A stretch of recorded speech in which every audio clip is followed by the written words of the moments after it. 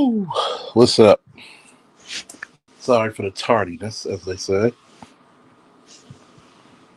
I think that plenty of us have to talk about this, and I got to talk about some things.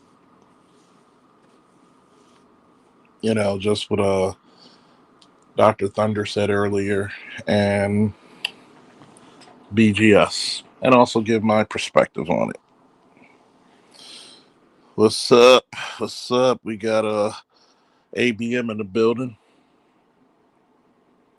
We got Andre in the building, and we got a boy in the building. Uh, let's let me start out with this and say I have a superpower. My superpower is the ability to disagree with somebody and still be friends with that individual. You know, one of those rare, super rare abilities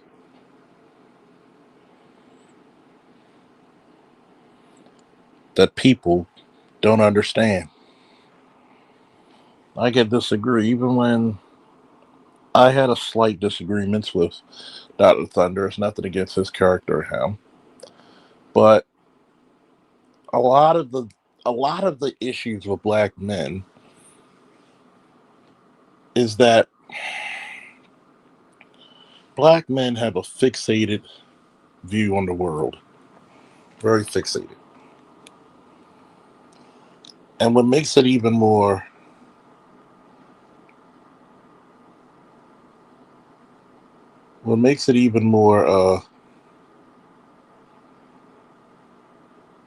harsher is that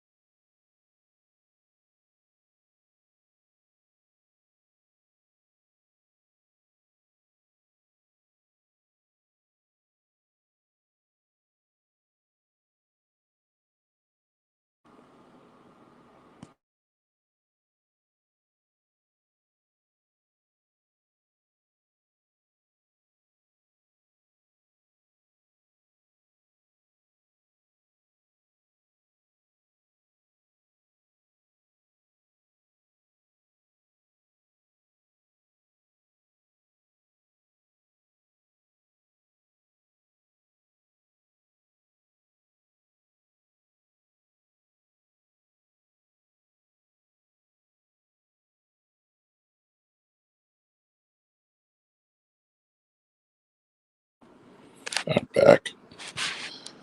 I wanted to put something out there for people to understand that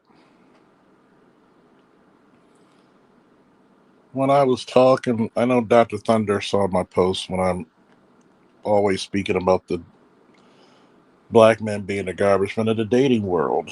And the reason why I came up with that is because black men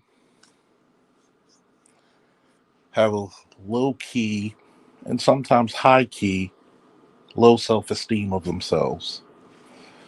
You almost can't exist without a woman's consent. You almost can't exist without mama babying you.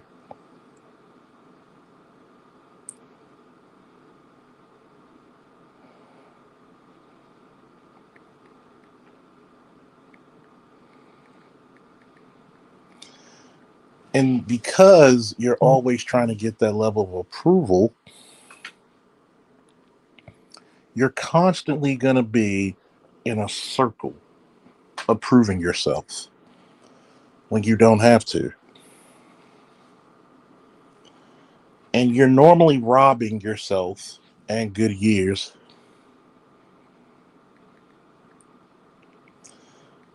of things you should invest it.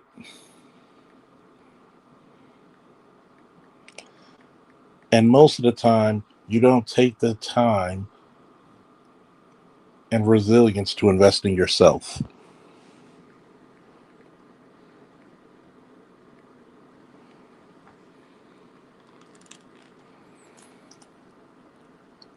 One of the issues is how we look at our women and how we take their bullshit determines how much self respect you have for yourself and how other men of other cultures are going to respect you. I'm going to tell some really hard truths. There's no white woman, there's no Latina, there's no other woman that's going to save you. The only person that's going to save you is yourself. Because guess what? If you brought that same chick over in this country, guess who she's going to emulate? And probably be a worse representative of it. So if you got somebody outside your race, have at thee. Hopefully they're treating you like the kind of man you ought to be treated with respect and dignity and grace. But no race of woman is going to save you. Are there cultural differences? Yes, of course.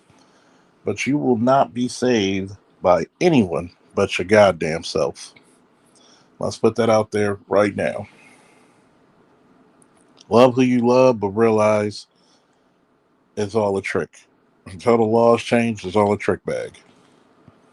And pray that that person does not utilize those advantages that they naturally have above you.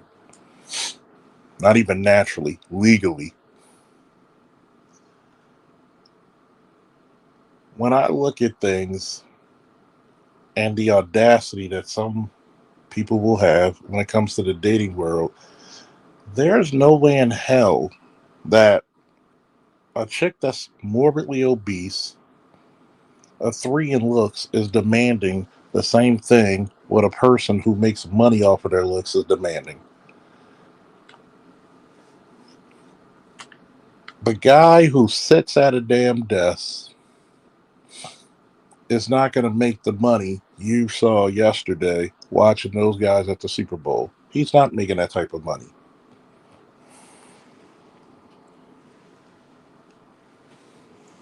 There's going to have to come a time where you and the so called women of this community are going to have to sit in reality.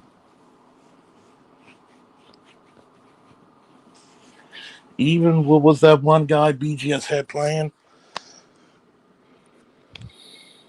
Matt Walsh? How the fuck are you going to tell me?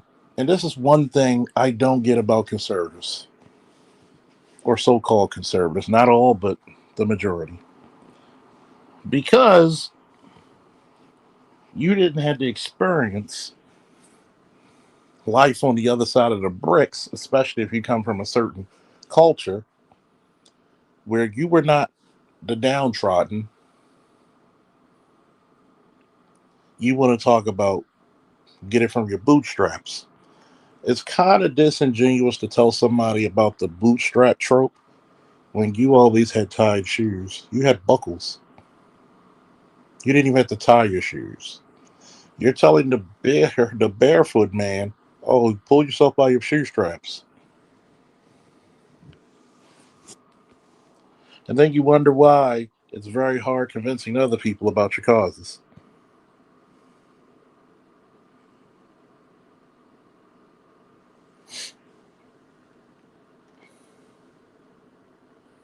It's borderline disgusting. Borderline disgusting.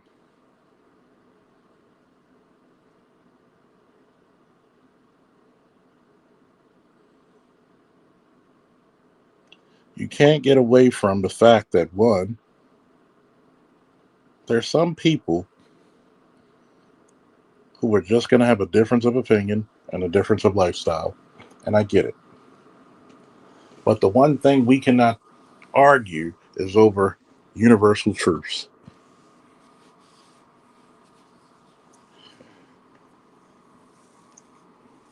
universal truths are this: if men don't benefit, men don't work.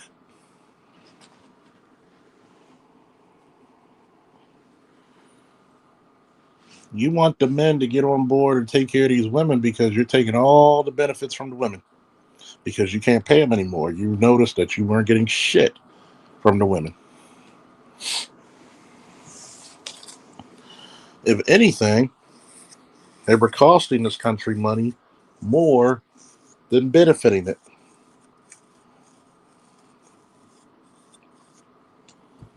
You created these sorry ass dudes. You created the soy boys. You create. This is what you've done, feminism. You're trying to rewrite the wrongs and think that somehow, some way, you're still going to get a buck, a bang for your buck. No, you got to suffer. I know what I'm about to say is going to be very controversial for a lot of young women. You need to get on your hands and knees and give it the best man you can because you're not going to be able to make it. When they excommunicate you for good, a lot of you chicks keep thinking, oh, I'm going to get a man. No, you're getting sorrier and sorrier men. That's why we always refer to broads as cars. You don't get better with age. You may endear yourself to a man, which you're supposed to, but you're supposed to catch them and keep them at the height of your beauty. Not when you had 3 kids, not when you become a run through. You got 30 bodies. You can't fucking bond. You got 2 baby daddies. You got a primary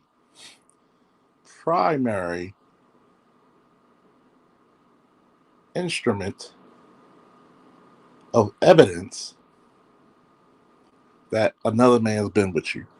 We can think there's another man who's been with you, but when you have evidence, it does something to men psychologically. What benefit do we get out of you? Cooking and cleaning? You can't give me something I can't do for myself.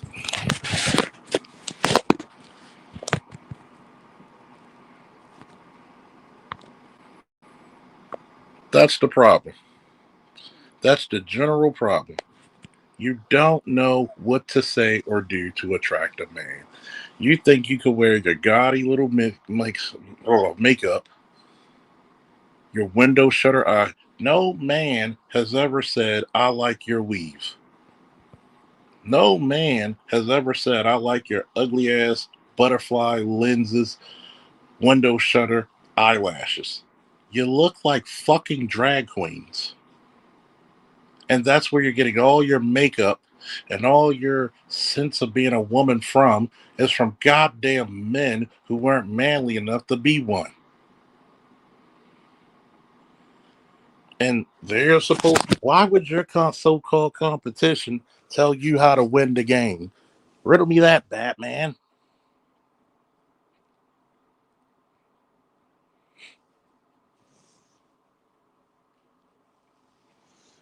It's a doctor that was posted on Dr. Thunder show, and she asks, "Why don't you go into these events that women throw?" And see, this is the reason why you lose. Because any other woman in any other culture, they're not waiting for the men to come to them. They're going to the men. Guess what? If the men are playing video games, you better be nice in Call of Duty, Mortal Kombat, Street Fighter, Tekken. You better be nice as shit in Fortnite.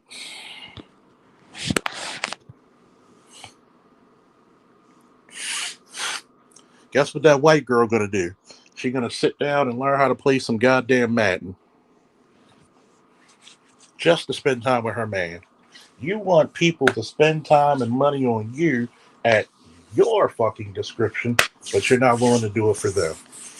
And that's why you lose. You don't go where the men are. You don't make it. inviting, catering towards the men.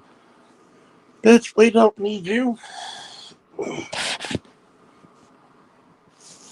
You're the ones having all the kids out of wedlock that's making your pockets poor. Men ain't jumping up and down to take a bad deal anymore. That's what the number one issue is in America. You're mad because men don't want to take that goddamn deal. Have at thee. Have at thee. You got all these conservatives, these pundits, coming out the woodwork to convince young men to do this stupid shit. But when young men come back and tell you, why? What do I get for the cost of my life? And none of you motherfuckers can even give a response that is proper and accurate. This is what I think every man that's within the age of 60, 18 to 60, should ask. What do I get for the cost of my life?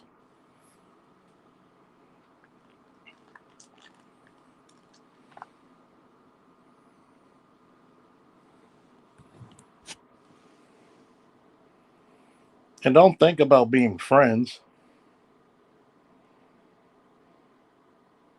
Don't think about being friends with a female. No, you don't stay in no fucking friend zone. I rebuke thee in the name of Jesus. Don't you ever be in a friend zone. Ain't no bitch pretty enough.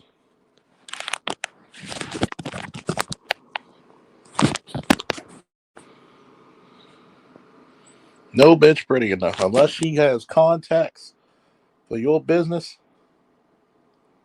ain't nobody is being in a friend zone.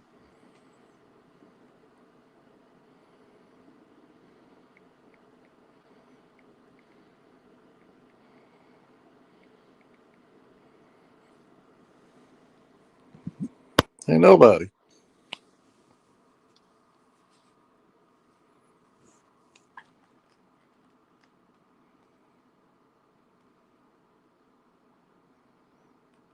Ain't nobody worth that shit. Unless she's gonna bring you business, ain't no friend of you.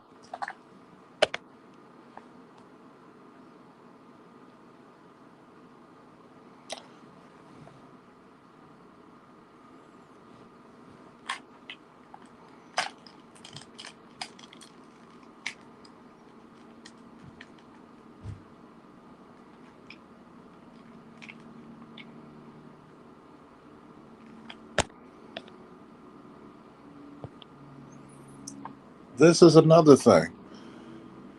Don't get stuck. If you're gonna date a single mom, especially if she has two or more kids, especially if she has two or more baby daddies, and you want to date that woman, she got to pay off the top. She pays the first few dates. If she ain't gonna do that, stay lonely forever, bitch.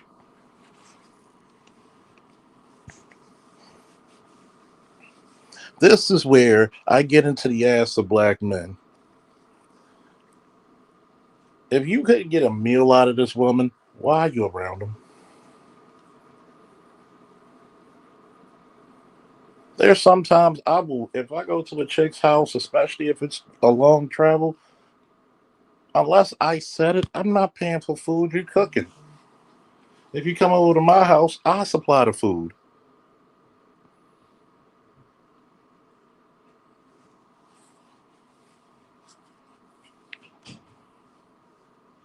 In 2026, you should take a really good list of who's for you and who the fuck is against you. You get all these liberals and conservatives wanting you to come back. Motherfuckers, do y'all know when you're winning? I really got to say that. Do you know when you're winning?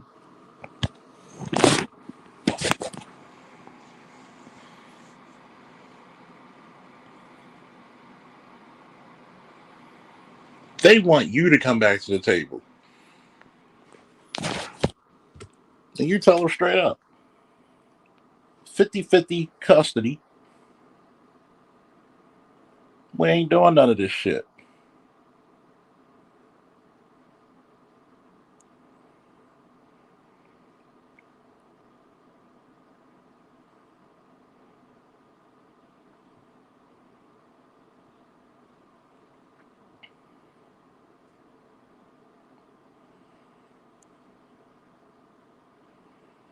We ain't doing none of this shit.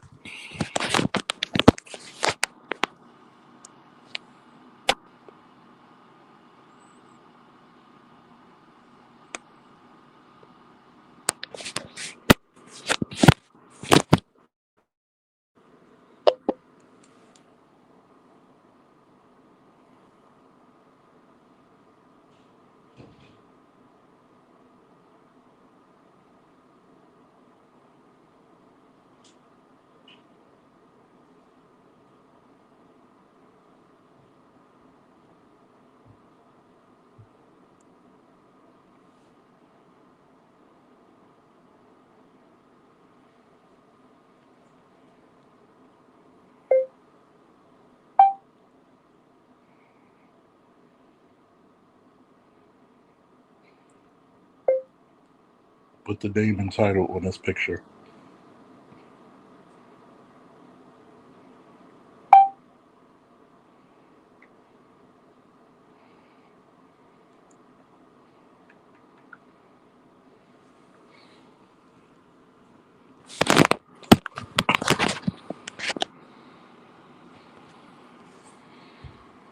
Because this is what I'm going to ask again. What do you want coming back to the table? Or you're going to do the same damn thing as black people normally do when we talk about reparations. We're going to go and we're going to dismantle ourselves. Because I'm telling you, you shouldn't be taking no bitch out. You should take yourself out. You should dress nice. If you're not doing what I did earlier today with some clanging and banging, lifting and lifting, getting in the best possible shape, stop looking like a bunch of fucking people who act like they never worked out.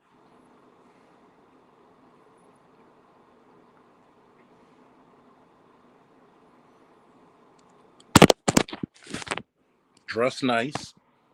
Don't get lazy with it. Dress nice.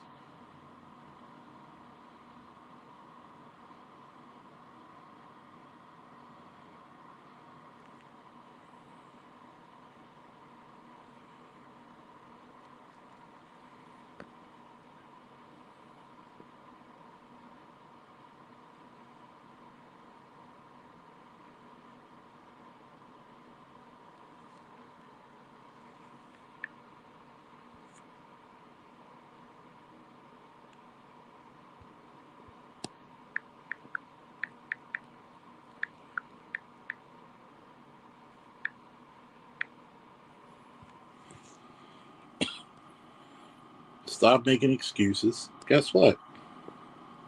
The first date you should have, especially when the weather breaks, you bring a bottle or whatever wine or whatever food you want to bring. She brings the other half. That way, nobody's cheating anybody.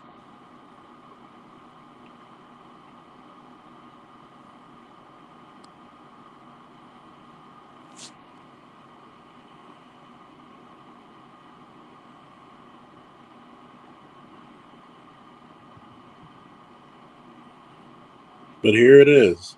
What demands do you want?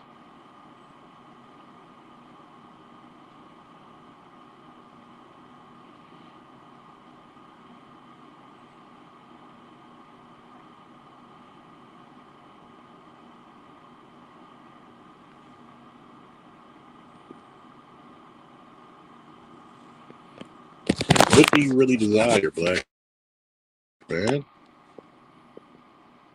What do you really desire? You have to come to the table at some point.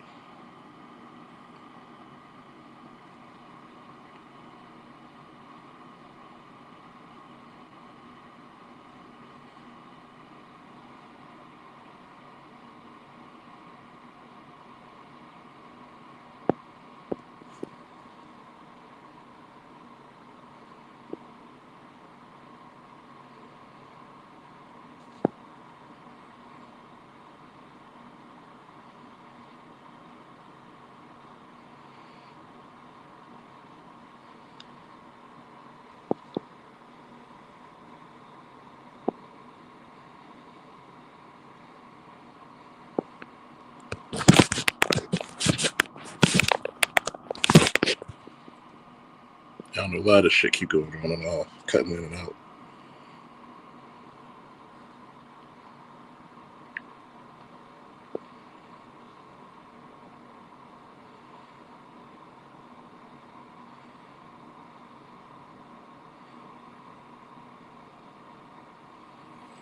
Now, when you ask for your demands, you should have them out readily available. And you should not, and I repeat, you should not be afraid to have anything on the table not to your liking and specifications.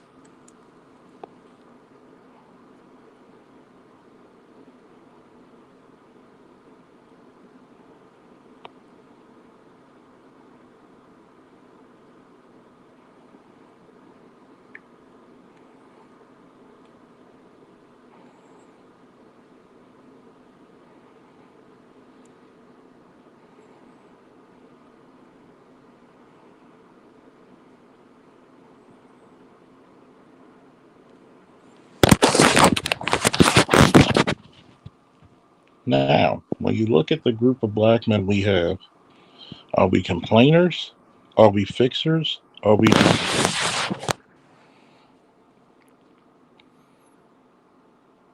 There's no way in hell anybody who's a detractor to space has a right to say that. The only people that has a right to this are us.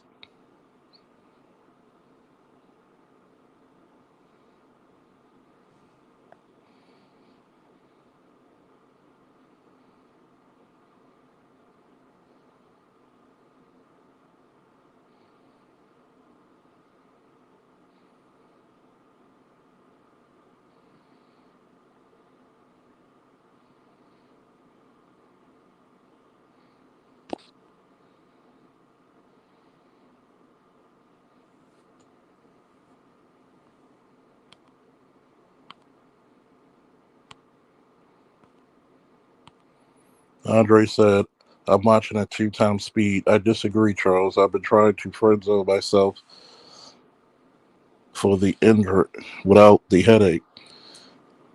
See, here's the bad part about that, right?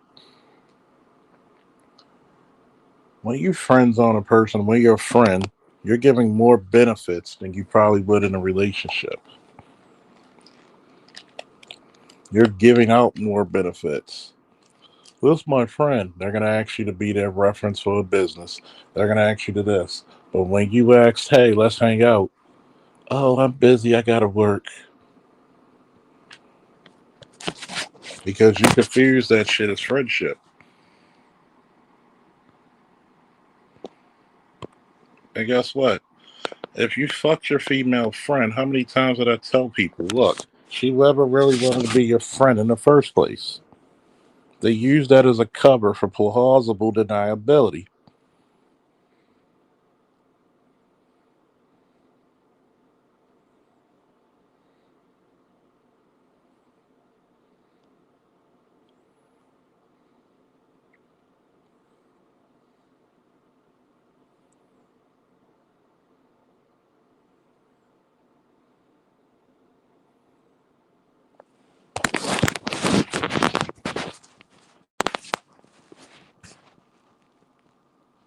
It's always going to be plausible deniability, okay?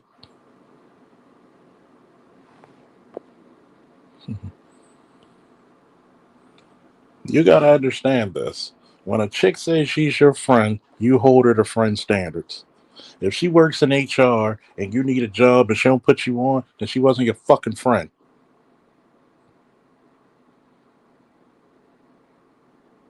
And see, this is the trick bag a lot of niggas get put in, but don't want to hear. There's always, well, I got the pussy, but you broke. I got the pussy, yeah, but she fucking another nigga right now.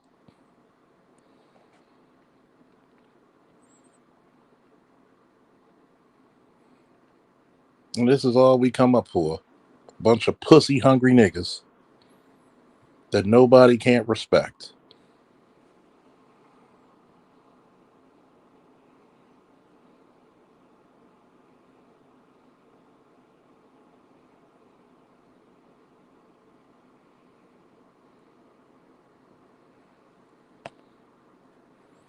same damn niggas. This is how you know when they can talk to you about their day. When they come up there and say, "Hey,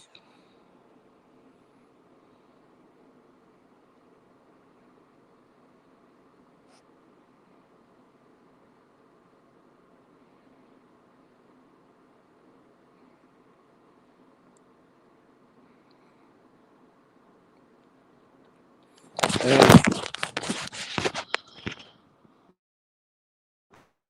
let's get one straight.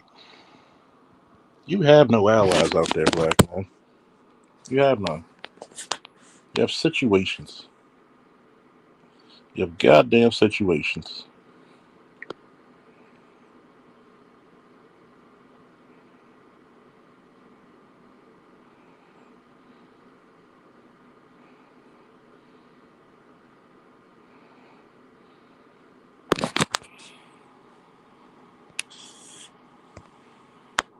Yeah, I'm gonna tell you this one lesson it took me. The more your black ass thinking about a bitch, the less you think about yourself. All that time you spend with that chick. See, this is the difference. Women got it better than us. They'll fuck you, they'll suck you, but guess what she ain't gonna do? She ain't leaving that school. She ain't leaving that job. She ain't gonna fuck around. She ain't taking off to go see you.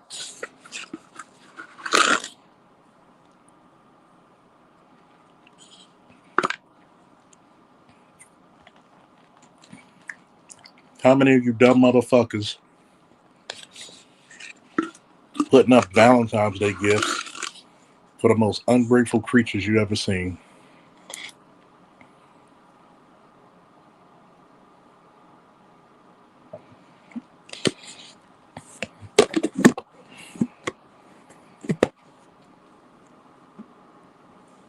How many?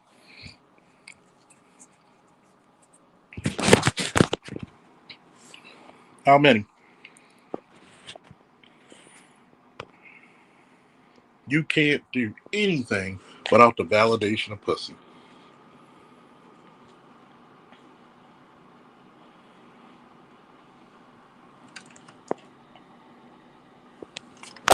But then when a nigga like me say, "Yo, get your ass in the gym," you make me out to be the enemy.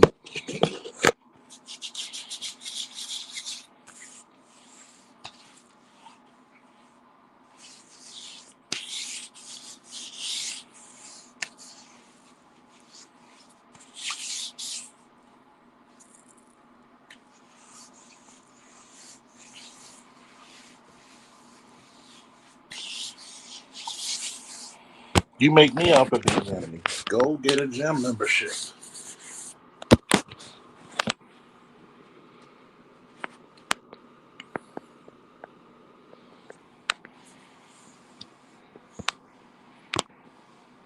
Exactly. Yeah, exactly. Would she do it for you?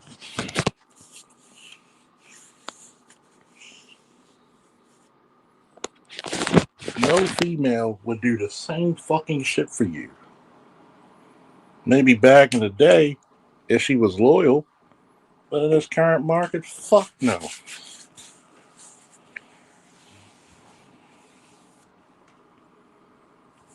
They think it's a fucking honor for you to take care of their bratty ass kids.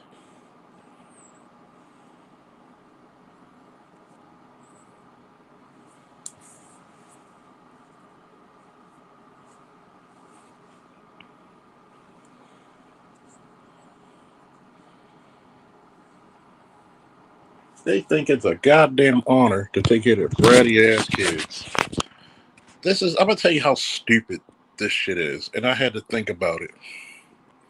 Yeah, the fucking audacity, right? The fucking audacity.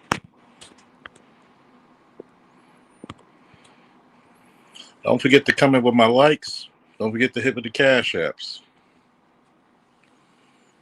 If we got 21 people watching, if people will donate $2, $3, you do the math.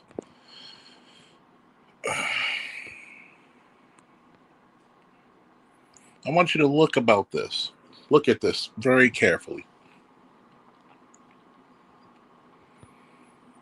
females almost don't even come with loyalty.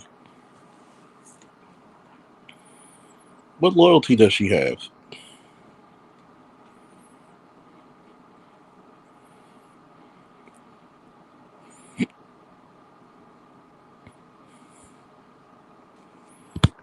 What loyalty?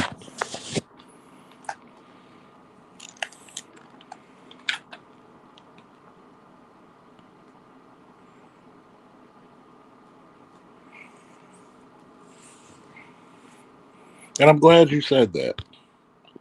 If none of us were chasing pussy, black men probably be millionaires.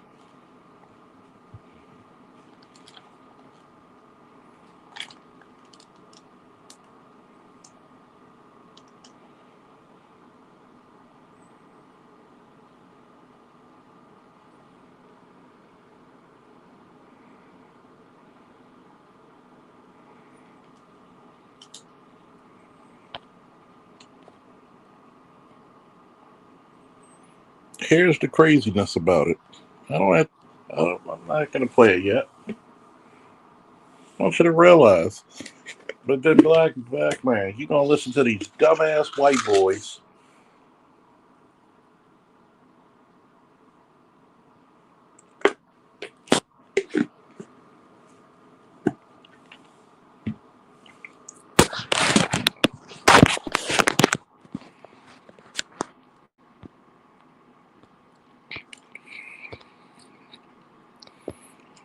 You gonna listen to these dumbass white boys who's only getting an inch worth out of the miles and miles and miles of bullshit you've received. They'll try to convince you to stay in the fucking fight, but they wouldn't take the disrespect you did. The fuck out of here.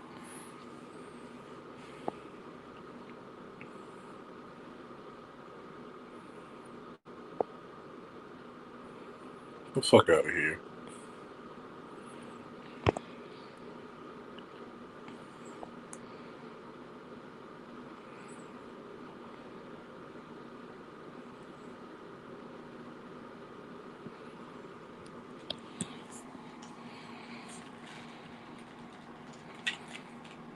Why would you torture yourself being around people who don't like you?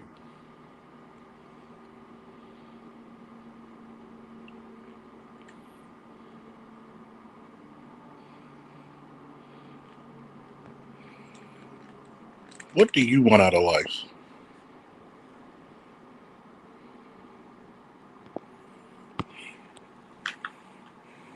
They have political connections, but they're as powerful as you think. Because here's the part: if they were powerful, they would try to talk to the women.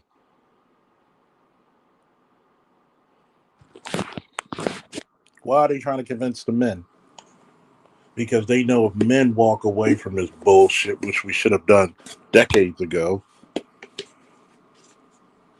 you would have this country at your goddamn knees.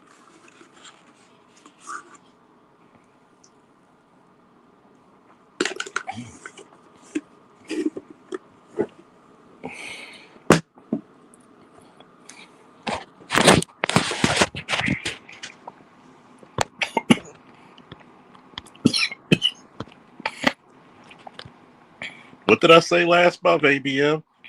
2026 should be the year of self improvement.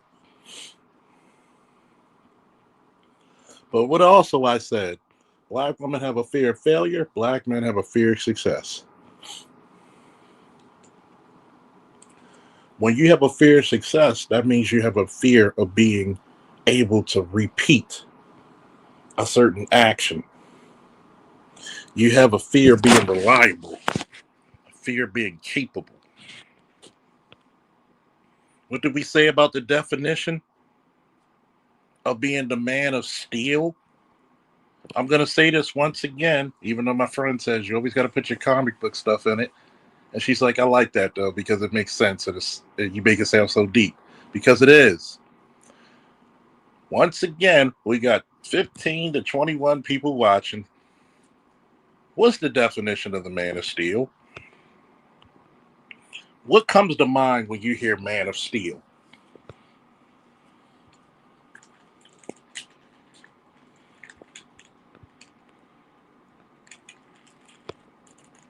You know, I love my audience participation to make sure you motherfuckers are awake.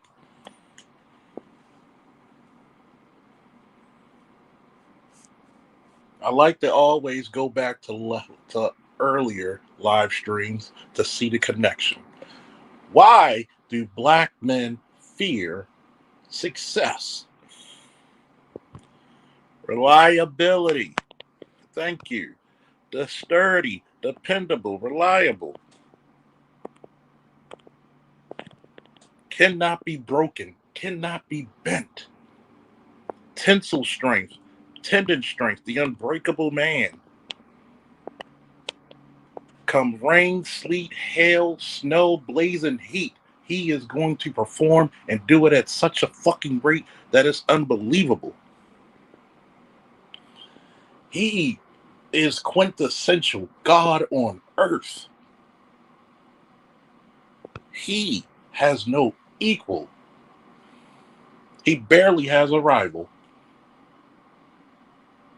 When you are the man of steel, you are unopposed success. It's not just if, it's only a matter of time. Think about that. It's only a matter of time.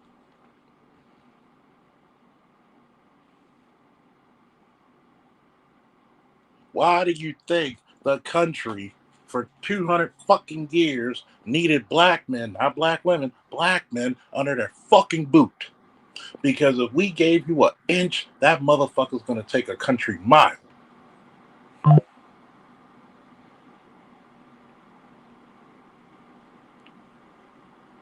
That is basically what I'm inevitable. What's the old saying we had? You can't stop him. You can only hope to contain him. Let him get free. That's like if you let Derrick Henry get out the hole, good luck. If you let 100% healthy Lamar Jackson get out the hole, good luck. Oh, don't give him protection behind a. Oh, he's gonna dot you every day. What's up with the boy May? Because the boy May last night, Seattle's defense was so much in his ass that he should get a a fucking DNA test to see whose baby it is. They've been in his ass so long. Guess what? He owes Seattle's defense Valentine's Day gifts. That man is not to be played with. He's inevitable. You know why? That you have a fear of success because of your mama, your sisters, yeah, some of you even your daughters, your girlfriends, your wives let you free and get off your fucking back. They know you would not stay. Why do you think one of the greatest Bible verses of all time is though I walk in the shadow of the valley of death, I shall do what? I shall do what, fellas and ladies? I shall do what? When you're the man of steel, that's actually another adjective towards the man of steel. I shall do what?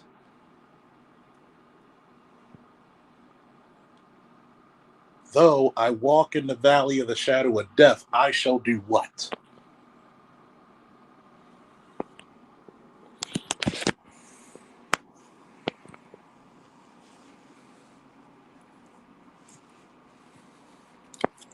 I'll wait for my participation. I know there's a lag. When I walk in the valley of the shadow of death, I shall do what? Because what is the greatest fear? Black people. The greatest fear is the unknown. That's why they tamp you down. You don't need to go to college. You can stay here and work at Walmart. I shall fear no evil. So, when you're the man of steel, you can't afford to be fearful, can you? You have to be persevering. You have to be enduring. Big Mo said, when I walked across the stage, When I completed my doctorate, congratulations to your doctorate, my own mother got pissed when she said I was the first one with my kind of doctorate in the family. Black men have to deal. Yeah, of course you got to be pissed. You know why some people just don't like me? It's not because I'm annoying. It's not because I'm weird. It's because, unlike a lot of other people, I just simply piss greatness. Even when I'm down, I'm up. Fuck you. Fuck you for life. Yeah, you shall fear no fucking evil. Why are you fearful? Notice every time a black boy wants to be something great, who's planting the seeds of fear in him?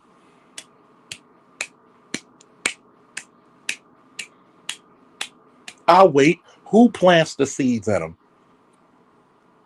You see what these people are trying to do on the conservative side? They're trying to plant the seeds of being fucking married when you know the game is rigged.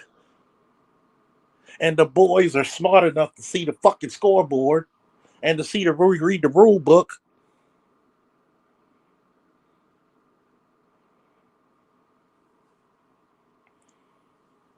And sometimes the most prolific evil you will face is sometimes the womb you came out of. See,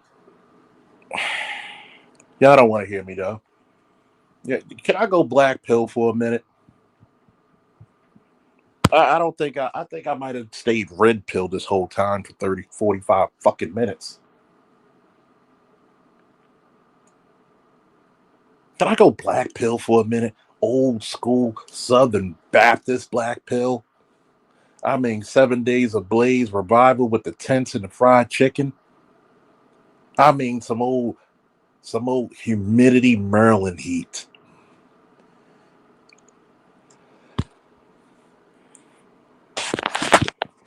I'm gonna say this. I've never understood how the father, what's up, Loss? How the father gets blamed if he's not there. But who holds more influence? The motherfucker that's damn near not 100% there, or the person who's never been around? Who holds more influence on why that fucking child? Oh, we putting some old fucking bay on it with some lemon peppers. How do you blame a man for that? But then when the man tries to come back in that child's life or fight like hell to stay in that child's life, this is the reason why men said fuck you and fuck it and fuck everything else.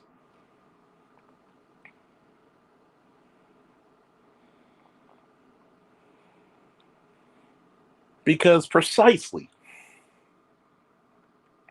anything I sire and I don't have dominion over, I'm done. The minute you play with me and my progeny, we got a problem.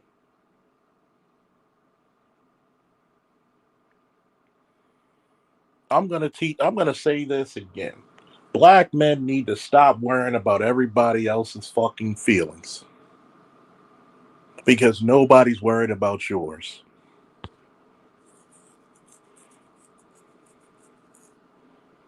Nobody's worried about yours. Do you know I've been in this space for damn near what 11, almost 12 years. Some of the funny, some of the jovial, sometimes intoxicated, inebriated, but definitely majority of the stuff I talk about was heartfelt and introspective.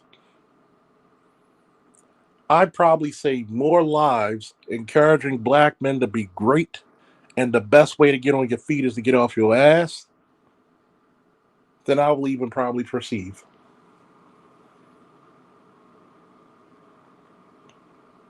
I don't have to always talk about Keisha. The problem is Keisha, get the fuck out the way.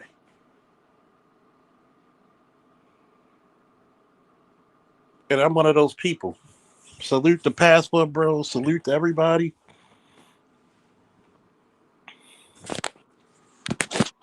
But here's my shit. You telling me straight up and down. Keisha's my problem, or is it me? How am I going to let somebody else keep me from eating and my hands are not bound? How am I going to be in bad health and I'm worrying about a bitch with 5 kids?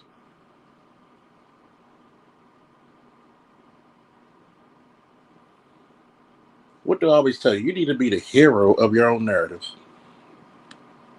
Keisha's a big part, but Keisha needs you more than you need her.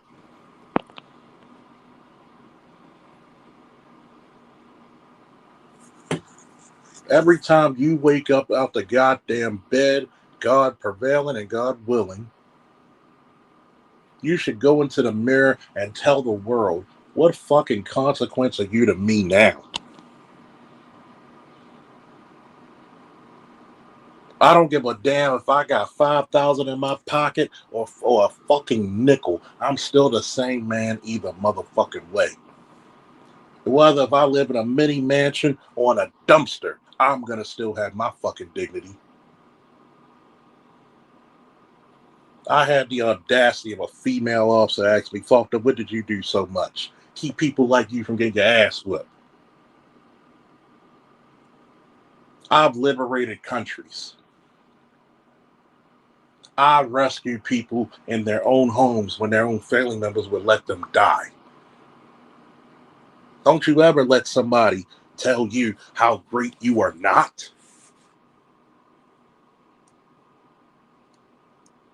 I piss greatness like gold is yellow.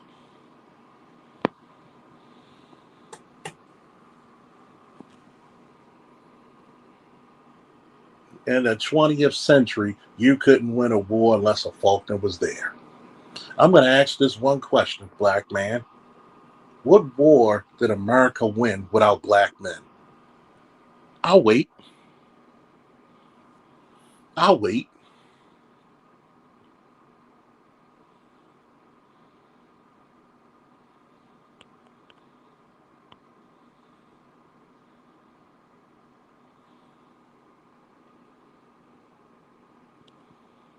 I'll wait.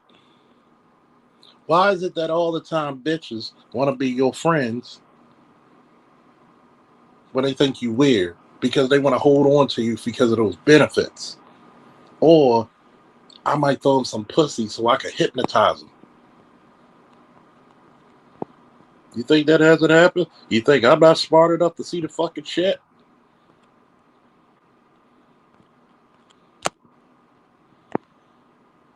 What's up, Aqua Dragon, fellow Baltimorean?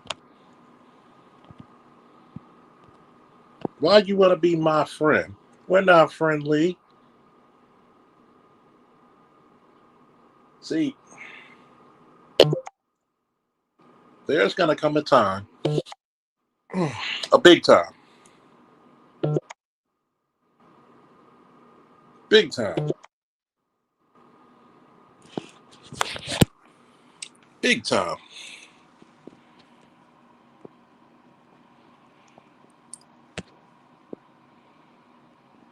where men like me and men like you,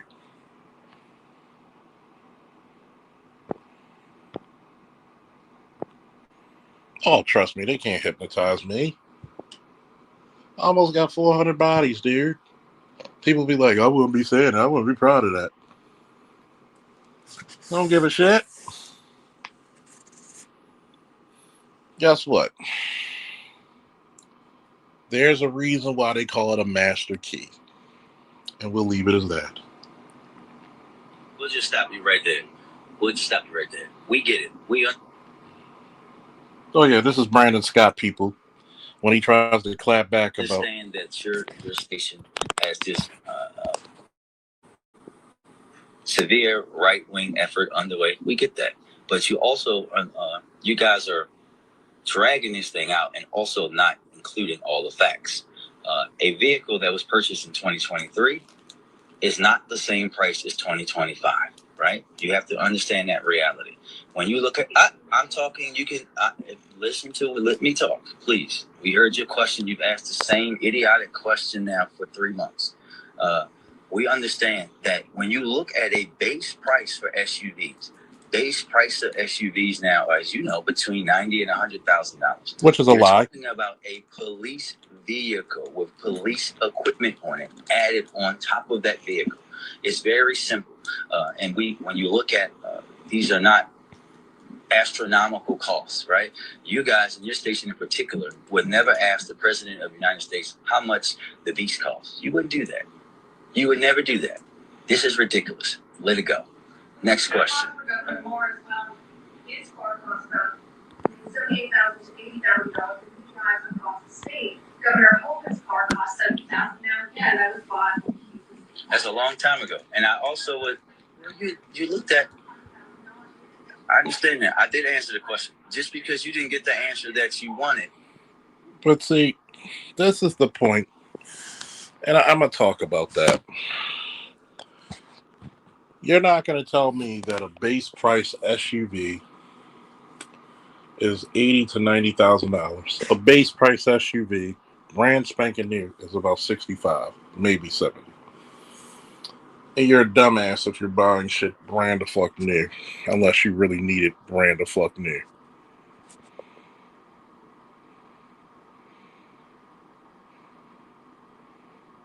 We don't need to talk about Walsh. Of course they. See, I'm gonna say this, Andre. They always knew we were right.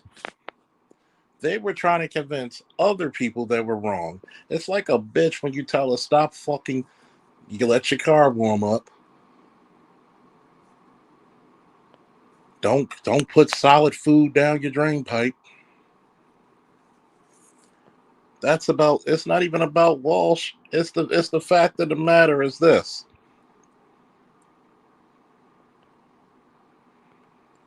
When you look at stuff, right? Red pill isn't just about dating and meeting. Red pill is about the world set before you.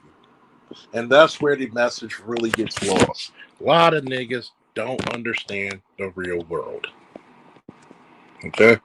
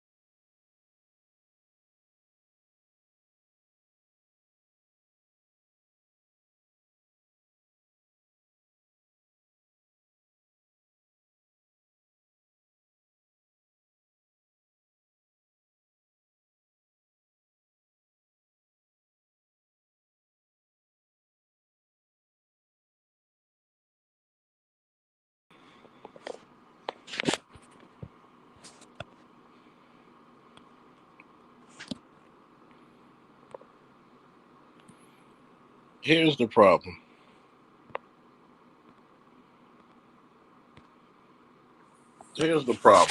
The red pill is not about just relationships. The red pill is about life itself. Because Lord knows if men listened to women when we were hunter gatherers, we would still live in caves. Because women don't go outside of comfort and do well, do they? They don't thrive outside of comfort. That's why they don't know any better.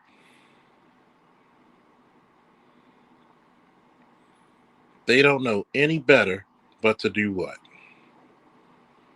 Thrive with somebody else. They got to leech off of someone else.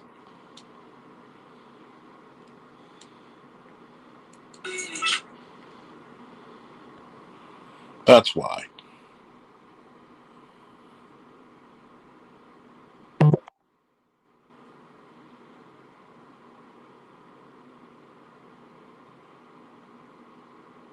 Imagine, just imagine, you have to come up and figure out some good shit. How am I going to survive? How am I going to get great?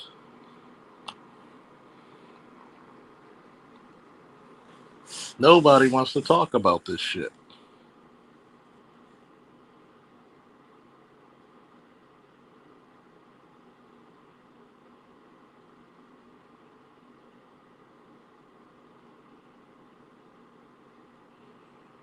Nobody wants to talk about it.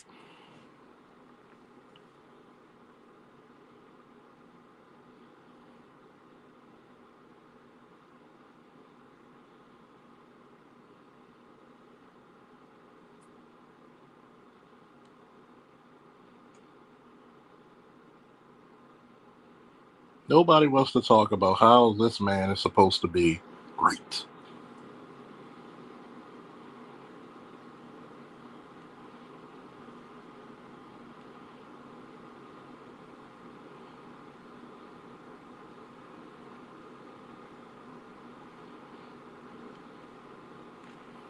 Nobody wants to hear that.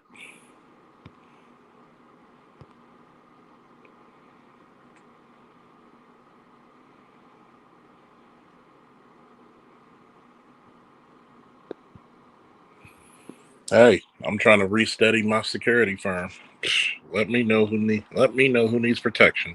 Got gun, will travel.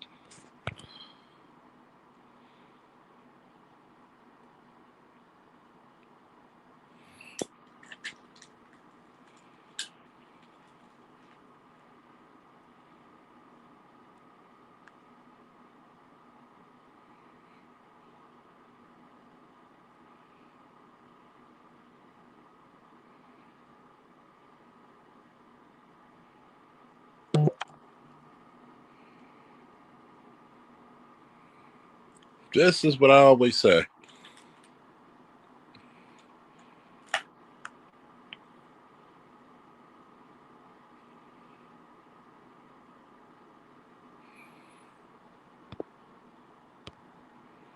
I did before. Now that my son's graduating this year, there's a lot of shit I can put before him. A lot of shit.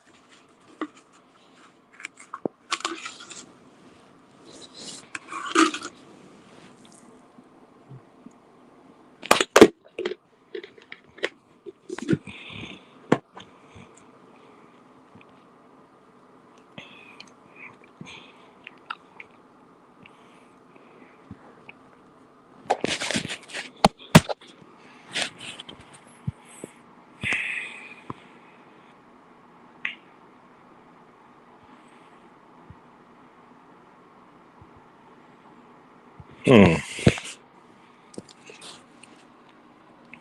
That situation.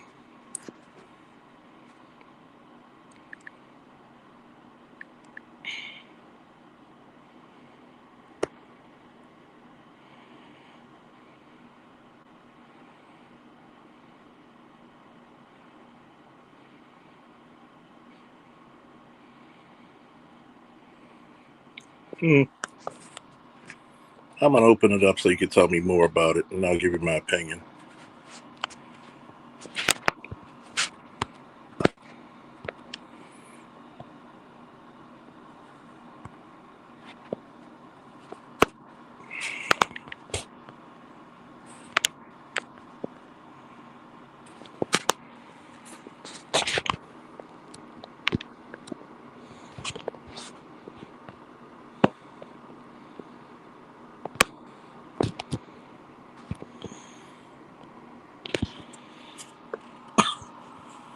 Live updates. FBI says it's not aware of any confirmed continued communication between the Gertrude family and the suspect kidnappers. Let me see. It has been more than a week since the mother of today's anchor, Savannah Gertrude, was reported missing. Hey, what's going on, Charles? So, Nancy, 84, was dropped off at her home outside Tucson, Arizona, the night of January 31st and reported missing noon February 1st. Instagram video today, Savannah said the family believes she's still out there and she's asking viewers to report anything strange to law enforcement. We are at the hour of desperation and we need your help, she says. The FBI was not aware, just read that. FBI and Pima County Sheriff Department said Friday they are aware of a new message regarding Gertrude. And it's not clear what the message is or whether it's connected to a possible ransom note that was sent to 3 outlets. And what would you like to ask me about what I think about it? Well, since you do security, what are your thoughts on this?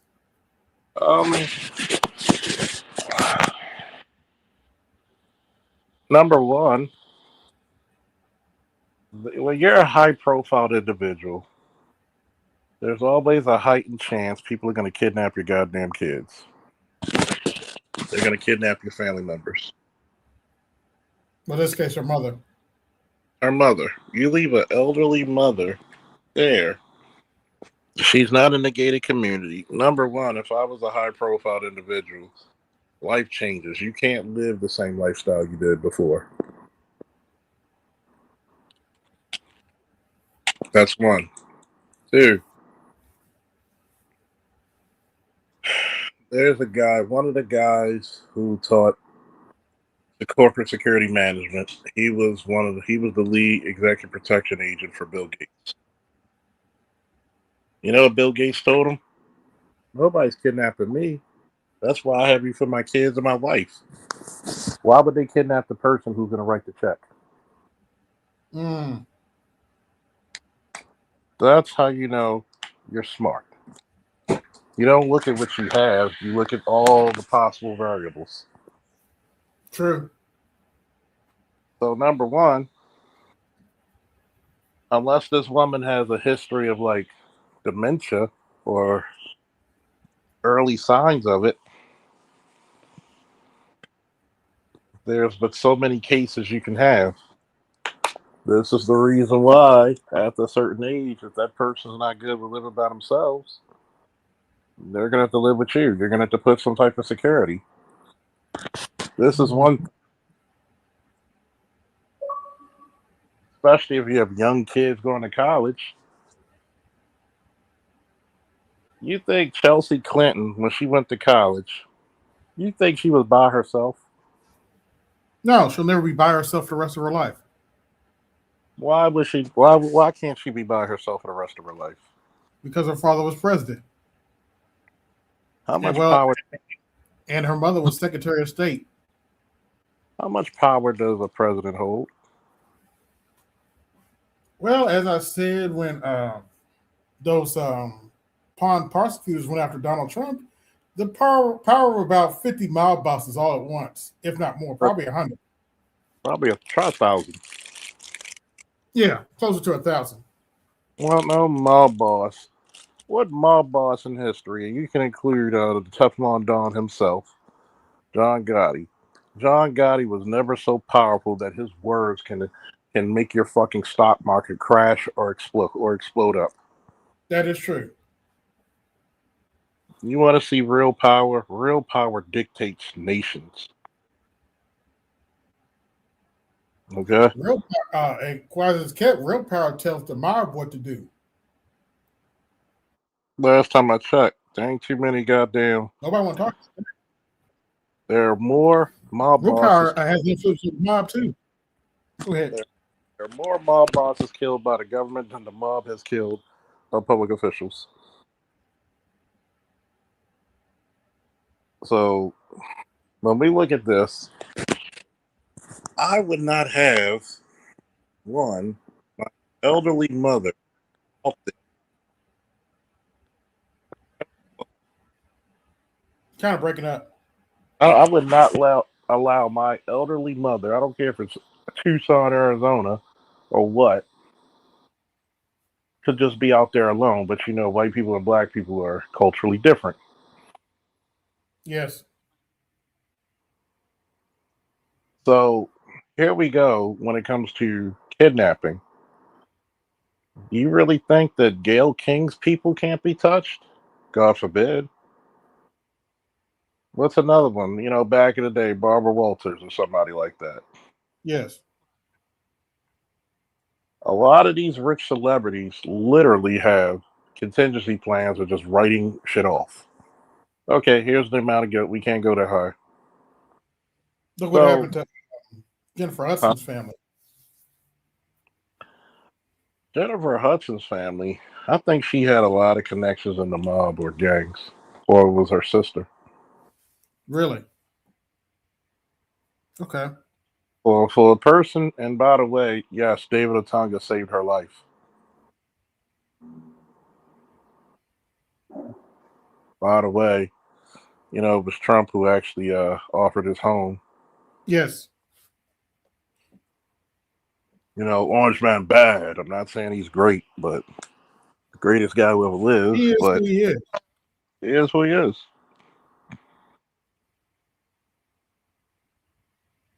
But for this one, and to literally have little to no security,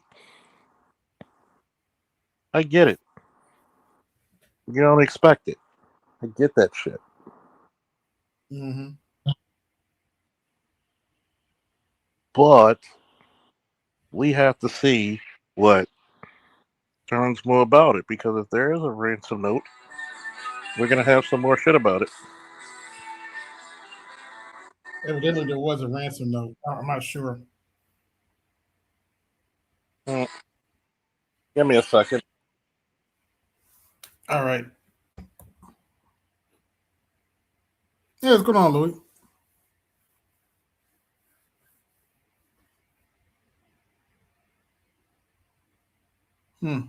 Yo, what's up, AB? Hey. Another fun day at the plantation. Yes, sir. Mm-hmm. Yeah, another fun day. Yeah, I had heard about this case, but I didn't really, follow it too much. About What case? Savannah Oh, Guthrie's mother got kidnapped. Who's Savannah Guthrie? Political commentator. Oh, I know nothing about it. Oh, okay.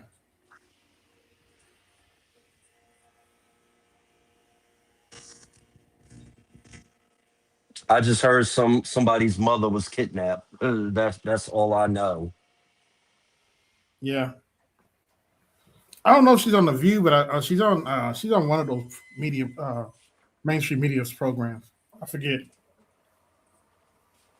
Okay.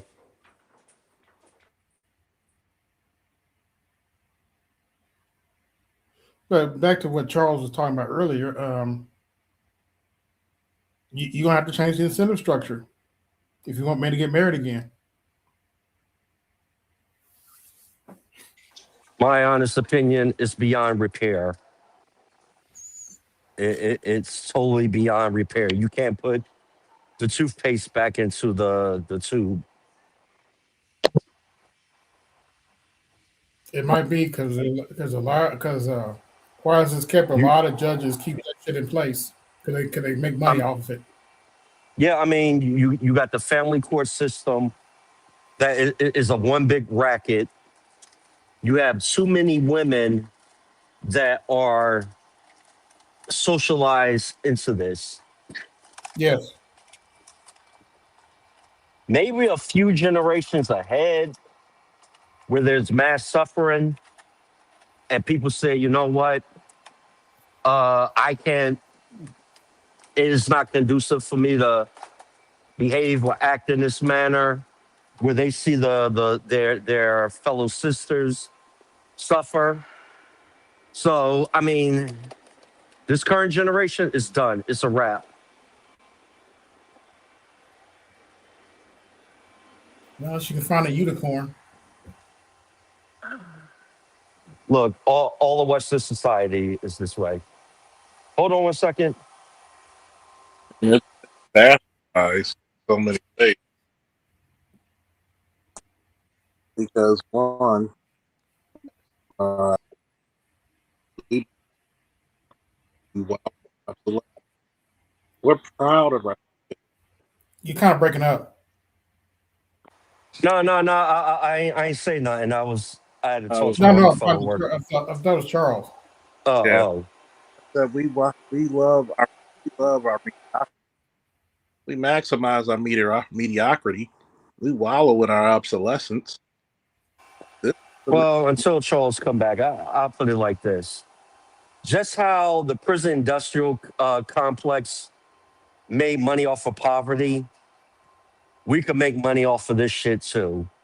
You got to look into the trends where a lot of single people are going to gravitate to and spend money, and we need to start investing in that They're because already I doing mean, it. They've already changed the chocolates to have all kinds of weird messages.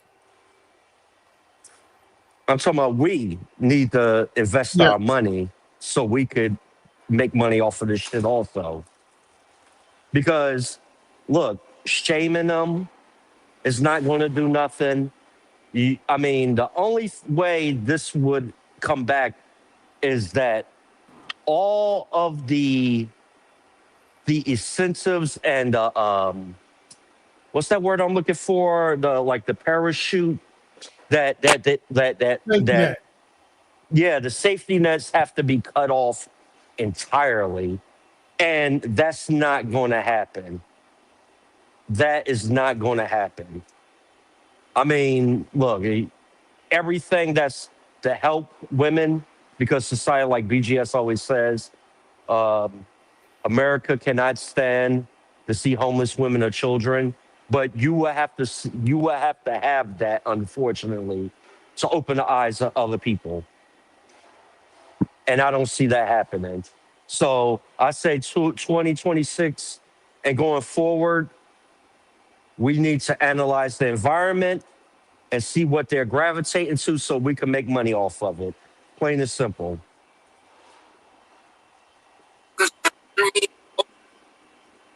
Invest in pet food companies, pets, stuff like that. Have Hmm. services that will cater to that type of stuff. Make money off of it.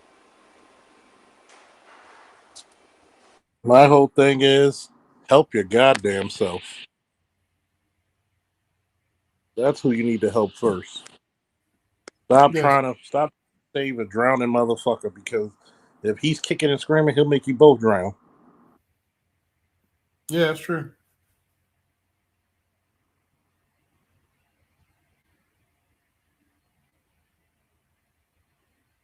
You need to stop having mercy on people's souls.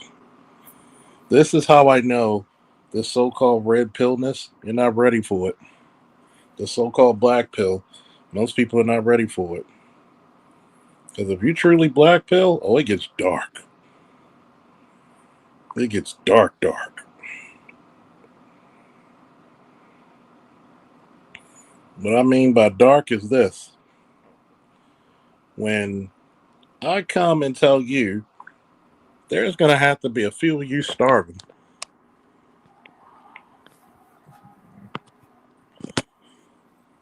you're going to have to be okay with it. Yep. Most men are going to feel guilty because that's how you've been trained. Women hate it when I use the word training, but guess what they're using now? The word training. You want a Hmm. man to be trained to be a husband. How do you raise your sons? Well, a Too real many man, tell things. me what a real woman does.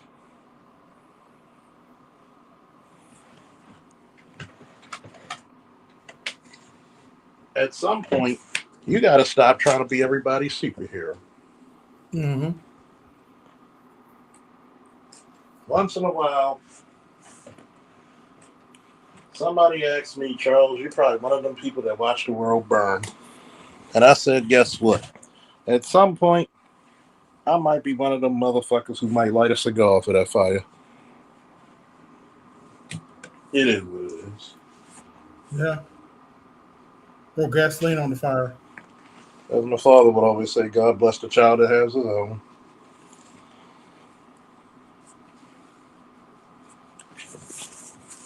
You got to be a damn fool to continuously, and I do mean continuously,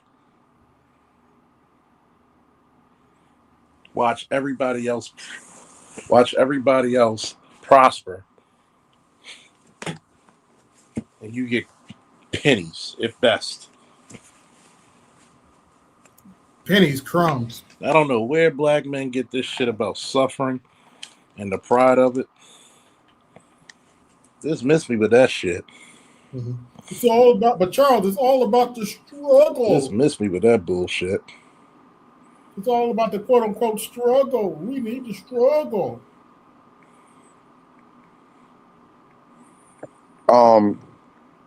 Good evening, everybody. First of all, it's like my man was saying. It's too far gone. But anybody else want to come don't in? even. Can you hear me, Charles? You I good? can't Yeah. hear any fucking body. That means I gotta go back the fuck out. Yeah, it's like my man was saying. It's too far gone. You know, not only is it the family courts that fuck men over, which has destroyed any incentive for men to want to get married and have children. On top of it, you can't afford to buy a home. On top of that, you got a bunch of bitches who's on the internet every fucking day saying they don't even want to look your direction unless you're making $300,000. It's just too far gone. And the conversation is so stupid. And you know, we all watched Kevin Samuels and he broke it all down. Those kind of men make up what?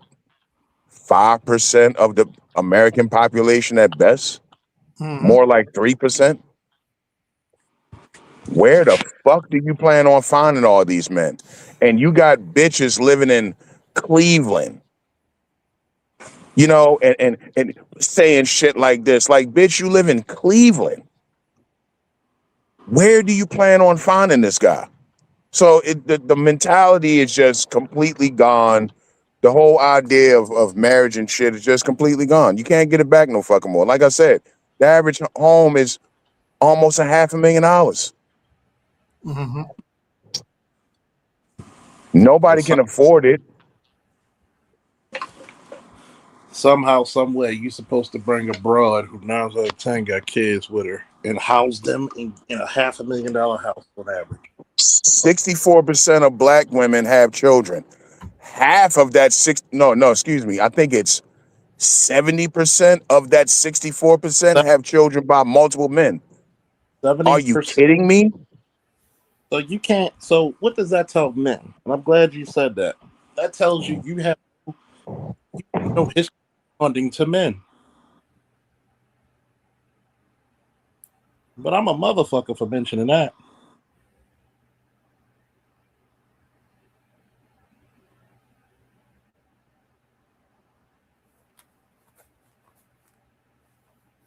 And all of the baby daddies are black. Oops. Most of them. The fucking incentive has completely been erased. There's no incentive anymore. I'm supposed to bust my ass. I got to stand here and get lectured to go out here and be the best fucking version of myself I can be, so I can afford to take you and a couple of bastards and put them in a $500,000 fucking house with zero guarantee that it's going to work out for me. Zero guarantee.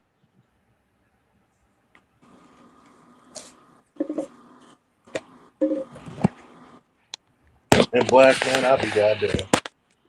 You black men don't build. I say build for what? What the fuck do you want a black man to build for? What exactly do you want to see a black man build? Exactly what do you want out of a black man? You want a black man to be the fucking black version of Jeffrey Epstein? Because that's what they talk about when they're talking about, black businesses and all this shit. Are you talking about the nigga with the barbershop? Are you talking about the guy with the food truck, or do you want some guy with a fucking suit and a briefcase, and he has the office on the 40th floor with the mahogany door and his fucking name on it and shit, right? You want a black Jeff Bezos. And anything that's not that, you don't deem successful. So the black guy with a tire shop some fucking where you don't find that sexy. Like, let's be real. When you have these conversations, it's not even real conversations. It's just the same old babble over and over and over again. Mm-hmm. You don't want to see a black man build. What you want is a future. Right? You want future, or you want what's another rap nigga? Young Boy. That's what you want. You notice nobody tells them to build shit. Nope. They get all the pussy. They get all the pussy you can ever fucking want. Nobody tells them to build shit, but you're gonna tell the guy making 70,000, you're gonna tell him he didn't build shit. Like, why does that guy gotta hear that shit? Why don't you go to these rap niggas that you can't wait to slurp and tell them that? No, you gladly give them your pussy because all you want is some fucking child support. You don't give a fuck if he builds or not. You don't even care if he helps you with the child or not. Long as you get your child support. Yep. Like, nah, man, it's way too far gone. It's way too fucking far gone. And when Charles talks about, watching the shit burn or whatever, it's like, what else can you do at this point? You can't tell him shit.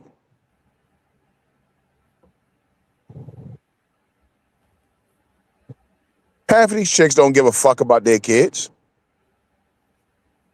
Every statistic across the board tells us children do better with two parents in the fucking house. It doesn't matter what the economic circumstances are. Doesn't matter what race, what part of the fucking country you come from. You're going to do better when both of your parents in the fucking house. You're at least going to graduate high school. You know what I mean? Kids that graduate, especially when you talk about black males, if you graduate high school, there's a good chance you'll never do prison time. If you graduate college, that's almost a foregone conclusion. You'll never see jail time. You'll never see prison time. Do they listen? No, they don't. They continue to go out here and be fucking baby mothers regardless, because it's all about getting some welfare. It's all about getting a rent voucher. Mm-hmm.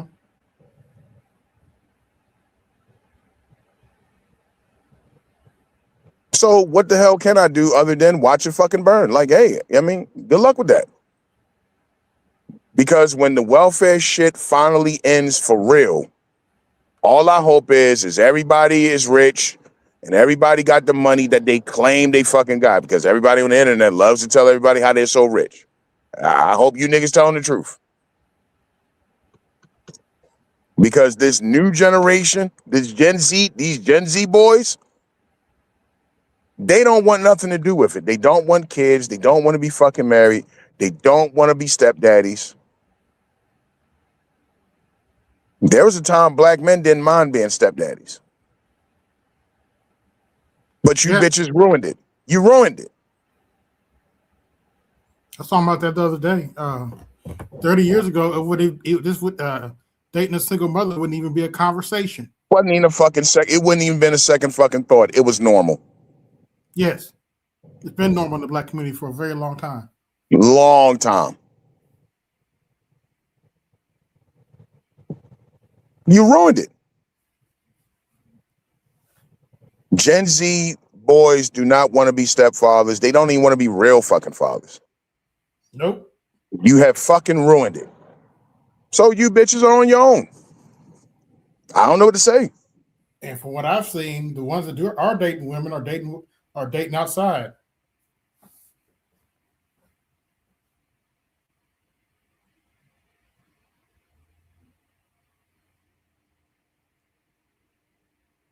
Dating white women, not stuff like that.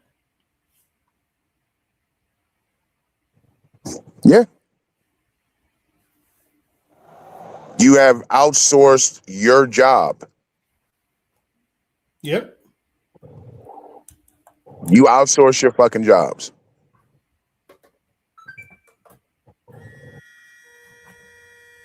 Because you always thought that big daddy government was always going to be there for you. Yeah. Your welfare, your fucking affirmative action and all that shit, all the special treatment that black women get over black men. Mm-hmm. And it's all coming to an end. Now what you going to do? These black feminists, they don't have shit for you. Who the fuck are they hiring? I'll tell you what they're gonna do. They're gonna get a line.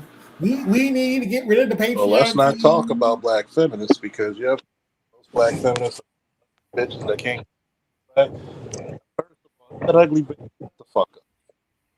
You kind of broke up. I want to there, be your Charlie. friend. No, you don't, bitch. I fuck better than you. No. This is the reason why. If you're a black man in America, you need some more arrogance. I look at you funny if you don't have a little bit of it. You gonna let these fucking bare belly, big back, big fucking nose, ugly linebacker, Hall of Fame, 75th fucking member of the goddamn all NFL team, built bitch, talk about where the ugly men at. Man, you should fire your ass. I literally just saw. Oh, I'm sorry. I didn't mean to cut you off. I was just going to say, I literally just seen a video of a big back talking shit. She went to some event or some club and she's, taking pictures of dudes and she made her little video talking shit. And this is a big bitch doing this. Girl, look at these niggas.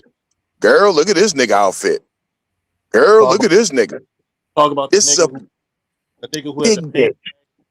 and the fucking shiesty. This was a big bitch. Yep. I'm sorry, bitch. You know where all the vitriol is coming from? Honestly, both spaces, the black manosphere and the white manosphere, the manosphere in general, they're waking up the so-called simps, the ones that were suckers that these women were able to be parasites on. And you have all women in this country crashing out because they don't have their stimulus package no more, the fallback guy. And due to the space, this is why the women are crashing out. Because at the end of the day, I'm a Gen Xer.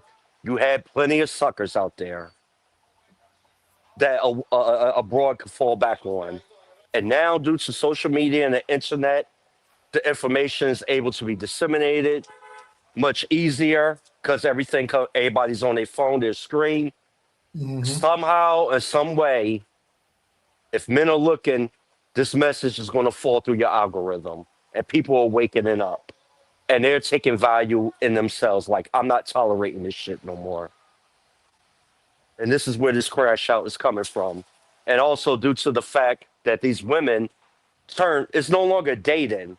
They turned this shit into a whole trick relationship. Pretty much. That's all it is.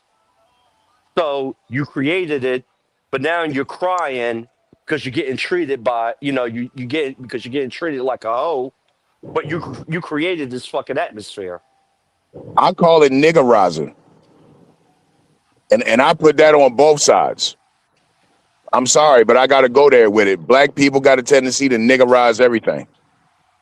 Yeah.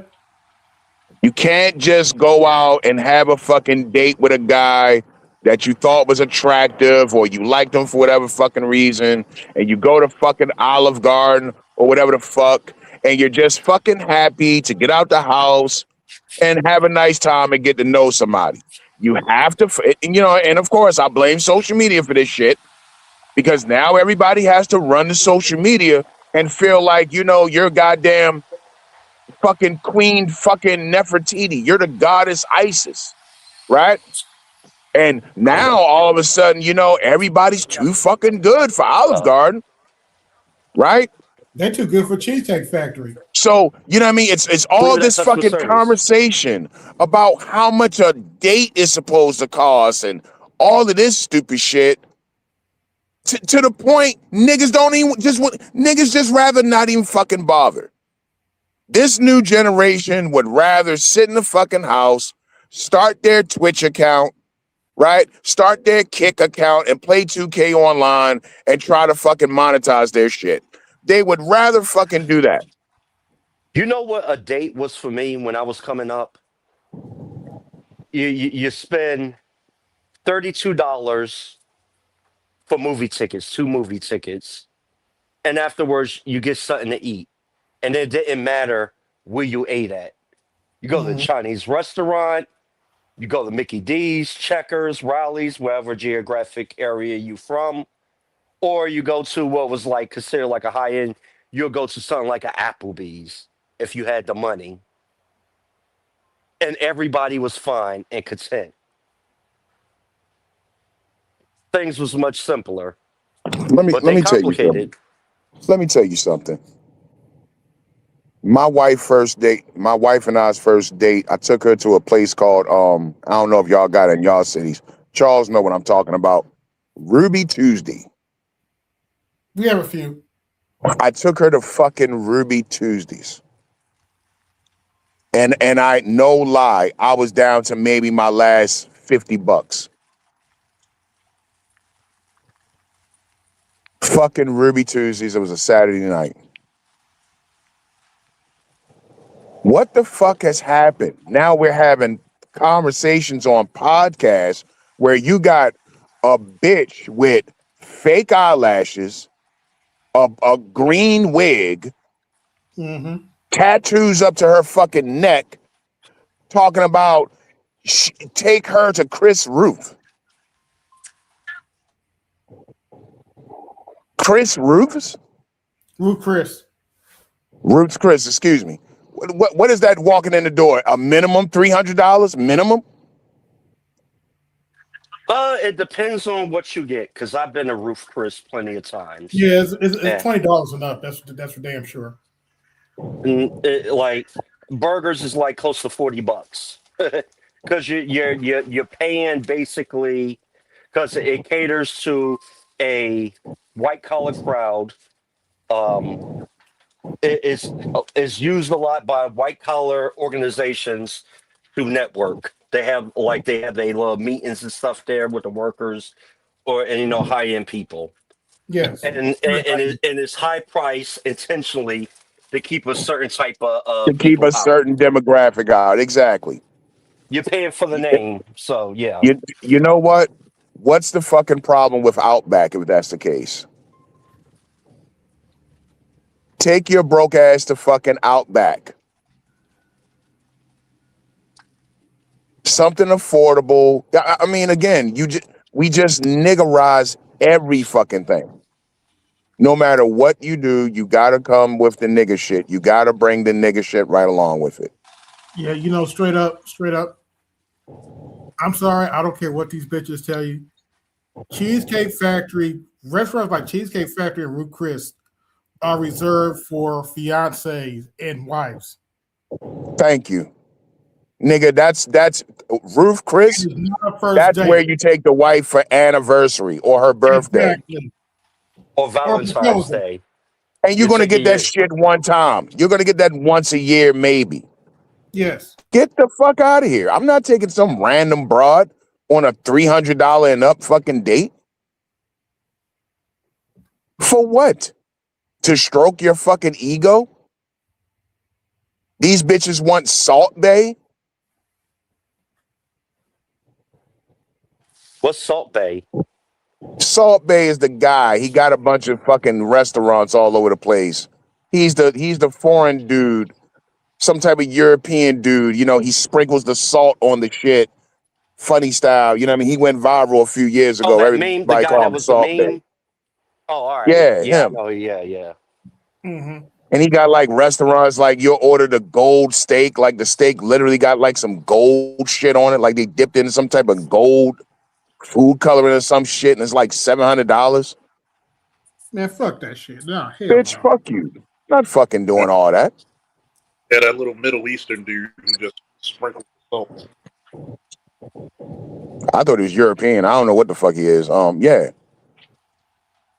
Arabic, whatever he Like is. get the fuck out of here. Like why did I mean again, you've priced yourself out of the fucking market. Now Yeah. nobody wants to fucking do it. Well, you know what it is. You had sorry about that, AB. You had people that thought they could be gold diggers, but they didn't qualify to be gold diggers, and everything is monkey see, monkey do, and they try to do things that they're not even in that lane to qualify for. Yeah. So let's be for real. And Yeah. unfortunately, you got suckers out there that did that stuff for them, and they think that they're entitled to get that.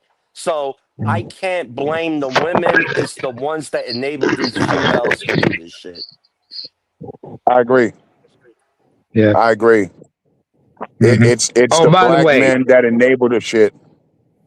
oh, what's up, y'all? Go ahead, bro. Sorry for interrupting. What's up, By the man? way, I'm good. How y'all living? So I'm late. You know, time difference and everything. Just been following the Winter Olympics and whatnot. But the Salt Bay cat, he ain't European. He's actually Turkish. He's a Turk, Okay. by the way. And yeah, I was looking up his name. I was like, oh, I know what that name means. So yeah. Well, like I was saying, it's the black men that enable the shit because Mhm. it's the worship of pussy. It's really all it boils down to. It's they enable the shit. ABM, do you remember the song? Do you remember when Jay-Z and R. Kelly had that album called Best of Both Worlds, and they had that one song with Devin the Dude called The Power of the Pussy? Yes, I do. That's it. Shit, my younger brother still remembers Devin the Dude's verse on that joint, but what dudes will do for chicks, for that ass, and it's simp culture being encouraged, just like the tricking culture you remember in hip hop. So Well, that's should you be new. surprised by the That's shit? new shit because I come from the days of we don't love these hoes. That's what I was hearing in rap songs. Yeah. You Mhm. know what I mean? That's some new shit. Rappers remember. openly talking about tricking on bitches and shit. That's new shit. That's MOB, 2000 onwards, yeah. Mhm. Yeah. MOB. They act like, go ahead. Go ahead, AB. Yeah, they act like you can't say the word hoe. Now, like, and I'm like, back in my day, that was called a hoe. We need to bring that term Mhm. back. Hoe, use a hoe. You saw how? That's Well, why. see, Go ahead. well, I'm sorry. No, I was going to say what didn't happen was that we didn't cutesy-fied the word too much. Now hoe don't mean Yeah. anything. I remember in school, going all the way back to like fucking elementary school, man. You call some little black girl a hoe, nigga, you had to fight somebody after that shit. She went and got her like a brother or something. You called her a Oh yeah, trans, because like back somebody. then that You had Or to word was a fight bitch. somebody scarlet. over that shit. Yeah, because back in the day, that was a scarlet letter that was Mhm. used, and those people were ostracized from the community Yeah, with that label. Mhm. black chicks didn't play that shit back in the day. I've seen girls square off on niggas. Who you calling a hoe? Oh no, Fifth you ain't grade, sixth shaking out grade, the earrings, nose reach, ready to the throw middle down. of class. Like nigga, I done seen little girls square up on dudes, middle of class. What you call me? And just like you said, taking off the earrings and shit, kicking her putting the shoes off. Vaseline on Nigga, the she about to face. swing on, Yo, They're gonna she whip I got out a about to the story to swing on tell. your Vaseline. motherfucking I got ass. a story to tell. I got a story to tell. This is back in Eritrea. Now this heifer was somebody I didn't like. She was kind of up. She was pretty uppity and whatnot. Now my brother and his boys. No, one of my brother's boys. They came. Him. No, a couple of my brother's boys. They crossed paths with her because they were supposed to meet up with me and my brother and a few other mutual friends. So they bump into her and her friends. And they're like, "Hey, is he Nemo? Well, we need to have a word with his ass because like what he called me a bitch apparently.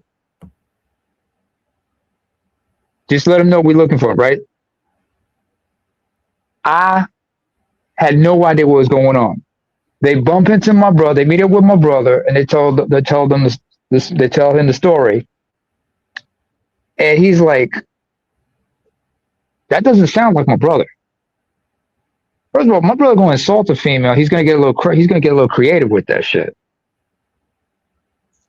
So they bump into me, and so when I meet up with them, and they're like, "Yo, what's her face is mad at you?"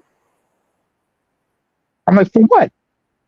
Because she says you called her the B word and whatnot. I didn't call her the B word. And my brother immediately said, "Yeah, that's what I just said. That doesn't sound like my brother. Did you call her something?"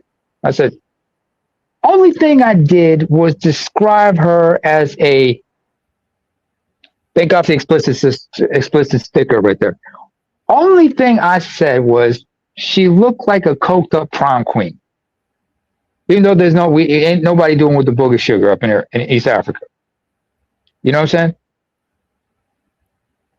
But I understood if you call somebody, some disrespectful shit in other parts of the world, you're going to be your ass.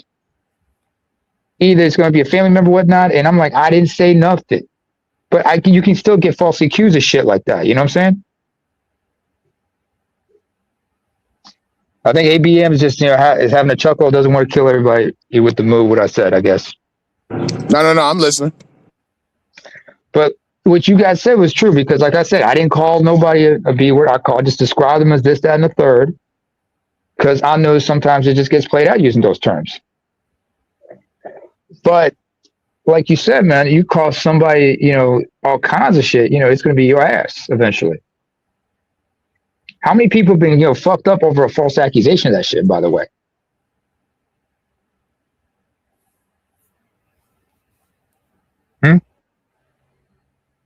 I asked the question, y'all.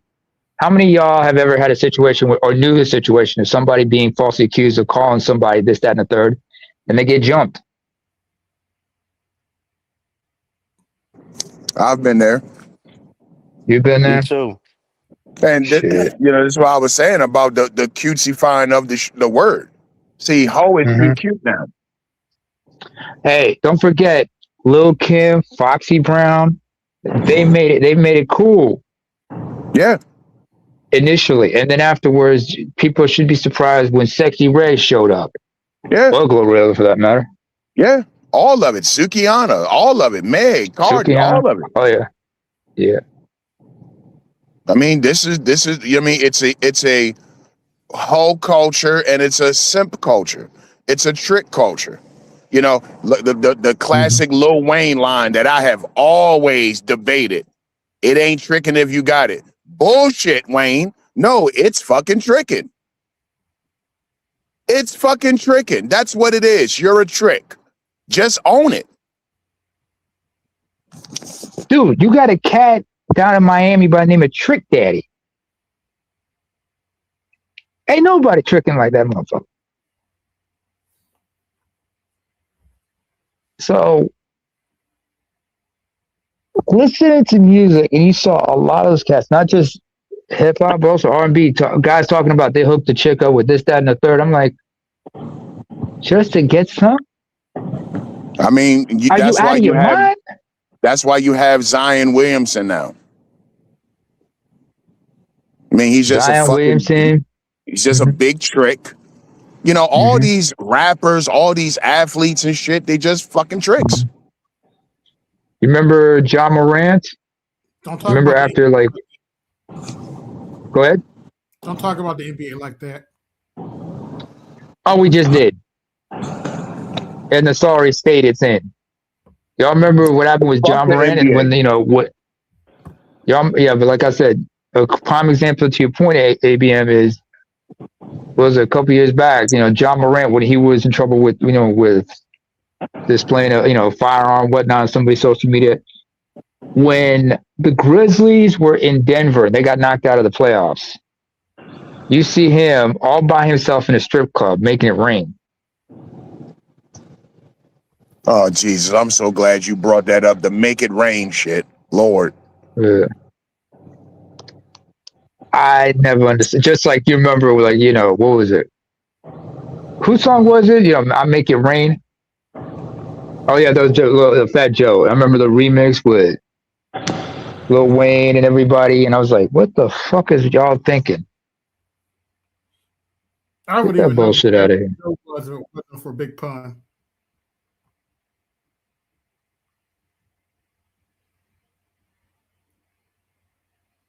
Well, it's kind of it was easy to differentiate the two of them after, you know, Pun passed away. It's been 26 years he passed away though. Yeah. That dude was like damn near 700 pounds when he passed away. Yeah, he used to eat rocks. Mm.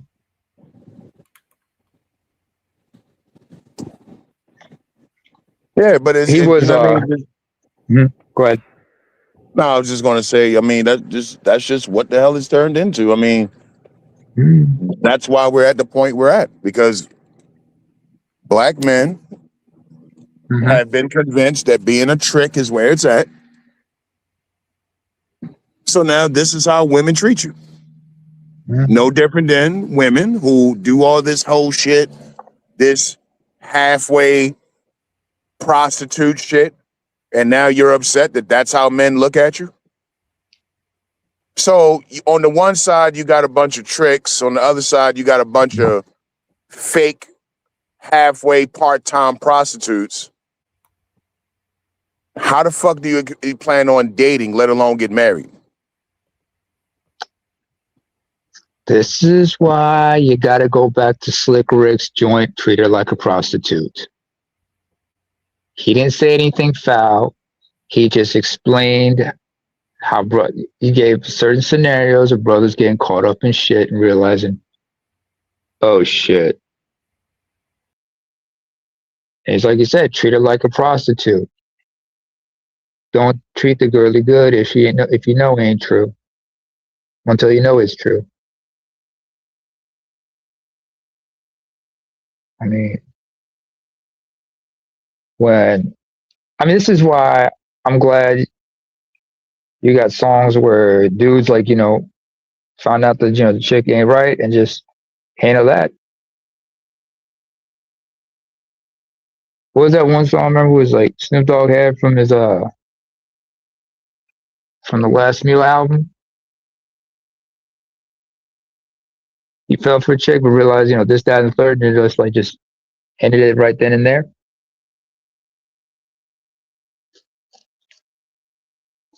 I don't know, because I haven't listened to Snoop Dogg in years. I don't blame him.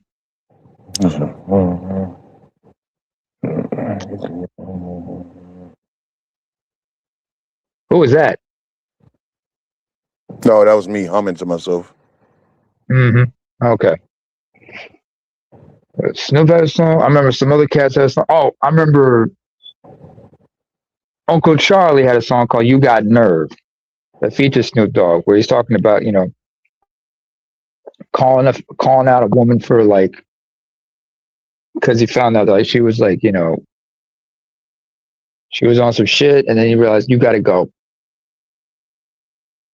Or I remember like, you know, an R&B group, Mint Condition, they had a song called "What Kind of Man Would I Be?" Talking about like cheating on a chick and whatnot. The flip side of that is R. Kelly's "Down Low," and the follow up to that was the Isley Brothers' "Busted." Remember, Ron Isley was talking to the chick, was explaining to the chick, "You busted. I did all this for you, only find out you were this way.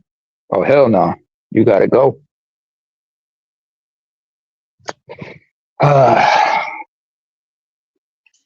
Seems like I brought down the mood. Whew. Nah, man, you cooking. I'm cooking, but doesn't seem that way. Doesn't seem that way at times. But I will say this: too many cats listen to the wrong thing,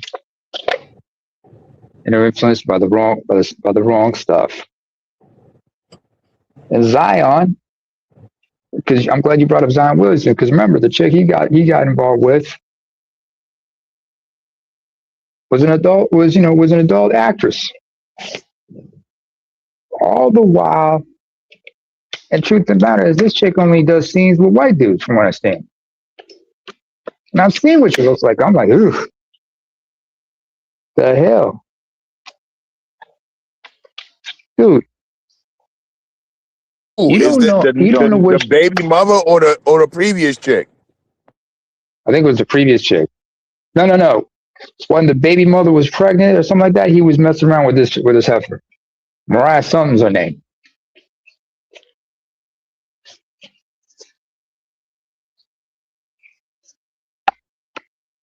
So, hang on, let me look him up.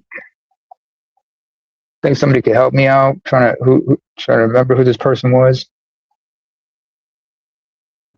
All I remember is Shorty had the work done and she was built like an ant.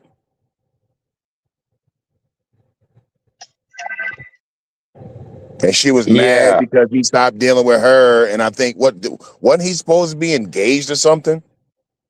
it was because of that. Again, Zion is just a mess. He's a bust. You had one good year in Kentucky. No, sorry, Duke. Yeah, Duke. Sorry about that, Duke.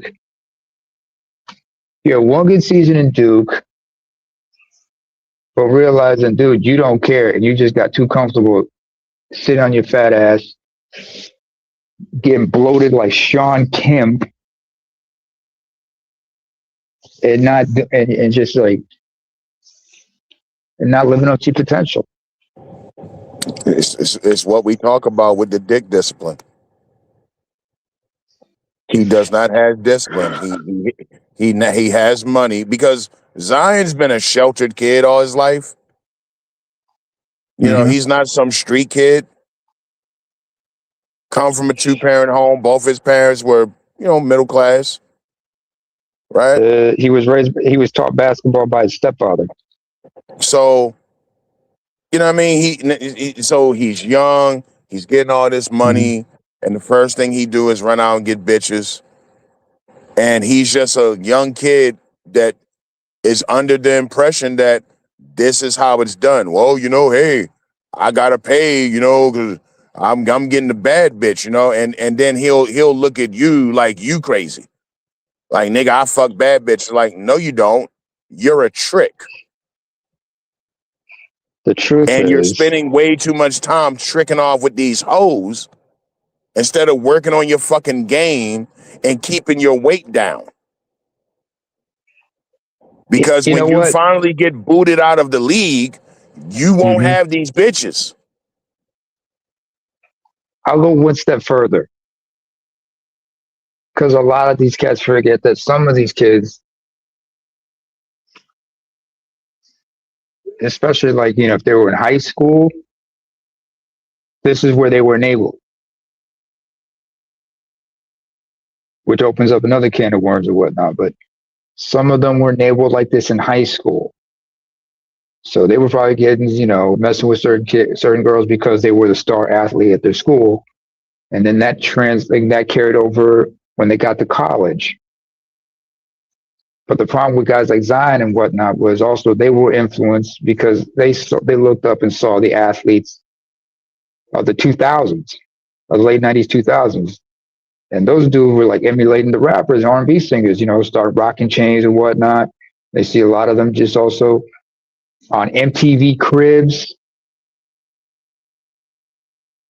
You remember MTV Cribs? I can remember certain athletes, they were in there, you know, on MTV Cribs doing this, that, and the third. I'm like, y'all doing too much. There's a reason why a lot of pro athletes have this curse, like where some of them, like they go broke after 5 years after retiring from the league. So what's going on here? Nobody teaching these kids how to be financially responsible, but then again, you also have a consumer mindset. They want them to be mindless consumers of whatnot. And what are you doing?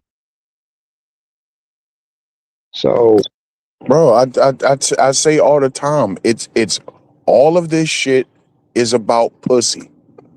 The jewelry, the cars, all this shit, they do it for the pussy. That's what they're doing it for. I mean, look at Paul George. He gets the stripper pregnant, tries to get the stripper to have abortion. She tell him to go fuck herself. So then he marries her. Like, my nigga, you just married. You married the stripper that you didn't even fucking want in the first place? Anthony Edwards. You know, you gave her damn near $2 million worth of child support. How much would a box of condoms that cost you? Oh my God! Don't Like, give me all that. of this shit. You could have went out and finessed yourself a fucking endorsement deal from a condom company.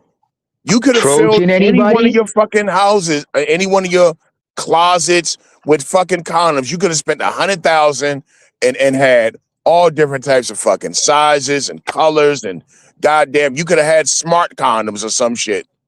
And like I said, probably could have had an endorsement deal. But instead, you go on a Raw, you get pregnant, and you say, here's $2 million, bitch, don't call me? What the fuck? No, you offered a you offered a $2 million. See right there. See right there. She's like, oh, this nigga's all willing to offer me $2 million to get an abortion? No, fuck that. I'm keeping this kid. He didn't want the kid. She said, I'm going to have it. You know, obviously she's going to have the kid because she want the fucking child support, right? So he went ahead and just gave her 18 years of child support and said, don't ever fucking call me. Like, no disrespect. And yeah, listen, I'm not trying to absolve her and all this, because this is a whole industry with these bitches. This is just what they do, because she already got another dude paying child support, another athlete, right? Yeah. But again, now that the kid is here, you know, that's your fucking kid, whether you like it or not, bro. Yeah. Oh, Charles, can you put up Big Mo's comment? He said something about, you know, condoms still breaking everything. Yeah. Let me address that. I'm not trying to hear that shit. Stop. No, I'm going to. It's okay. I got this. I'm addressing it. Don't worry. Okay. I got this. I'm a condom connoisseur, my dude. So, first of all, bro, no, condoms do not break. And it's something about failing 15 to 19% of the time. Brother, that's only if you are if you're not using the condoms right. Oh yeah, come on up. We got the link for you. If you want to come up. The link is right there. Just scroll a little bit up.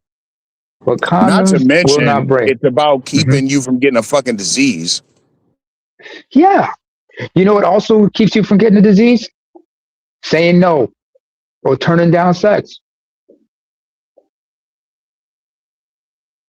There've been a couple of times like I had to turn down because I knew in my gut this was a bad situation. I remember Shorty wanted to do it, but I'm like, she had me over the house and she wanted to do it. I'm like, I don't got a condom. What are we doing here?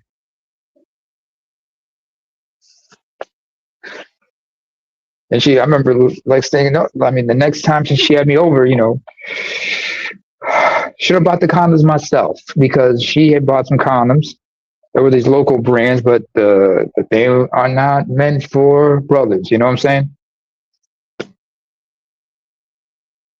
And me trying to put them on, man, was not happening because they were too small. So, I mean, hell, in fact, here's a question that needs to be asked, ABM. I mean, and plus you got kids of your own. You got an adult son. Were they being taught the same sex ed as you were taught as a kid or when you were in high school? No. No. So a lot of them weren't taught about how to put on a condom and whatnot, right? Right. My man, I'm glad I went to high school in Eritrea because they were teaching us how to use a condom. They were, because, this is the early 90s, early to mid 90s, folks. Well, throughout the 90s and into the 2000s, they were teaching us how to use condoms because HIV was no fucking joke. In the late 90s, early 2000s, you saw a huge explosion in number of AIDS cases in many an African nation. And I learned how to use a condom. I also learned about other things. I'm glad, I learned about other things, other forms of contraceptives and whatnot, because people had misconceptions about safe sex and other things. Hell, nobody knew about certain STDs. And so you would think people would learn not to fuck around and not to play fuck around and find out about STDs. But this generation are thinking, you know what? AIDS is not a killer like it used to be. There's ARVs, there's antiretrovirals I can use. I'm like, fool. Pharmaceuticals will never tell you the truth that, one, it's a never-ending arms race between the virus and the pharmaceuticals, because the virus is continuing to evolve. They're discovering new strains, and some of these strains are now becoming ARV resistant. And so the pharmaceuticals got to go back to the lab and do their research and make sure they got better antivirals for that shit. They still haven't worked on a vaccine. Although I remember, like in the mid '90s, there were 3 different teams that were trying to develop the vaccine, and they were doing experiments with actual people. People actually volunteer for this shit. So that shit was no fun. Is no fucking joke. You got to wrap that up.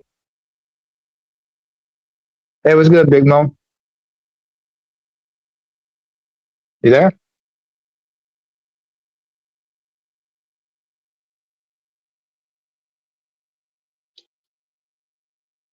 I can't hear you, fam. Is your audio working? Welcome back, Charles. But I'll also say this. Some people. Oh, what's good, Josh? Yo, what up? What up, man? Yerp. Yeah, no, I'm not from Baltimore, but I gotta learn how to say that right. But Josh, What's up, bro? since we're having conversations about about young brothers not learning the game Can you hear me? and everybody's fucking up. Yeah, we hear you. I hear you. So anyway, bro, I want your honest opinion about a couple Oh things. crap! I think the audio went Look, out. It might have went out on my end. I can't hear anything. maybe you What's should going try to on? check. Oh, Josh is here, but I think he's got issues with his audio. Everybody can hear? I can hear you. I hear everybody. Yeah, I hear everybody. Just Josh couldn't hear us, I guess, but he'll be back. What's good, Big Mo? Can you hear us? We can't hear you, man. Can you say something?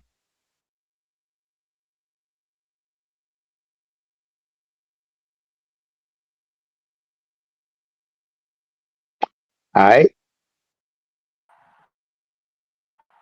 There we go. Can y'all hear me? Yeah, we can hear you, Josh. I hear you. Hello? Can you hear us? Can you hear me now? Can y'all hear me? Yeah, I can hear y'all now. I can hear both of y'all. Okay. Okay, Big Mo. It was good, Mo. You good?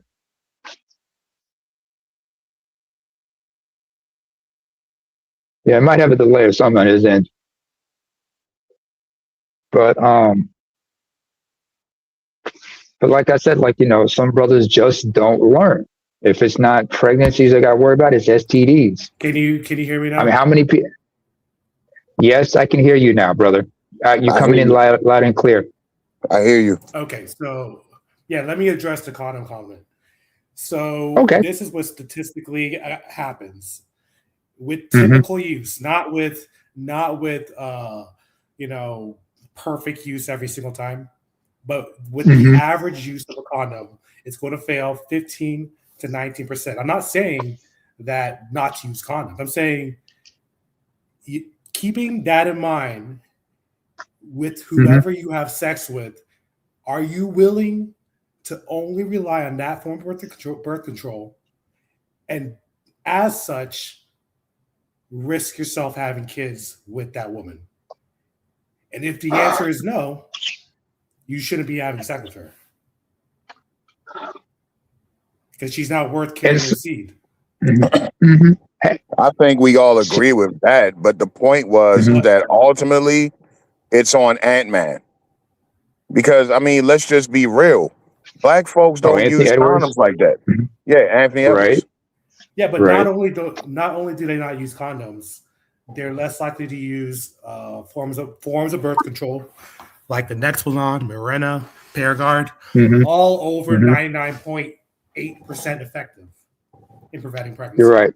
Of course, because like I said, okay. So if the condom is the only thing that's happening, you know, like not having any discipline and always going after pussy is going to get you into consequences, especially with dealing with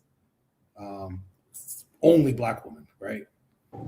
Mm-hmm. Or any women, or women of any other race for that matter. Well, Because yeah, but I will say this. Hold on, just a moment.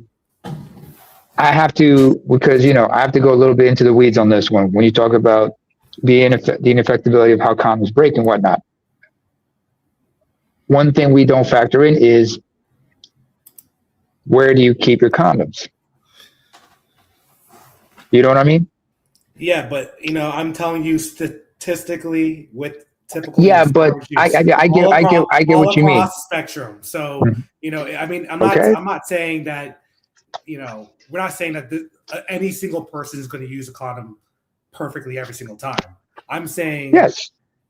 the typical person, when they pick up a condom, Mhm. that is the failure rate, and you have to be comfortable with that, no matter what. I get. Yeah. Okay. And if I can address that, if it's not too much of a problem, because statistics just give an indication. But I do think, you know, for the sake of this discussion, we need to bring a little nuance in here. Would you agree? I mean, you're just saying that you yourself are not an outlier in terms of how you use condoms. You know, so, no, I'm not saying I'm an outlier. I mean, the way you're describing it, you're saying that I will never meet that type of failure rate because I'm an outlier, right? No, that's not what I'm saying. Okay. Well, that's not what I'm saying. Okay. What I am saying is what leads to because I want this, because we're not factoring in what causes the failure rate here. Do you know what I'm saying? I'm sure there are reasons of causing the failure rate, but if we're going with the statistics and the average use, you know, if you are saying that you are conscious of these factors, you're saying that you're an outlier. And if you not necessarily, but okay.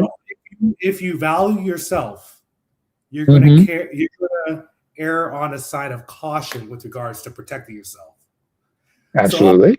So all these reasons that you're giving me about how you are an outlier,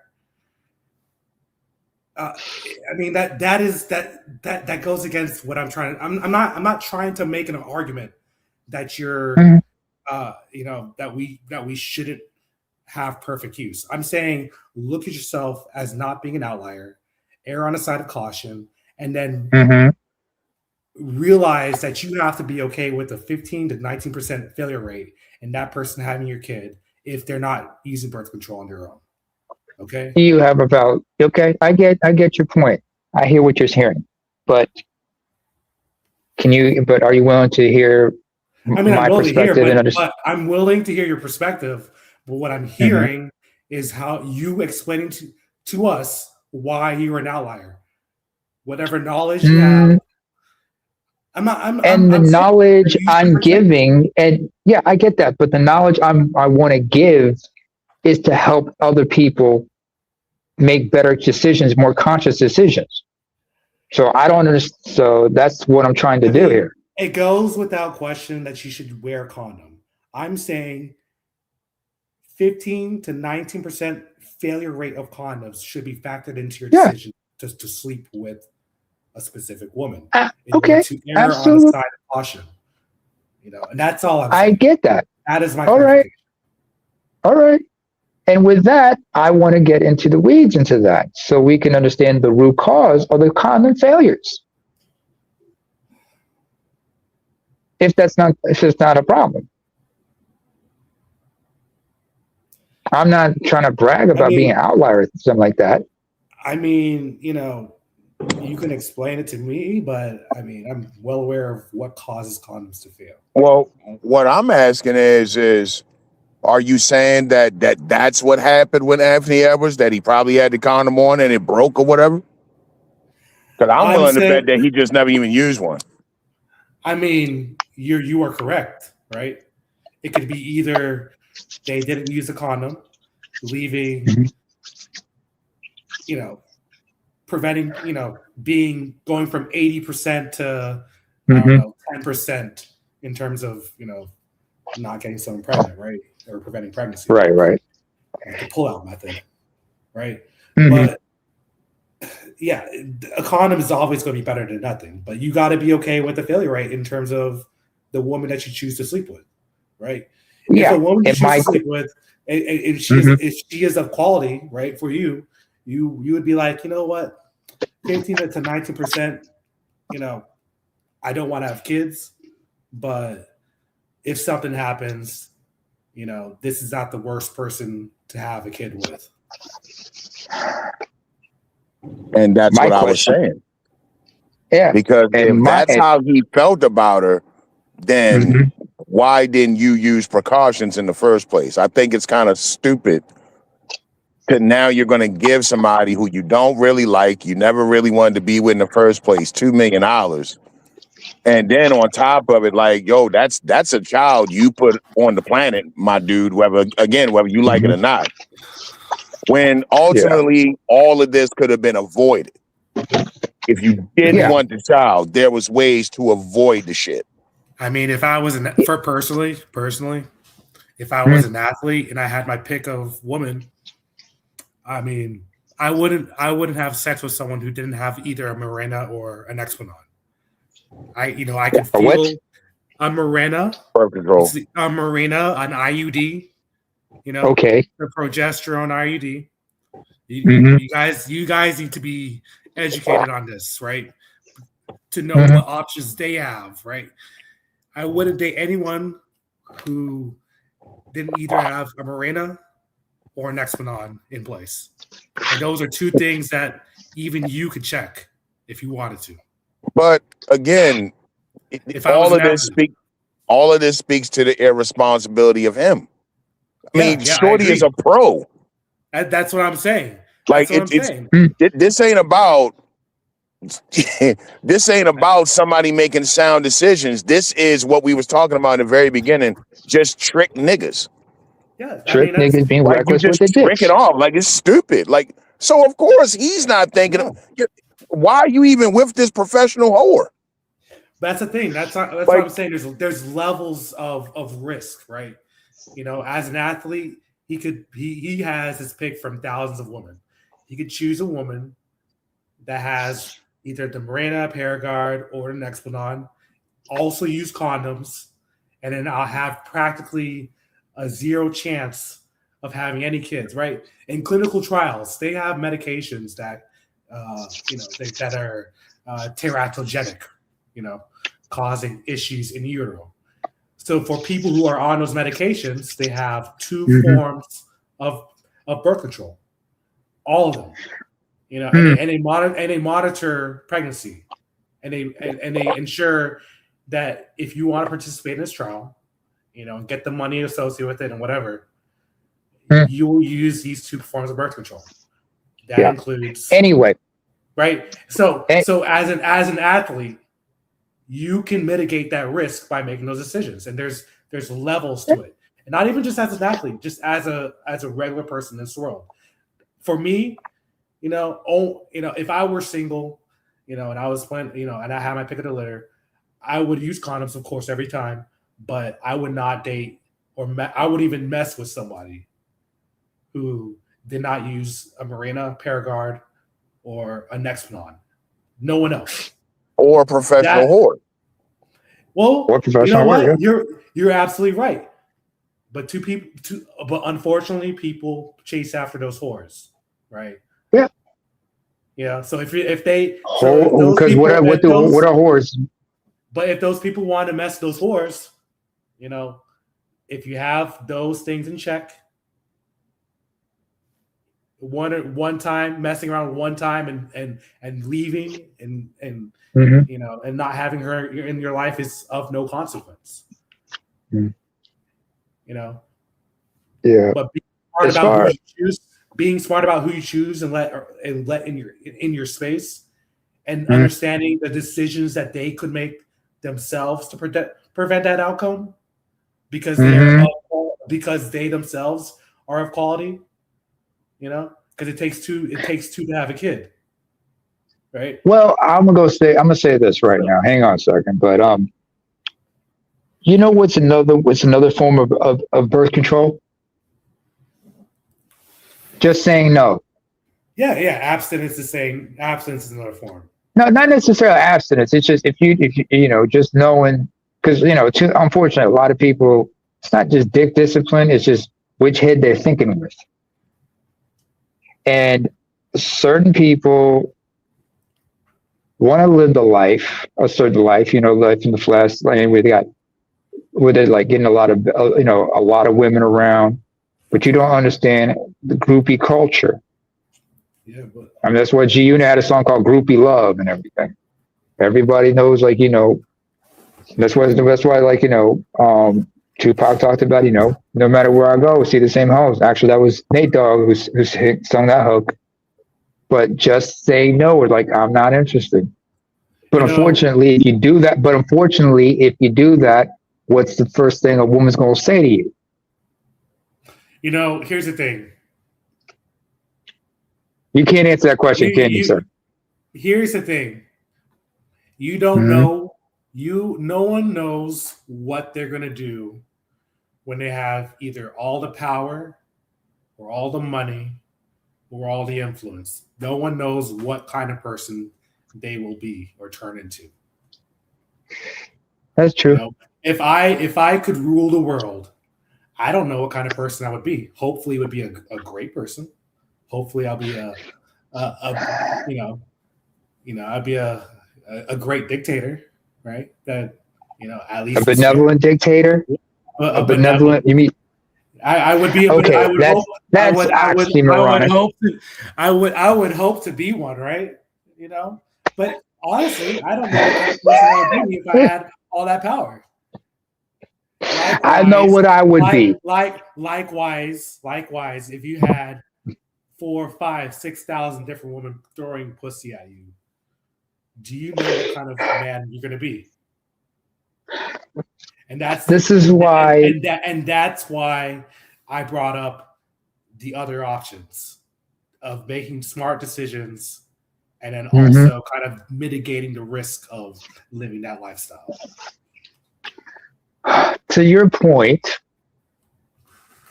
this is why I think I got to respect a lot of the cats out there. And to your point about nobody knows what they're going to do when they're in that position. You're right, because not that many people have any self-awareness.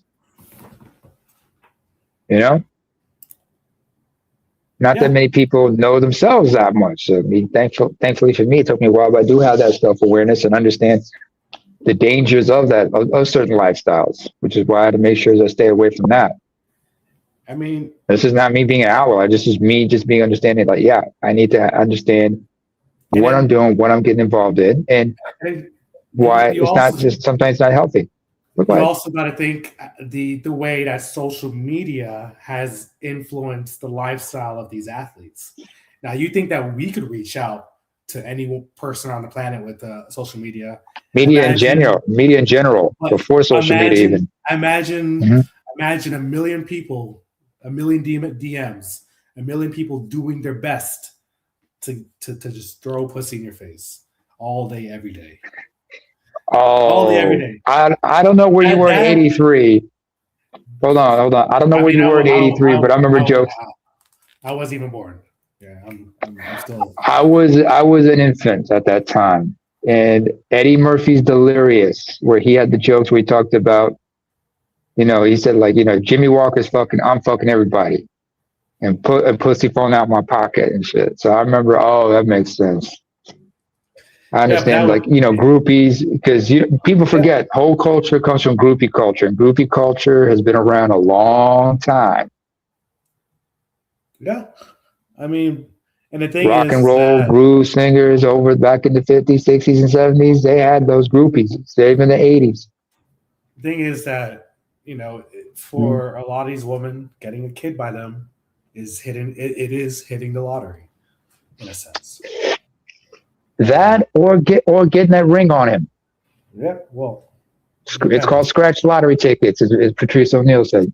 No, actually, getting the baby and using them for child support, that's the consolation prize.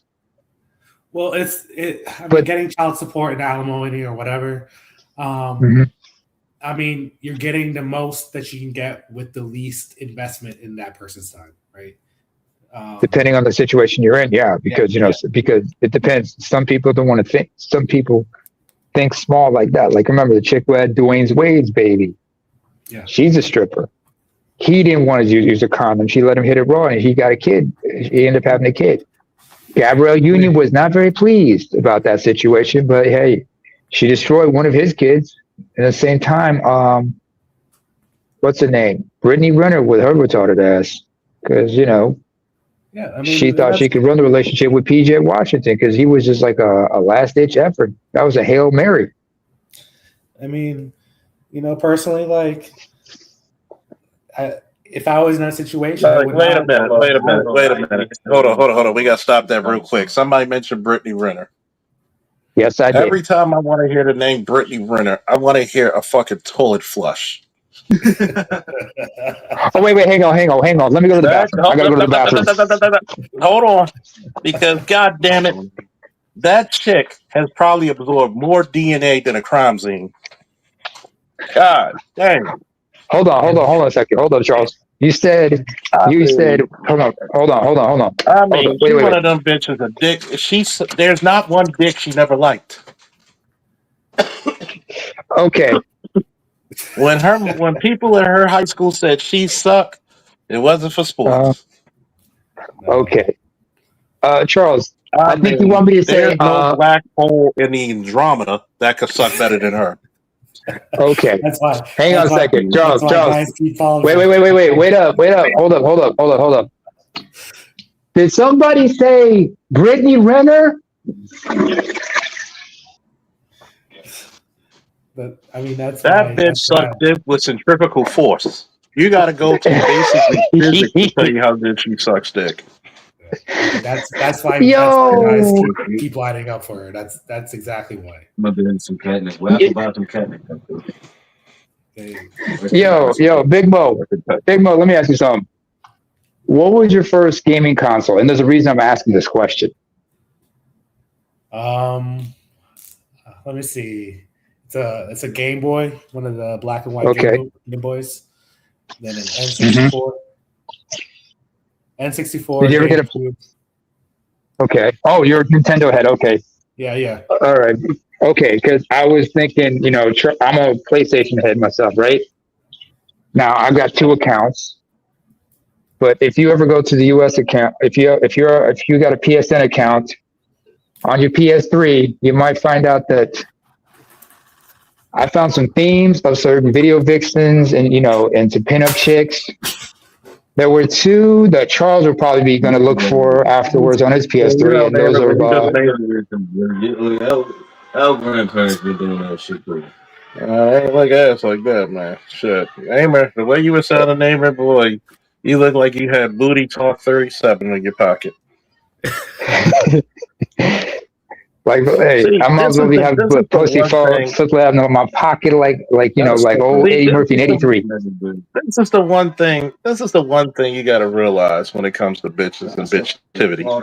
I like to call this the theory of bitchtivity. Okay, number 1 rule of bitches. I had to teach this to women because for some reason, women don't know women, and they try to act like they don't. Well. I said, they do. They just don't care. Women? I said, women lie. They lie like Persian rugs. We watching them now. Guess what? They lie. The sad part about when they lie, they don't even give you creative lies. They'll lie to you right in front of your face. Is my friend? She's beautiful, right? Your friend is 350 pounds, doing moonsaults from the top rope like Bam Bam Bigelow. She ain't cute. And then they wait a minute. We don't indulge. You want to see some big ass liars? Here's the fucked up part about it. Here's the fucked up part about part 2. Not only will they lie, they're allergic to accountability and truth. It's like kryptonite for Kryptonian. How in the goddamn fuck does that even fucking possibly happen? Like I was a virgin. That's not good. How are you 97,000 years old and Kurt Franklin's mother still lying about the DNA test? Does that make sense? Yeah. If anybody wants to see women lying their ass off, all you got to do is watch Flavor of Love. I'm a virgin. And your eyelid? And God damn. Shit. I mean, I don't know how many guys, since you brought up the virgin shit, I've mentioned this a few times, but I guess this needs to be brought up again. Hold on, let me finish before I forget my thought. See, all right. When we look at this shit, a lot of motherfuckers. See, I need to go black. Hey, ABM, can I go black pill? Big Mo, Namer, group, everybody? Go ahead. Go ahead. All right. This is the one thing that always upsets me with the manosphere, okay? Black, white, and in between. Mm-hmm. You act like you talking to a motherfucker who's ready to sit down on some real fair terms to have some fucking good talking conversation. These bitches are nefarious, okay? Don't be blue pill for a white woman and red pill for a black. All women are capable of throwing you under the bus as long as these laws are in their favor. What did I say? All of them. Yeah. They're all the same. I am like God Almighty. I am no respecter of persons. Damn near every woman has the capability of being, excuse me, here's my Baltimorean coming out, cruddy to the motherfucker. Any woman will falsely accuse you of shit. Guess what? Very few women will stand in front of you and say these words, I fucked up. If she has a way out, she's gonna take it. And the most fucked up part about that is that when we look at parenting right now, we have all the stats. Judges and lawyers are supposed to have JDs, which means what? Juris Doctorate, which means what? Doctorate of practicing law. which means you're not a novice to the law. You had to damn near write a book to get that degree, right? Yep. Do I have to mention a name? So mention it anyway. Good. You have to look at this on a fundamental scale of fucktivity, right? Yes. Yes. And the saddest part is the one thing I can't stand is a dumb nigga who don't see the front of their hand from the back. You go to these fucking females, you plead for them, you beg them. You think a motherfucker who's putting foot in the ass, once again, Drake May, the Seattle defense was Drake May's ass that he's owing them niggas Valentine's Day gifts. For years to come. And that's sad because I was wondering if old boy was going to get it off. But this is the part about it, right? Mm-hmm. You talk to women and you think they're going to give up their advantage because they love you. No, they can love you, but that doesn't mean they respect you.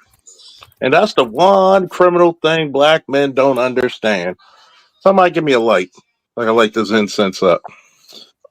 Let me put it to you this way. A woman will love your dirty drawers, but she will still marry a nigga that's better than you. When given the chance. Because what they say, women are always looking for the bigger deal, the bigger, better deal. That's their nature. That's just and once you understand this fucking nature, monkey branching. Because this is the whole thing that what was that white boy Matt Walsh? Matt Walsh, oh yeah. Yeah. What the fuck that white boy could tell me? Nigga, you white. If you're not making it, then you sorry as shit in America. There is no pity I have for any white person in a country that benefits you first. That's like saying you got a 12-inch dick and you can't get any pussy.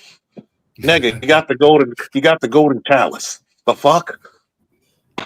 I got $1 million. I can't get pussy. Buy it. But I want love. You a fucking idiot. What are you complaining about? Cool J?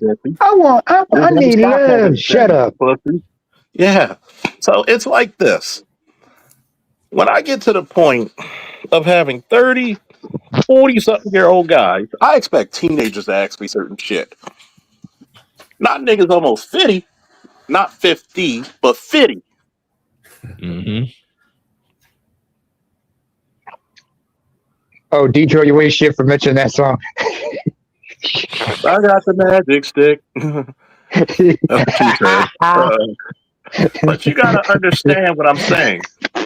It's like being a combat veteran, and you're telling me you don't know what gunfire sounds like. Either two things. Either you're a fucking liar and you never went anywhere, or crazy. You're just that damn dumb. And most combat veterans are not that damn dumb. No. Or liar. So, reality or guys or those who were in artillery or mobile infantry or whatnot, or tank division. The only time you're in artillery, you can't hear anymore anyway, because you got them fucking artillery cannons anyway. So you got to realize something. Shit, some of those guys had BTA.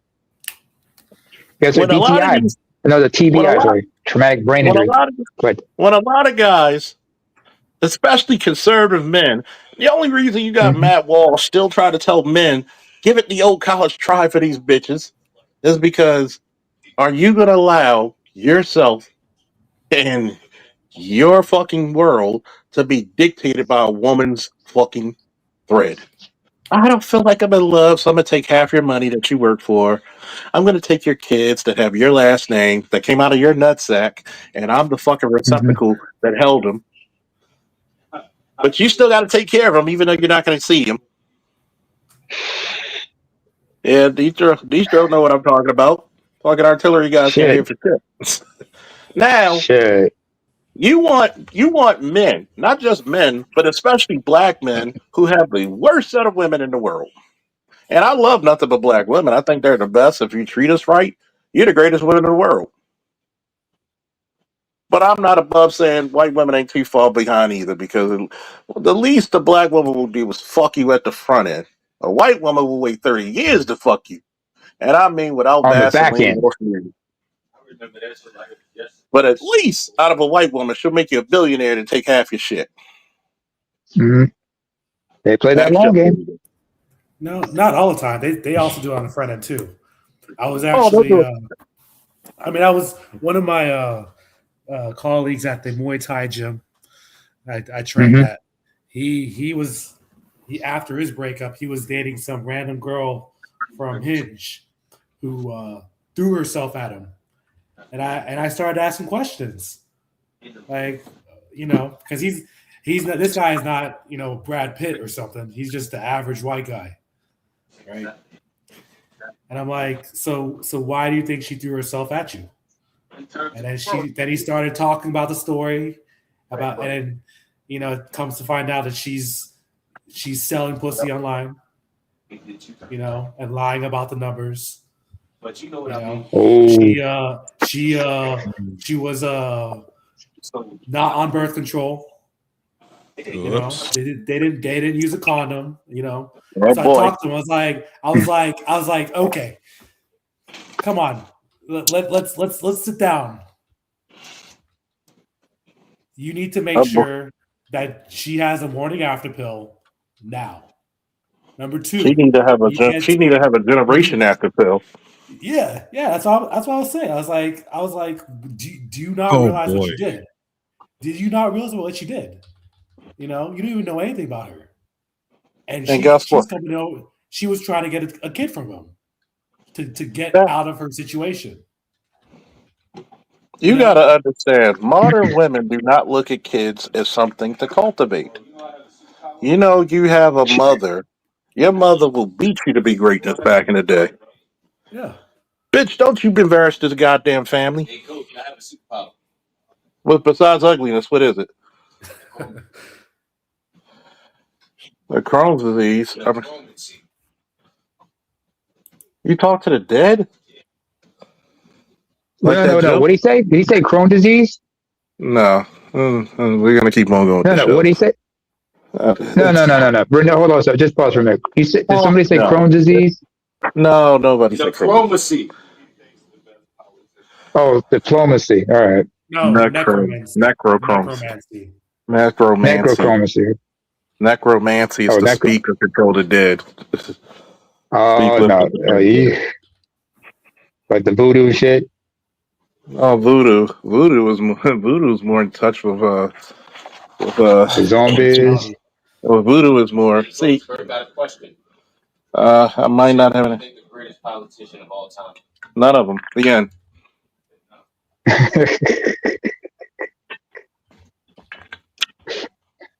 the only What, one the that gives Burt nigga shit. That's the only ones.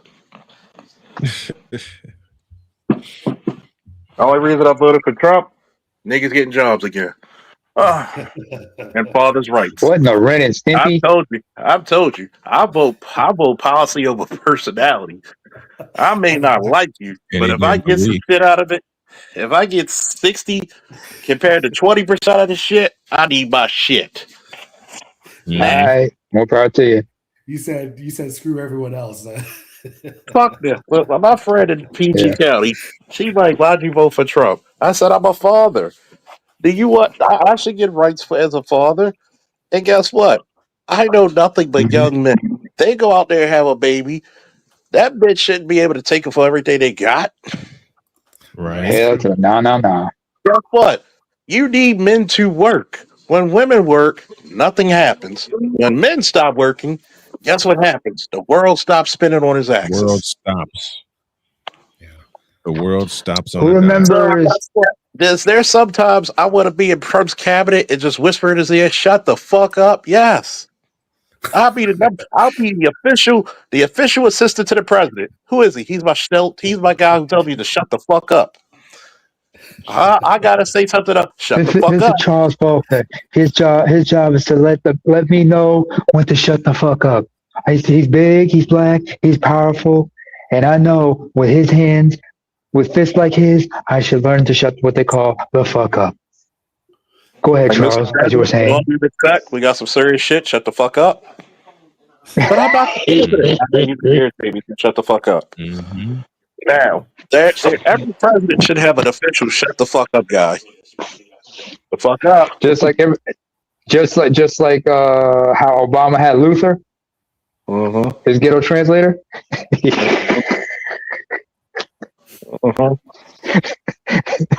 You know, I can be president. I'll be up there. I'll be up there on the platform in front of the podium, grab my dick and shit, smoking and shit, take my damn suit jacket off, smoke shit, and have like a little either a nice little glass cup or a chalice of cognac. Be like, look, America, we got to talk some real shit. All right. Yeah, You and Keegan Michael Key, as Luther, y'all both be like, he said we got some serious shit to talk about. Drinking and smoking process. But go ahead. You got to realize. Go ahead. I'd be having those conversations with people who voted Dems. I mentioned, one of the biggest issues is that the Dems did not focus on men, half of the population at all. Like they were an afterthought. And, we're at a time where, especially Black men, right? Need to be acknowledged and need to be acknowledged as not maybe, I don't want to say victims, but yeah, victims of the society, despite us not needing to have a victim mindset. Black men are victims of this society, Yeah, we should not be ashamed to say it. And the only reason we don't live in the sewers. The only reason we don't live in the sewers is because Master Splinter has high rent. And the thing is, you should vote for your own interests. People are expecting men not to vote for their own interest at the expense of others. They're expecting Black men to maintain and think of themselves as the last of the last and serve everyone else prior to getting our needs addressed. And that's the issue. And part of that issue, I'm going to piggyback off of it, is this. Part of that issue was not thinking that you're worthy to be even talked about. Because we have this sacrificial lamb mentality, which has destroyed us for 150 years. Thank God for the boomers and the Xers and the millennials, because guess what?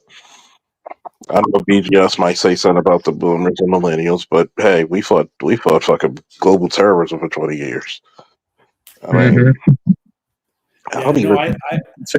matter of fact, you have not even had an Xer president yet. You know that? No.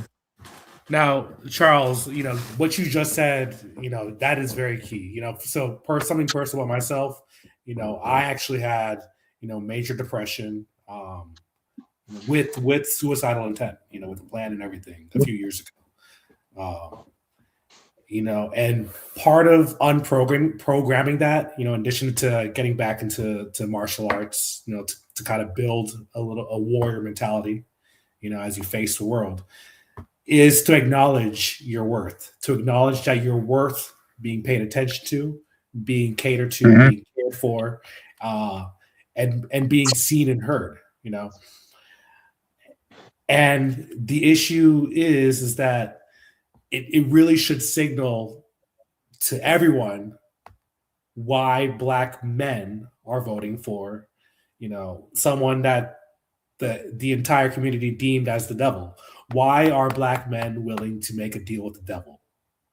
Because the devil we do know is going to fuck us, and not in a good way. Exactly.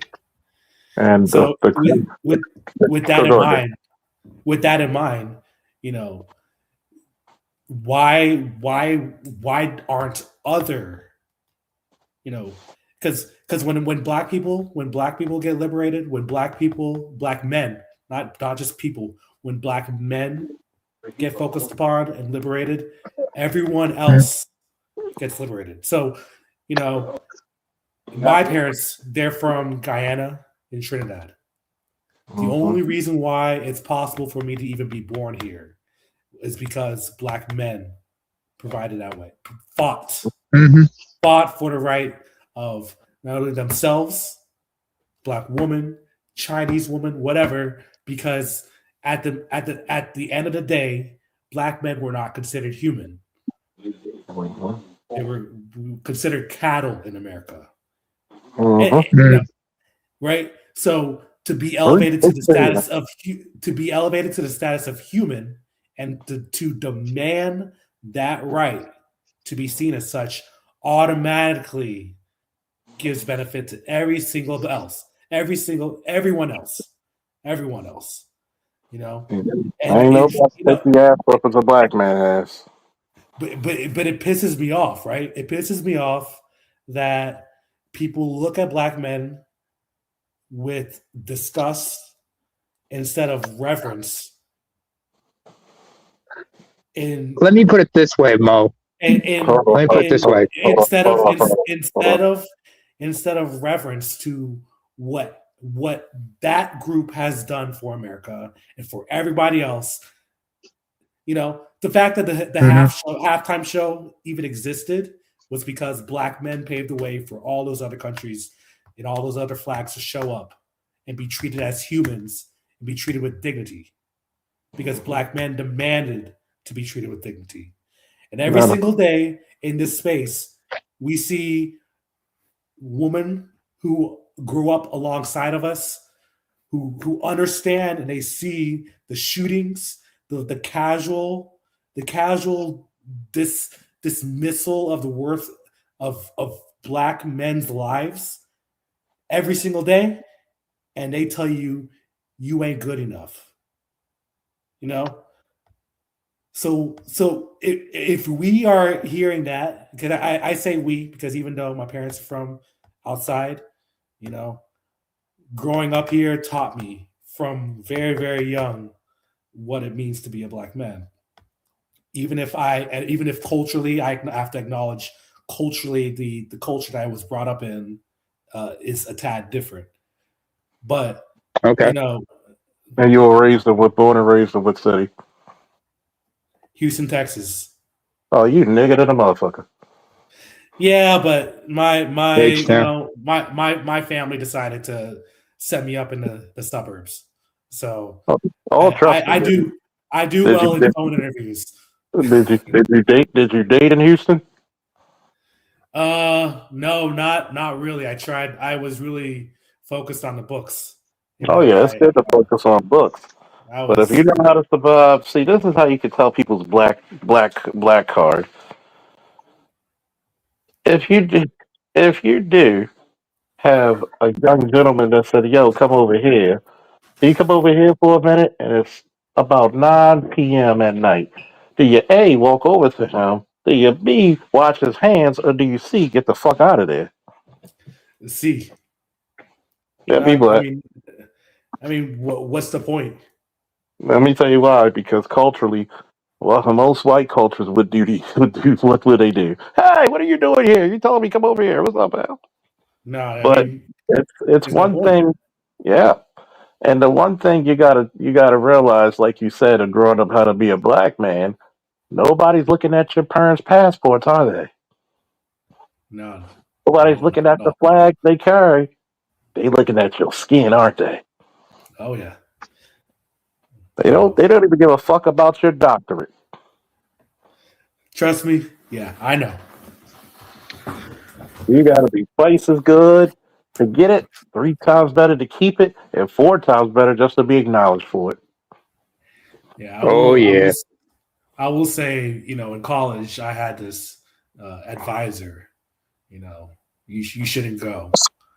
All that bullshit. I got, and I went to a religious college. So you have someone, you know, who came from the seminary school teaching, my required advanced religious course for that, that school or whatever. Accused me of plagiarism, for something that I wrote before, I got to get out the way in order to play Halo with my friends back in college. So going through life and kind of recognizing either the microaggressions or the macroaggressions and have to deal with that shit, there comes a time where you have to shed off that juvenile thinking that people really care. Mm-hmm. And I think for black men specifically, what hurts the most is that the people who do not care, that category, all the women in your life also belong there. And for me, what hurt the most was my own mother. Realizing that my own mother belonged to that category. And that is kind of what really set me on the correct path of removing the wool from my eyes and kind of looking through that veil and realizing what it is, right? Yeah. It's tough. The gynocracy is global. Remember that. The gynocracy. I did not realize how global it was until not only my mother acted like that, but also my aunts on her side. You know, it's not, and they're Trinidadian, right? Trinidadian who came over here. Oh boy, Island mothers, and they act the same. Yeah, they act the same. Caribbean. Well, Island girl Fam, mothers. I got Let me. By the way, to your point, a Big Mo, and I'm not an outlier. I'm more of an outsider. But as BGS has mentioned this, and I have to reiterate like this. As far as life in the U.S. is concerned, but this also could be expressed about Black people in Europe, for that matter. Or it's like they don't want you, but unfortunately, they need you. They need you like a diabetic needs insulin, the way a paraplegic needs a wheelchair. They need you, or like BGS has mentioned, you are reliable like a 67 Plymouth, but they really want a Bugatti. But they can't afford a Bugatti. Yeah, I mean, here's the thing. You are worth more. You're worth it enough to care more about what you want than what they want. That's the issue. That's the issue that most Black men that are coming into this space are starting to realize is that what BGS calls the simp chip. Mm-hmm. That social programming,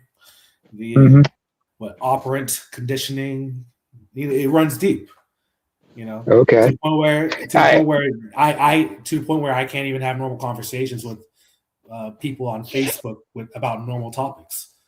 Hey, you're not the only one. Conversations. You just can't have conversations because the issue is that we live in a time period where we have data on every fucking thing, everything.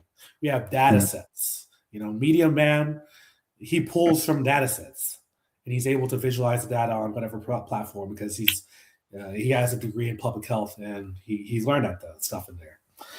Yeah. Don't forget, he was also in the Air Force as well. He served in the Air Force as well. Yes, but the public health degree is primarily it's what's enabling him it's what's giving him the specific skills regarding what he's talking about. Yeah. On top of that, if I may, just a moment. To your point, what some people say, like, women try to shame you and such. I mean, I don't know what it's like to be in a Caribbean household. I come from an African household, okay? So in my case, when they shame us and they will reprimand us hard. I mean, I've had members of my own family ostracize me for speaking up for myself, and they usually call me selfish for it. Well, I mean, that seems to be a universal thing among the Black diaspora. Only difference, your music's slower. So your mom's gonna beat your ass to a slower cadence. His mom's music's faster. They're gonna beat his ass to a faster cadence. Yeah, I mean, my mother will beat my ass to Ethiopian music, especially like the skits and such. And the beat on that one, sounds like you at a reggaeton concert or shit. Like the hell? Yeah, let your parents beat your ass to Baltimore Club, and you'll change your mind.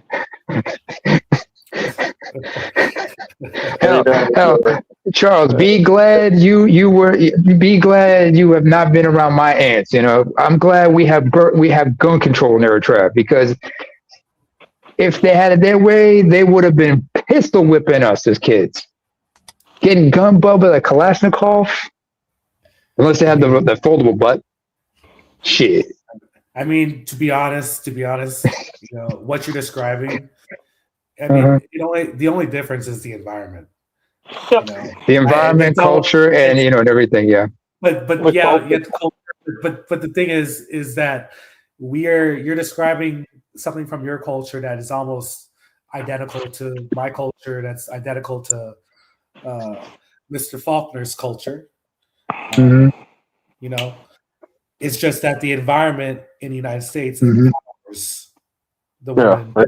It empowers the woman. Goddamn, like sunlight to a Kryptonian.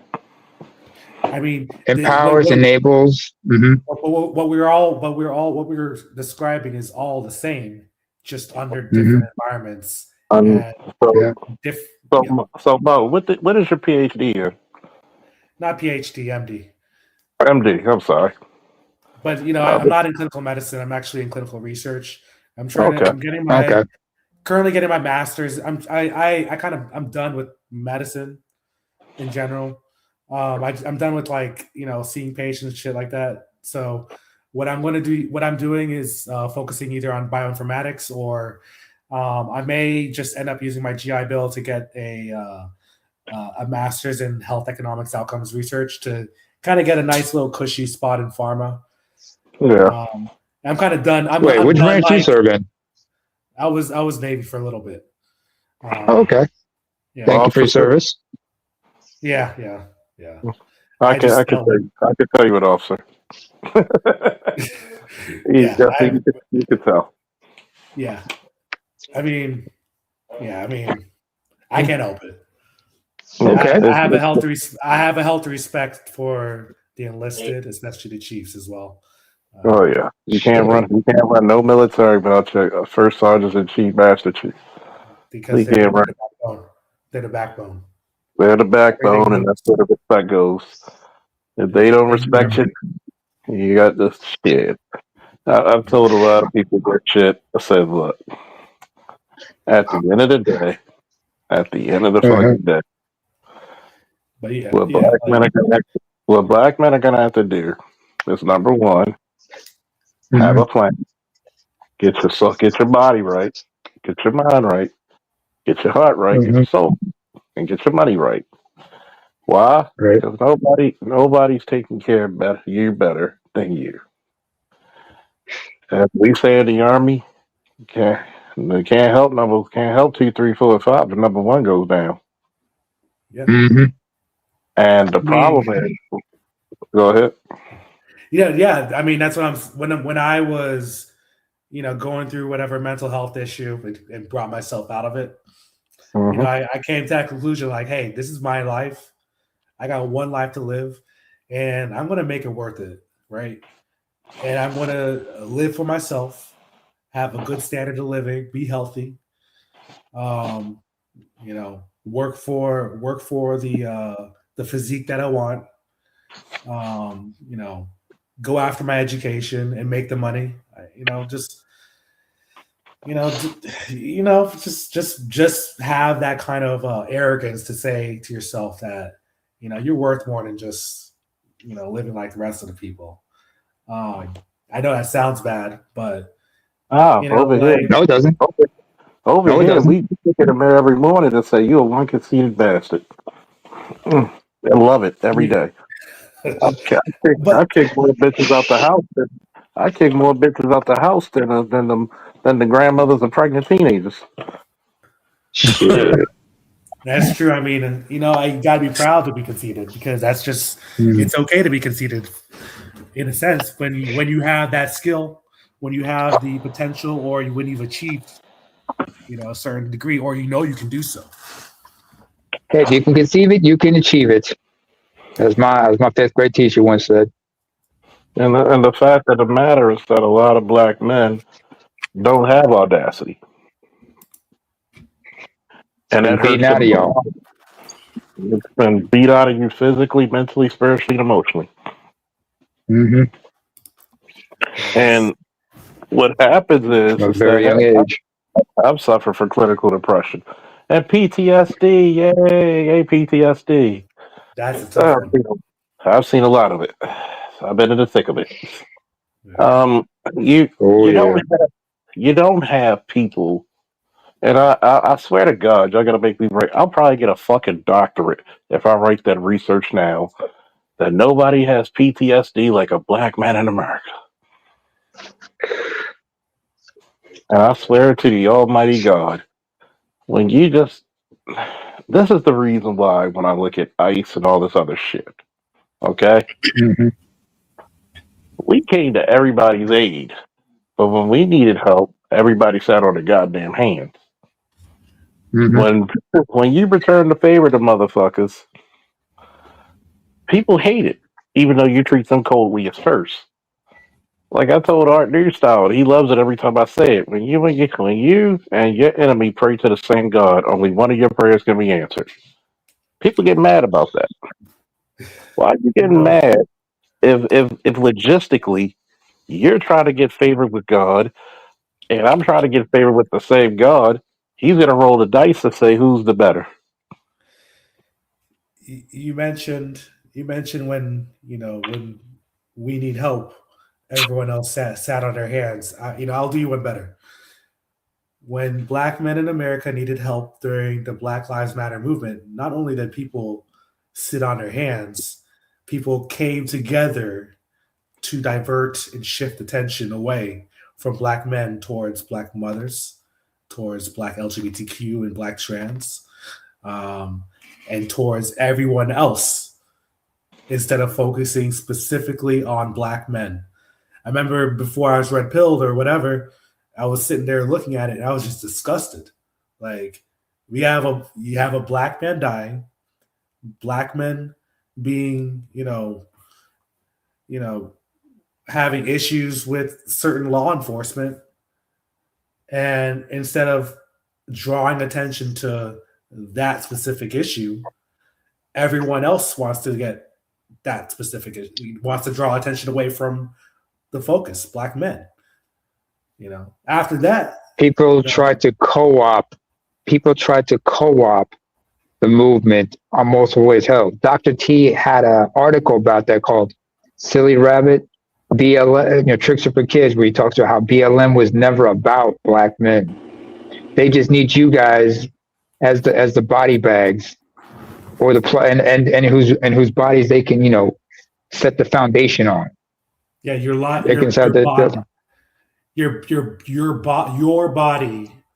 was the impetus to rally behind. Your dead body is the impetus for people to rally behind the bodies of, or the people who do not the agendas threat to the people who do not have threat to life.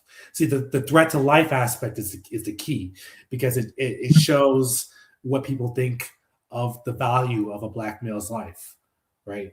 That's not the first time. If you go back to the history of civil rights movement, you saw this type of co-opting trying to be this co-opting was happening as well. I mean, but this is history repeating itself. I mean, it's impossible for it to be the first time. It's just that for me personally, within my lifetime, just witnessing that in person in real time, that just experiencing that in real time, that was what ultimately led to the disgust I have towards, all the other groups, and then eventually, our own woman, in a sense. Black men don't have any true allies, aside from people we carve out within the black manosphere. You cannot expect that, whereas other groups can expect that. That's the issue, and that's why when Megan Good or whatever, Nicole Good and Alex Pretty died, Renee Good, yeah. I don't even focus on these names. They all. I'm just kidding. When they died, and people rallied behind because they people expect white people expect other white people to be allies for them, to be allies for preserving the worth of their life. Question. Meanwhile, Question. U.S. Yeah. Question. What did they used to tell us when we used to get died or beat up by the hands of the police? What was always the cry? You should have complied. Okay. Right? As if you complying is, whether or not you comply is worth your life, right? Well, I mean, it is worth your life. Even Khalid Muhammad said comply. And that was the most radical man Khalid Muhammad in your life, in your lifetime, from 90s Yeah, up. but here's the thing, though. Comply. Here's the thing, though. Depending on who you are, depending what demographic you belong to, leads to a larger chance of that life being disregarded or What does that have to do with them? Depending on the person carrying out the justice. What does that have to do with them, though? What do you mean? Because we're not stupid enough, although I've seen it happen, though. Actually, over the past, since 20, we've seen body cams. We've seen people that are stupid enough to attack cops. So if you attack a cop, what do you expect to happen to you? A shoulder rub, a head pat, or you get murked? I mean, here's the thing, though. No, there is no. Here's the thing. No. Let him talk. Here's the thing, though. In the past, when white people were not separated by ideology, a white dude 10 years ago could attack the cops and walk out in handcuffs. Not necessarily. More of them died at the hands of the police than we did. Likely. They just didn't broadcast it. Well, yeah, more of them died because, right now we're only 6% of the population. So, of course, more are going to die. Mm-hmm. What do white people use? What per capita when it comes to us? Well, this is a perfect case of per capita, and so that matters, right? So if for every occurrence of an unarmed black person, attacking a cop who theoretically should be trained in jiu-jitsu, Muay Thai boxing, have a better average fitness than the average person and know how to deal with the oncoming hand-to-hand attack, Well, they don't have to necessarily light them up with bullets, right? Excuse me. If I'm a cop or a federal officer and you call yourself, especially when I'm in the middle of trying to arrest a dangerous suspect in a targeted operation, and you run up on me, putting your hands on me, you get what you get. Okay, well, you know what? You hit me with your car. Yeah, you were talking about the individual, and I'm talking about overall statistics. Population. What is the overall statistics have to do you're with looking what's at going on you're looking right at now? individuals, and I'm looking at systems. What does there's two different. Hold on. No. Wait. What does the overall statistics have to do with these two cases where these people begged for what they got? Because they did beg for it. Yeah, they begged for it. I mean, I'm not saying that they didn't beg for it. I'm saying that in the past 10, 20 years ago, a person who didn't have their weapon in hand could attack the cops and walk away in handcuffs. I'm saying historically, if you're looking at the numbers, per capita, being a black man and the overall disregarding of the overall devaluation of life of a black man plays a role in how you are perceived by others. By people. So Charles.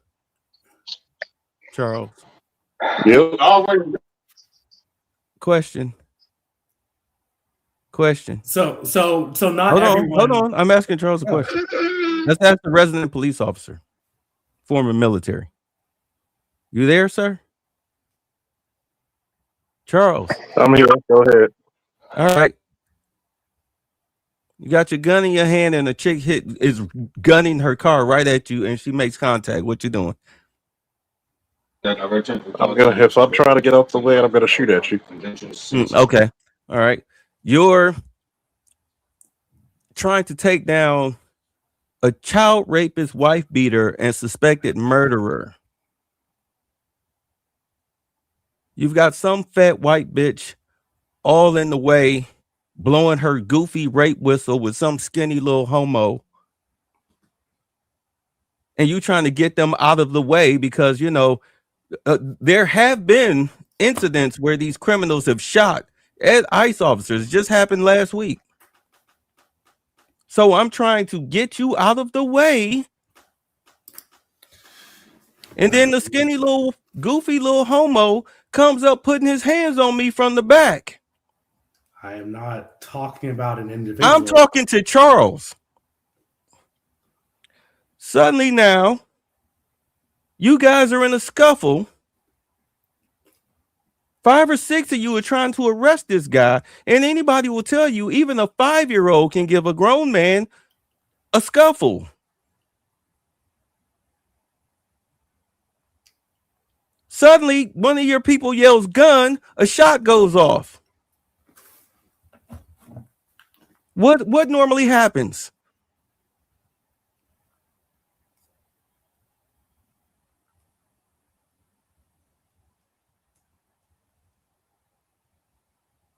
Charles?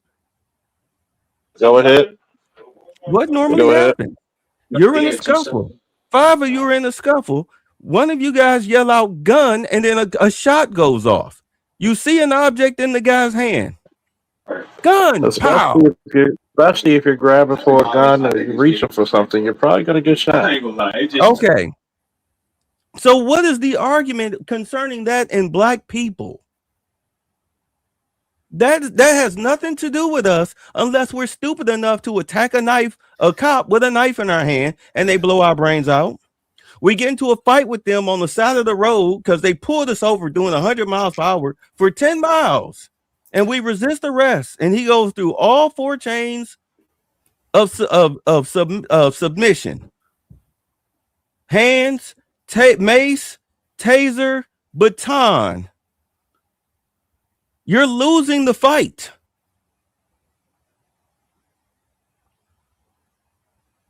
Okay. So let me It's a life and death situation. So how is any of that in correlation? Let me respond to that. Let me respond to that. Please go ahead.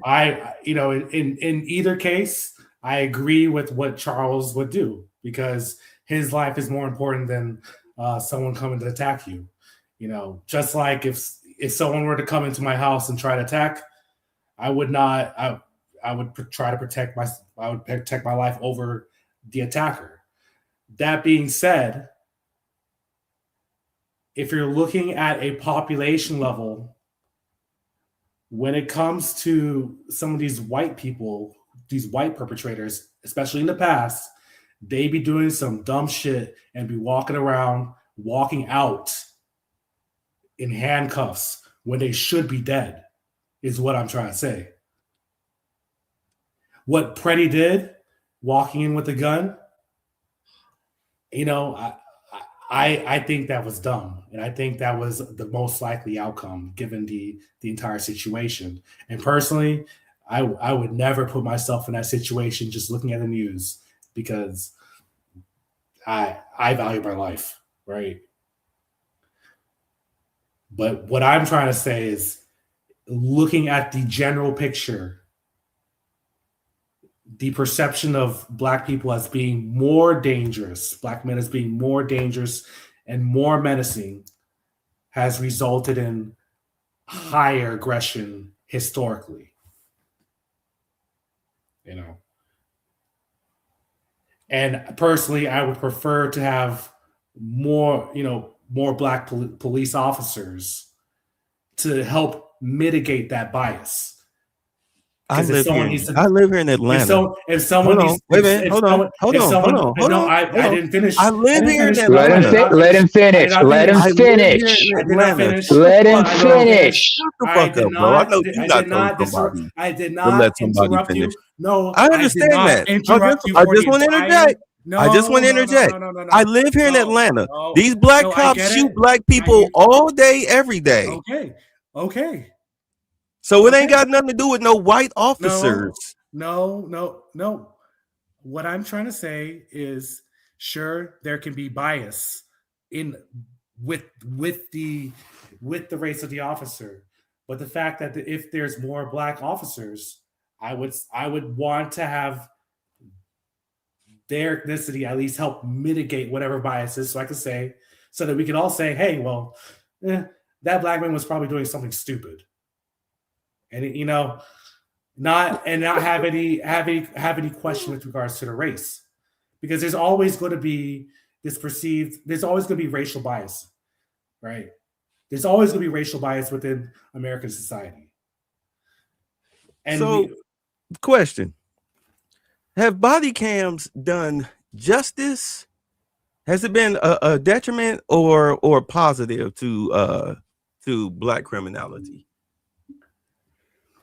I think that the fact that body cams provide data that we will eventually be able to learn more, as especially since AI will eventually be able to pick up on spatial data, we will be able to learn about these occurrences and make changes moving forward if we so choose.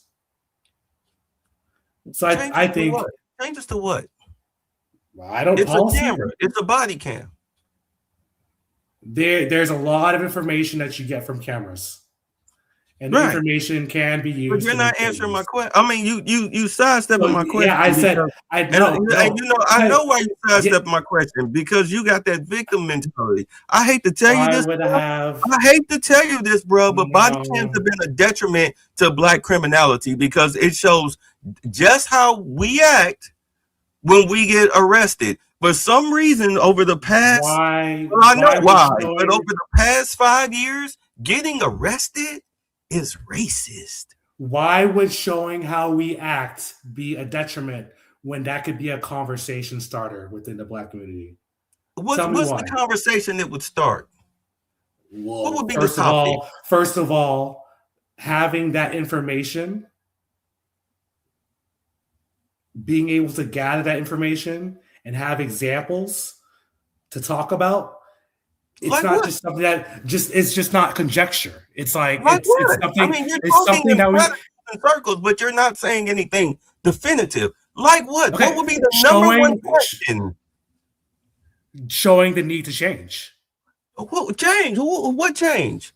What would be the number one criteria that needs to be changed? Okay, let's see. So if someone has an infection in their body, being able to have evidence and knowing the exact bug allows people to treat or administer medications for that specific bug in the body. Identifying the malignant behaviors within the black community, even if it includes black men, allows us to administer or even concoct interventions to mitigate that behavior. So yes, I believe body cams have a benefit and will provide additional benefit for the years to come. So no, I'm not sidestepping the question. So what is the number one thing that needs to be changed? The number one thing that needs to be changed? Mm-hmm.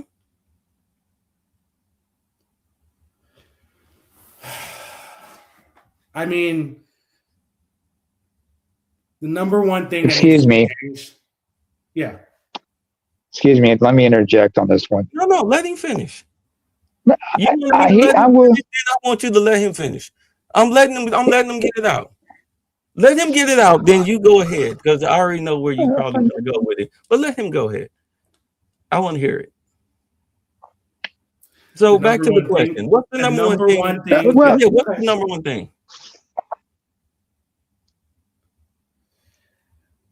The black community needs to change Black men and Black women on an individual level and on a community level need to change their behaviors in order to exist in a society that wanted their extermination.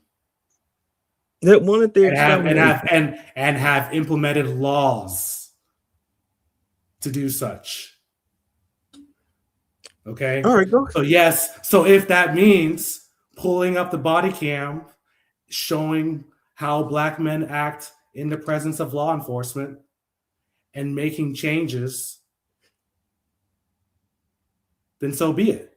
Even if we do live in a society that is anti-Black, if it comes to thriving within that society, because this country is yours too, right? We need to there has to be a change in order to not only survive but thrive. And where does that change start?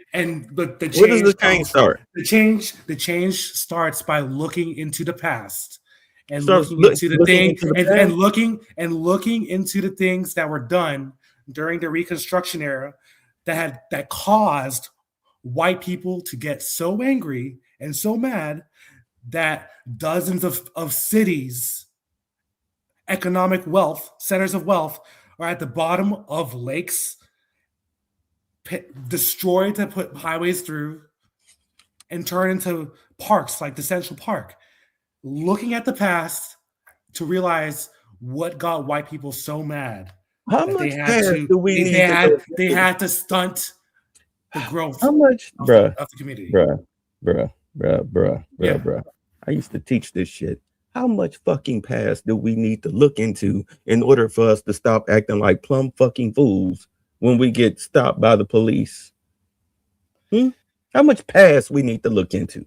The 1850s, the 1722s, the 1305. How much past we need to look into before in modern times when we get confronted with law enforcement, whether we're right or wrong? You pick the date in which it's going to make somebody who gets encountered by a cop not act a plumb fool. Okay, so your solution is to tell Black men to stop acting like fucking fools. And then what I'm saying, my solution is to look at the past, study history, to understand the way the Black community was set up to prevent those behaviors from happening in the first place. What year? There's a difference between There's a difference between just telling. There's a difference between just. There's a difference between just. There's a difference between. There is a difference between just telling. Hold on. What year versus educating? Listen. What year are you going to point to a Felantonio to say, okay, you see this year right here? Yeah, study this year, and then the next time you run up on a cop or a cop run up on you, I want you to go back to this year and think about that when he asked you for your ID. You know what year? What year are you gonna? What Felantonio are you gonna find and teach him that? People don't want to look at the Black Panthers and what they were doing to educate our systems. People don't want to look at what was being done to promote a healthier community. What people? Instead, we want to talk to people and say we need to just not look at the past and not do what. Which segment of Black people do you think are not going to look at the past to learn how to act today? It don't matter what segment is. Oh, it doesn't. If we can't put out the education and promote the change from within. So it doesn't matter. Hey, Charles, how many Black people in your officer career did you arrest that didn't put up a fight that were Black historians?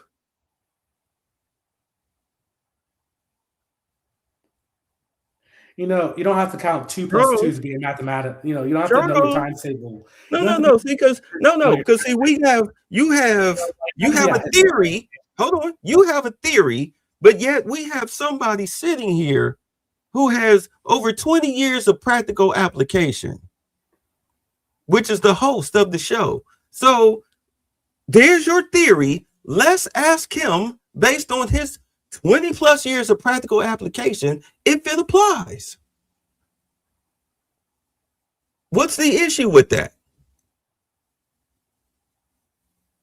Because see, we can sit here and talk about theories and platitudes all day long. It's the same thing that brothers do every day, all day, for hours on end, talking about black women and relationships. You can talk about it till you blue in the fucking face. These people ain't listening to you. They don't give a fuck. You just had to do a football play, 2 football players. One beating the shit out of a bitch and the other one killed him. They ain't listening to you. You think these niggas in the street that's acting wild, you think they gonna listen to you? You think they give a fuck about whatever year you want to talk about? They don't give a fuck about that shit. You had, hold on, you had, what was that professor's name? Dr. Claude Anderson, back in the 90s, tell black people, hey, you need to be concerned about illegal immigration. Because right now you're the majority minority. You keep that shit up, you let it go unchecked, you're going to be the minority. Do you know where we are right now here in 2026? What's our ranking? Minority. Yeah, we're at the very fucking bottom. Oh, I know. I don't give a fuck if Ray and Fel Antonio want to act an ass. They make great content. I don't give a fuck what they do. I'm more concerned about my brothers right here, y'all that I talk to, because this is supposed to be like-minded, right? So let's elevate. Stop worrying about them goofy ass niggas. Let them niggas go. Separate from the trash. Right, thank you. Let them niggas go. They don't give a fuck about you. They make good case studies. You know, yeah, they do. They make good case studies, and then you can separate and build your own, you know, community of people within your own circle. I understand that, but I'm not gonna sit up here and act like that I'm just as a big of, I'm not gonna act like they're a victim and then I'm also a victim because they're a victim, and because of society we're all victims. Fuck that shit. That's hold on, that's how bitch niggas think, and this is exactly why we at the fucking bottom, because we've been programmed to be hoes. We have no fucking, go ahead, No, I ain't want to cut you off, but I was just wanted to say I see where Bay is coming from, because that's the shit I say, and I always get pushback on that, because black people have a hard time trying to make the distinction between racism and adversity, right?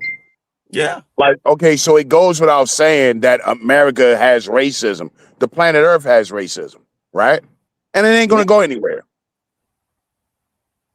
And what I always tell black people is that once you get that understanding that racism is not going to go anywhere, that's when you begin to move fucking forward. The problem with black people is that, like, you know, like Bay said, niggas just always want to bitch and whine about it.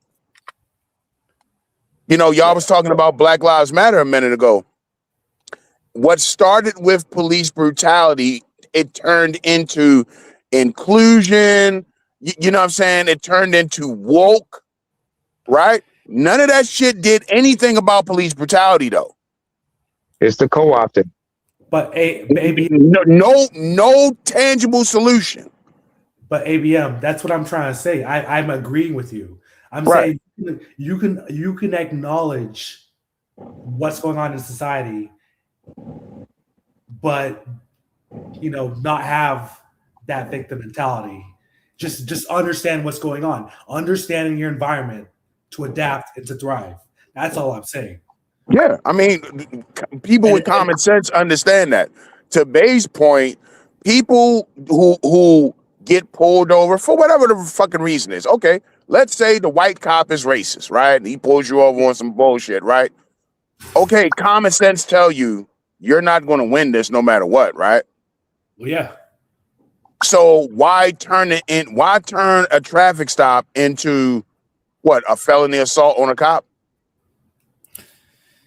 Yeah, that's Like, this that's is dumb. common sense shit. You know what I mean? That I tell my kids, you got two types of black people. The old Chris Rock joke. You got two types of black people. You got black people and you got niggas, right? Mm.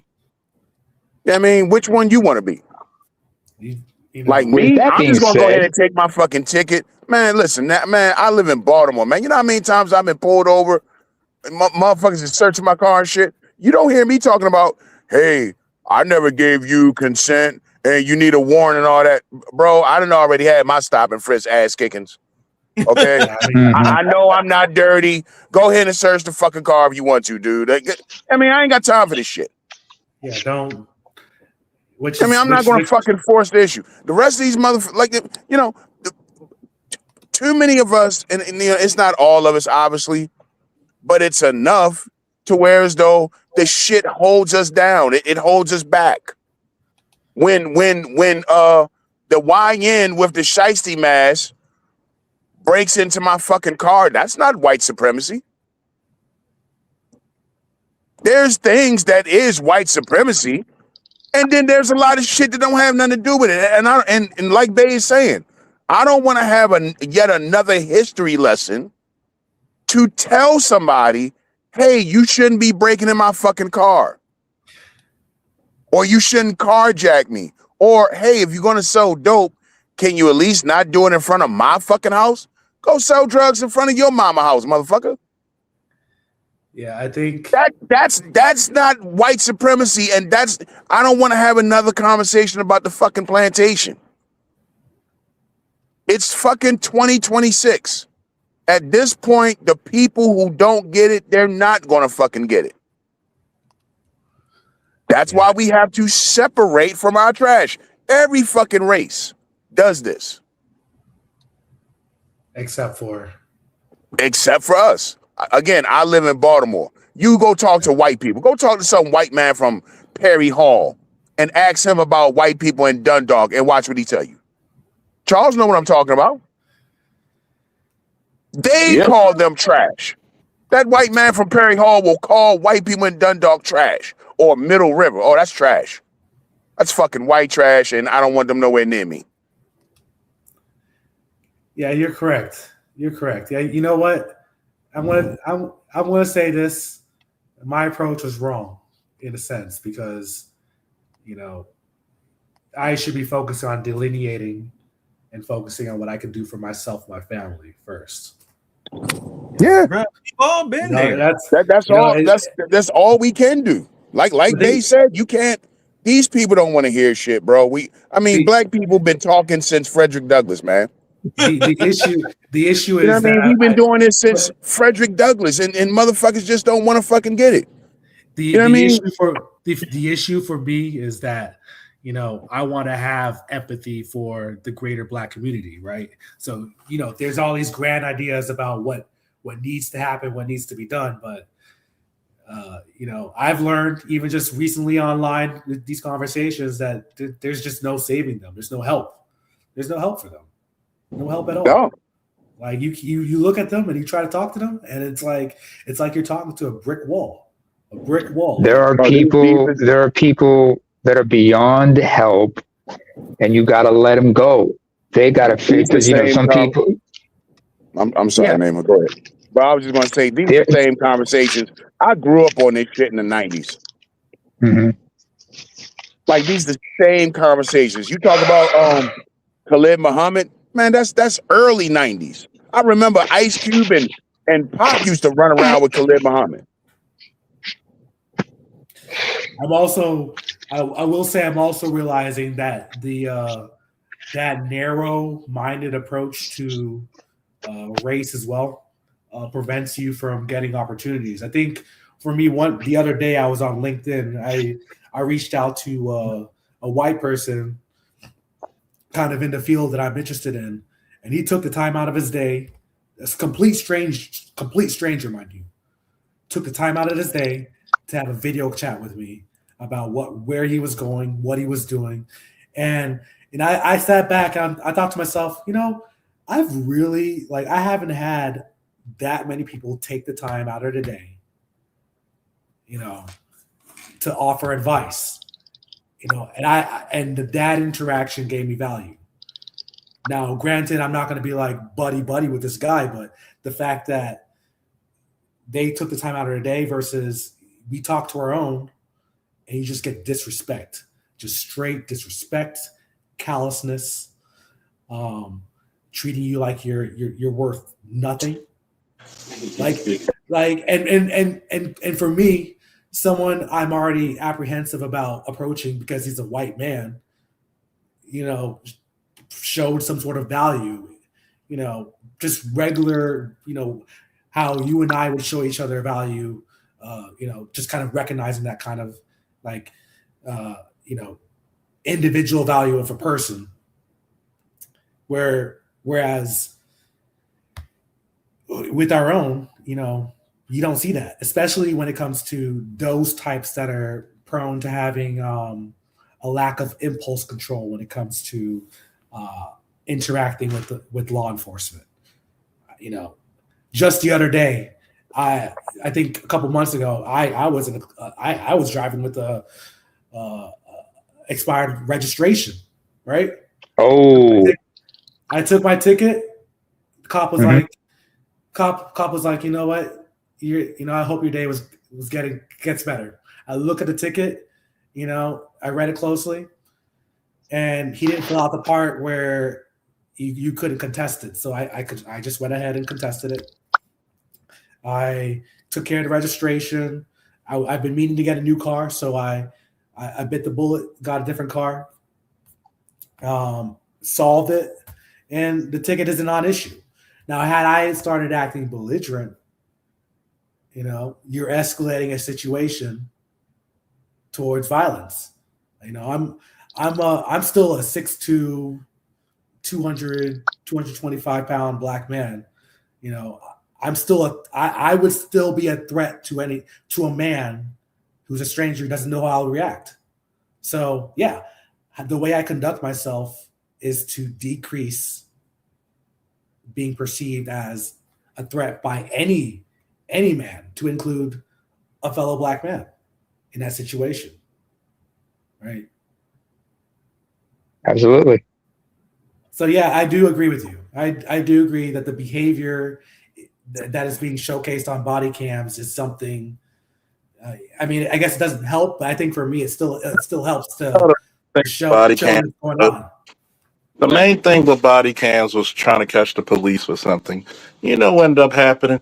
You saw how fucked up people were. No, everybody knew how fucked up people. And then when they start seeing it, just like the one dude, he used to be up there. He used to go to what's that school, Digital Harbor, and he pulled out a gun facing the police. What the fuck you think was gonna happen? They're gonna light your ass up. That's true. Well, It's, and that's the thing. every fuck around, you find out. That's the rule of thumb. They speak names. And what happened was, when you see all these illegal immigrants, and not all immigrants are illegal, right? Mm-hmm. So when you have these illegal immigrants, and if you're here illegally, is that a crime under the United States? That is. It is. Did black men go to fucking jail for 10 years, 3 strikes and you out, and the last thing they did was steal a candy bar? They just stole a car. Went to jail for 20 years. So Yeah. I'm sorry, it's kind of hard for me as a black American man to feel pity for motherfuckers who a lot of them were getting more benefits than we were. He stole And Now, it's not gene, and it's not being sadistic, but being a guy who's been out there in the street, and people like, why would they take a person? I can tell you many reasons why I would take a motherfucker out just in their underwear. like How many motherfuckers you think try to fight me on the street? Plenty. Okay? Win, lose, or draw. Plenty. Well, ain't no losing here. Ain't no drawing either. Because if you Even swing breaking on me, arms and whatnot, taking names and taking arms. most of the people I fought were multiple. Any time in my life, not just my career, my life, I've only been in two guys significantly bigger or multiple people. So I don't Yeah. want to hear about getting their ass whipped by the police when we look at some of the Hispanic gangs fighting black people. People like, We gotta- guess what? All the motherfucking Hispanics in California love Lowrider. They love Cisco Kid. But if you tell them War sung this shit, which was a black fucking funk group, their eyes will bug out, right? Everybody wants to steal everything from black people but the struggle. When you want to look at it, all these motherfuckers would not be in this country, not even a fucking English, excuse me, not even the Italian, not even the fucking Irish. And you only use them motherfuckers to increase your white numbers. The Irish and Italians haven't been white since what? The fucking 20s, Yeah. 30s, maybe 40s? Yeah. 1870s and 80s at the earliest. Same thing for Eastern Europeans. The earliest they ever been white was the 20s, at best, maybe Okay. the 30s. Because guess what Italians were? You go by that, when the railroad were being built over in the West Coast, the Irish didn't live with Chinese. regular white folks. No. They didn't live with regular white folks, did they? No, they didn't. Oh, what the hell? They thought Irish people. I mean, they thought the Italians were maybe just a step above what they thought of black people. Actually, The Italians in particular, the Italians that we're talking about mostly came. Go ahead.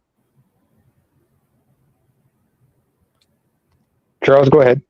I'll at speak least you after can you. trust this, bro. Mm-hmm. Irish, they got. Don't laugh. He said, "Why are we talking about cop stuff on the cops channel?" You know, we're on a.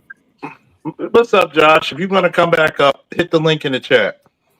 Come on up, Josh. How many motherfucking cops come to my motherfucking channel?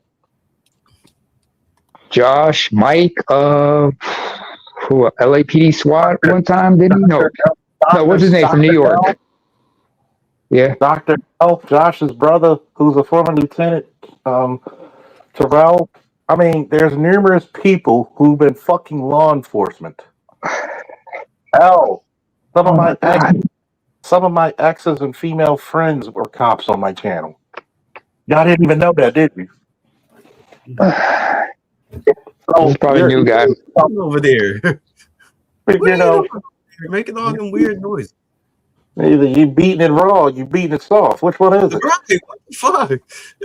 Sorry, just ate some. It's not going down. I ate some. It's just messing me up right now. Ugh. Mute your mic. Mute your mic, please. Mute your mic. I'm in pain right now. Ooh. Sorry about that. All right.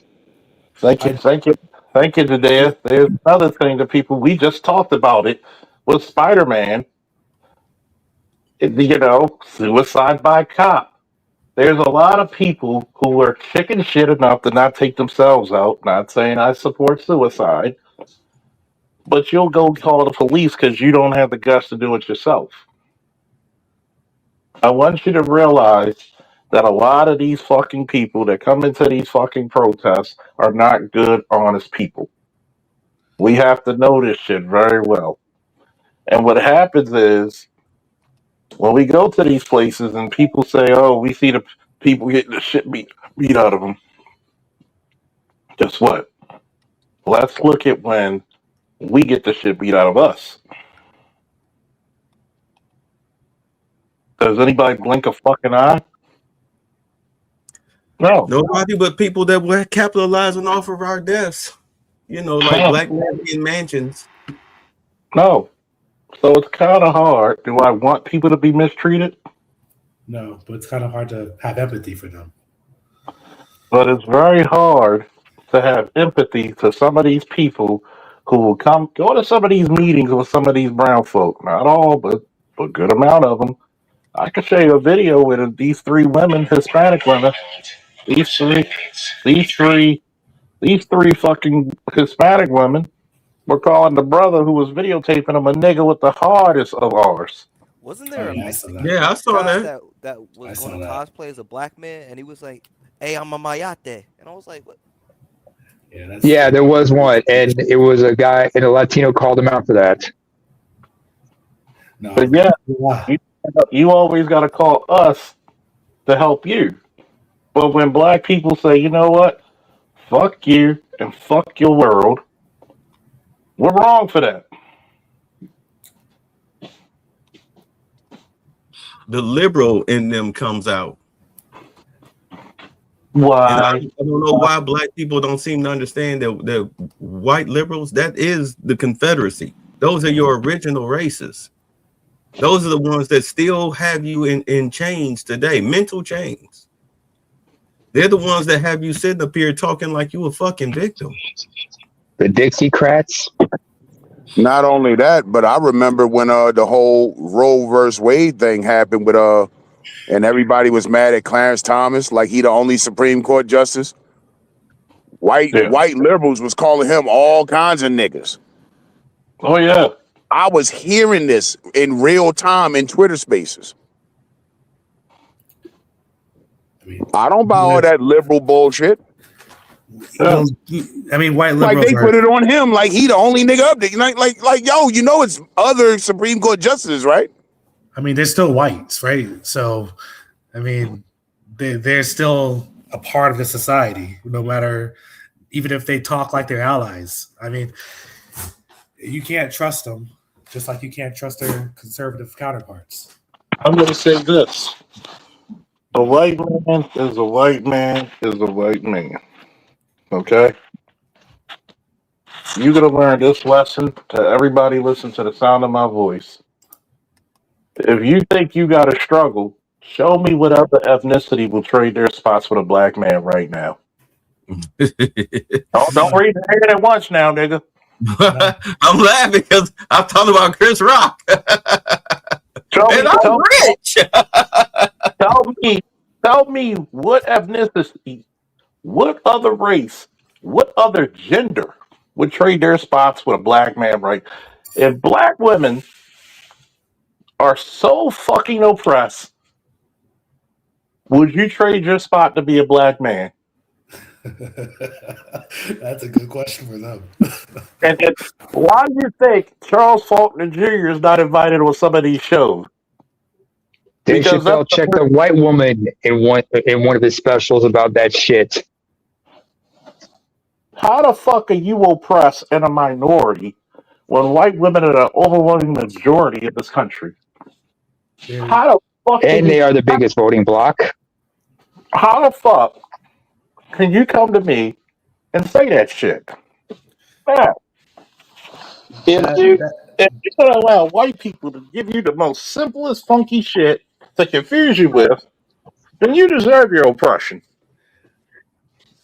Charles, that reminds me of this one video I watched some time ago about showing Muhammad Ali debating this white woman. You know, and this white woman was talking about being more oppressed than him as a man.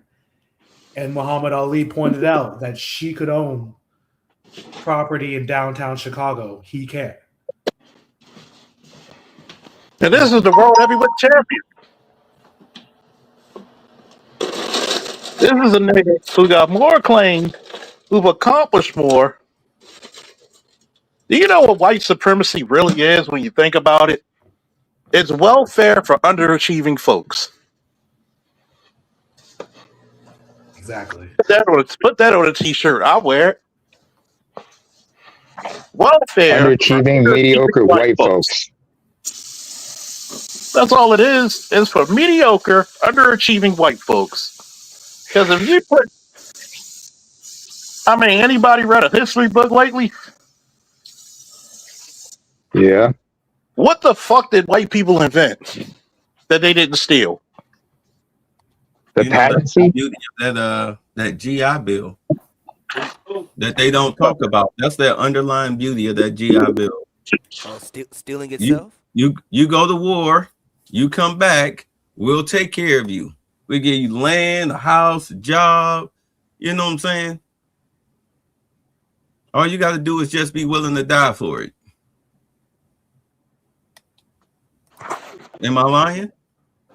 Nope. I'm gonna tell you. The only thing white people ever invented was the patent office to steal your shit. Black man invent the light bulb. White man invent the electric bill. Hey, I said stealing And itself. the traffic light. White man invent the fucking ticket, the traffic ticket. In medicine, there is a special procedure. It's really interesting. It's called the Blaylock tossing shunt. So when the heart can't pump the oxygenated blood as a neonate to the other side to get oxygenated, they depend on what is called a shunt, mixing the blood to prevent these babies with these heart defects from dying. Originally, the name was called Blaylock tossing. I think the two white doctors, but it was developed by a black surgical tech, whose last name was Thomas, who developed one of the first surgical procedures to shunt at least having the deoxygenated blood kind of being shunted across the heart to save these babies from dying. And instead of having credit for creating one of the first surgical techniques that he learned on animals, the white doctors took it and they patented it under their name. I can put it in a back check with regards to what I'm talking about. Oh yeah. I remember when I first learned about it, I was kind of pissed. I was like, wow, they stole surgical techniques from black men. Think about it, right? Here, I'll put it in both YouTube. You know, I got a better saying for that.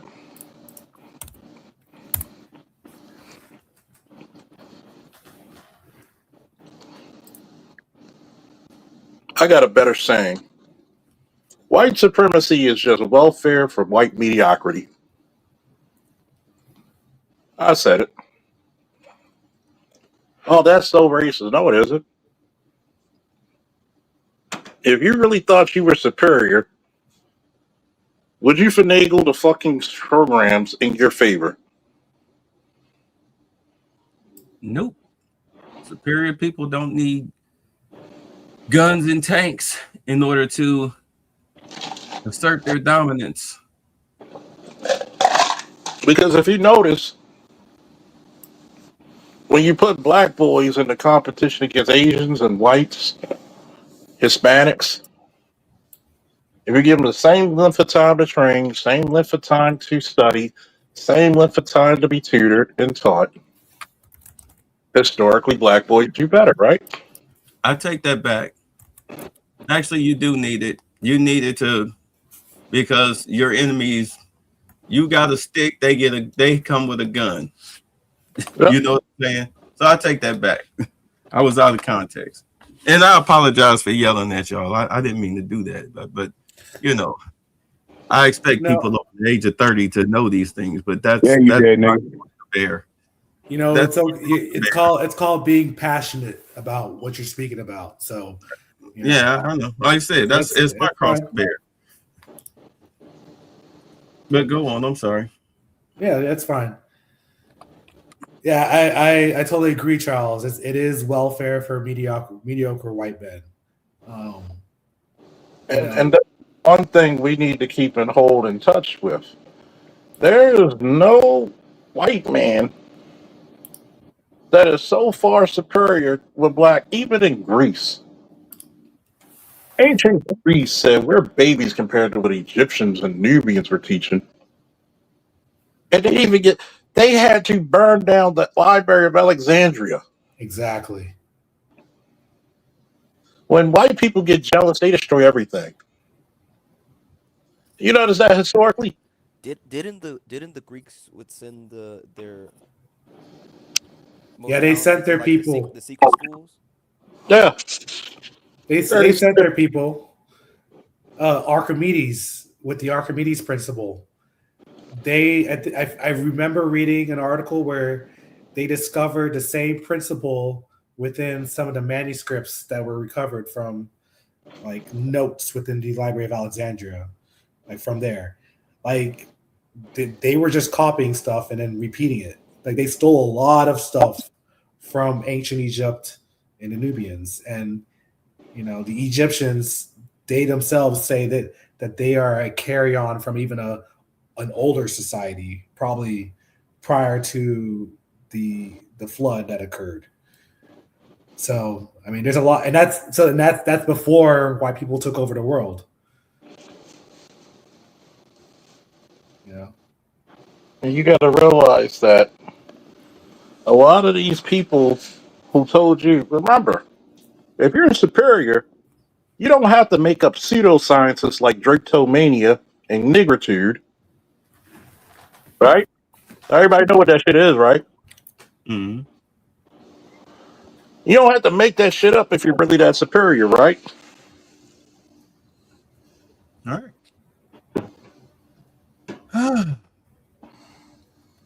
Remember, they made up pseudosciences to prove theirs. Why?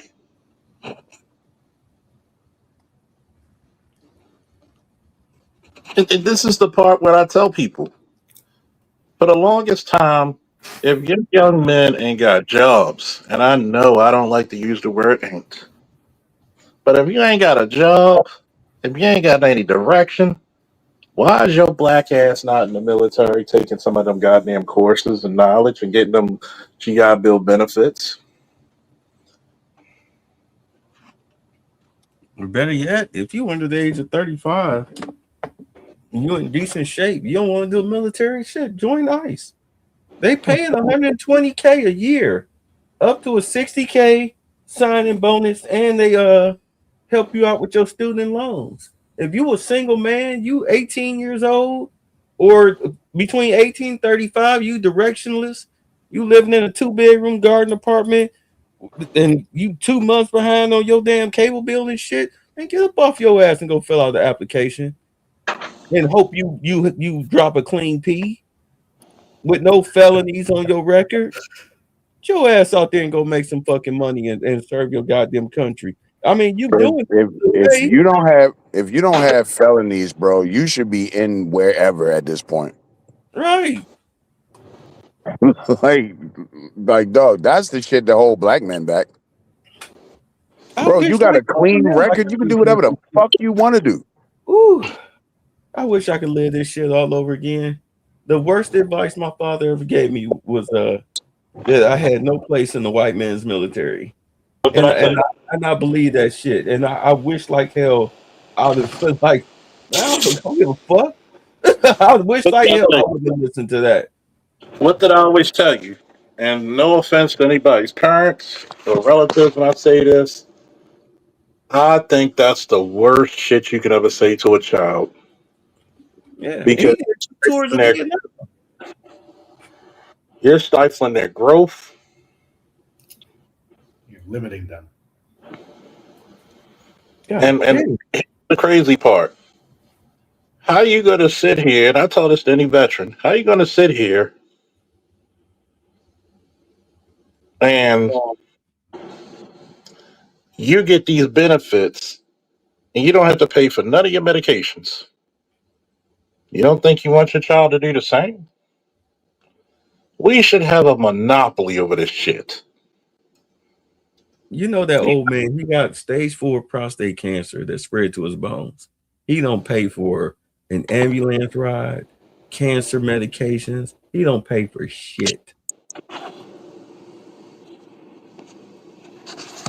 And you're telling me I'm not going to tell my child or any child that wants to learn, you shouldn't be here.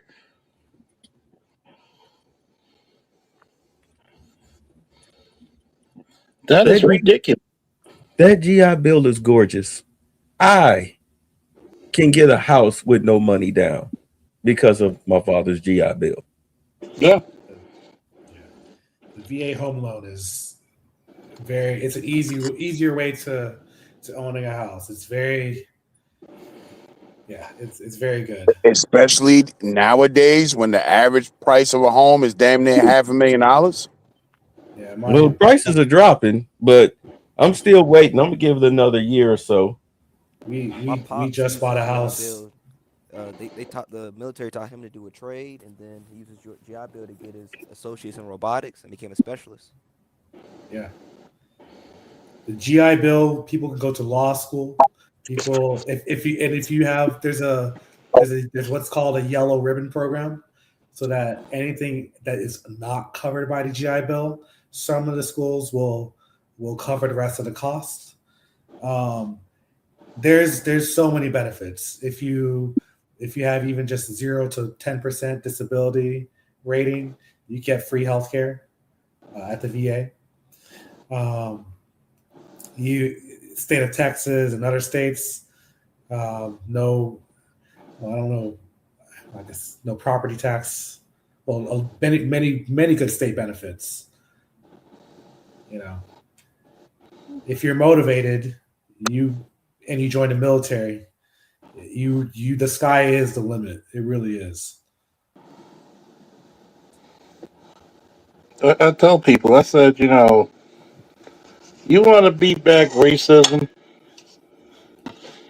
The number one way you beat back racism is number one, you put a young man at the helm and a gun in his hand defending the country, and guess what they got to do? Hey, y'all don't want to pass this bill, we don't protect this border. But guess what? We're going to carry out our duty, but not as sharp as we used to. What? Even if they didn't want to put a gun in their hand, the Space Forces, if you can get into cybersecurity, the Space Force, they're recruiting for cybersecurity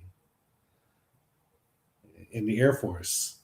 There's a lot of different positions within the military where you can serve your country in any capacity and gain the benefits that come with raising that hand.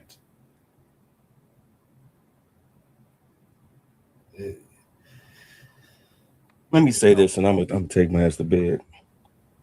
The ridiculousness of black people who sit up here and are anti-ICE.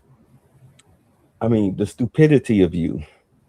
I'm speaking in general. The stupidity of you, because this is your home. You have nowhere else to go.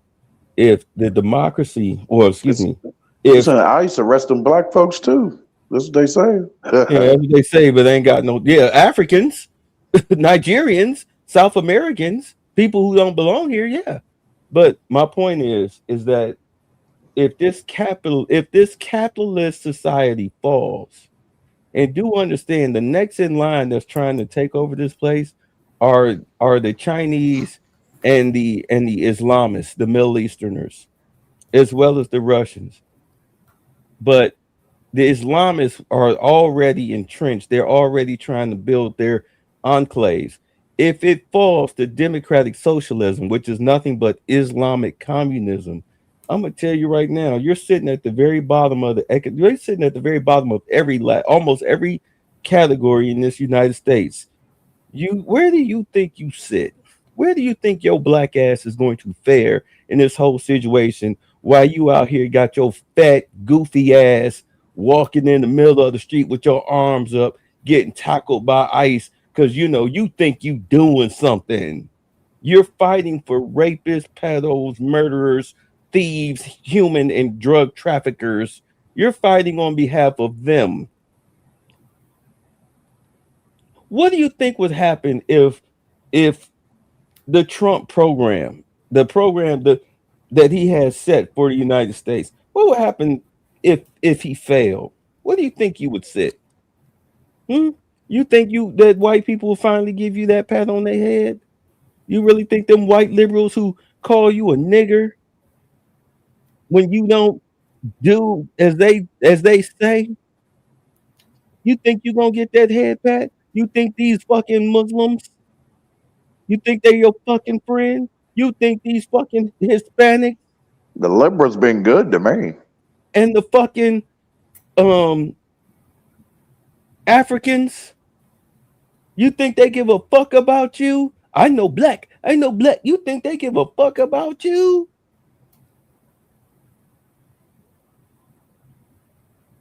You are dead in the fucking water. Ask the Libyans. The second Gaddafi died, what happened to Libya? What did they do?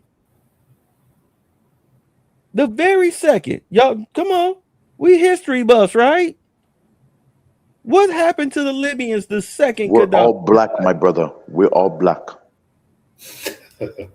They ran right up in there and enslaved and slaughtered and raped their asses. Meanwhile, Obama turned his head, act like he ain't see shit. But you sitting up here crashing out over a fucking still shot.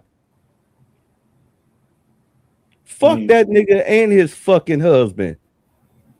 The fuck is wrong with y'all? You said him and his husband. Oh wow.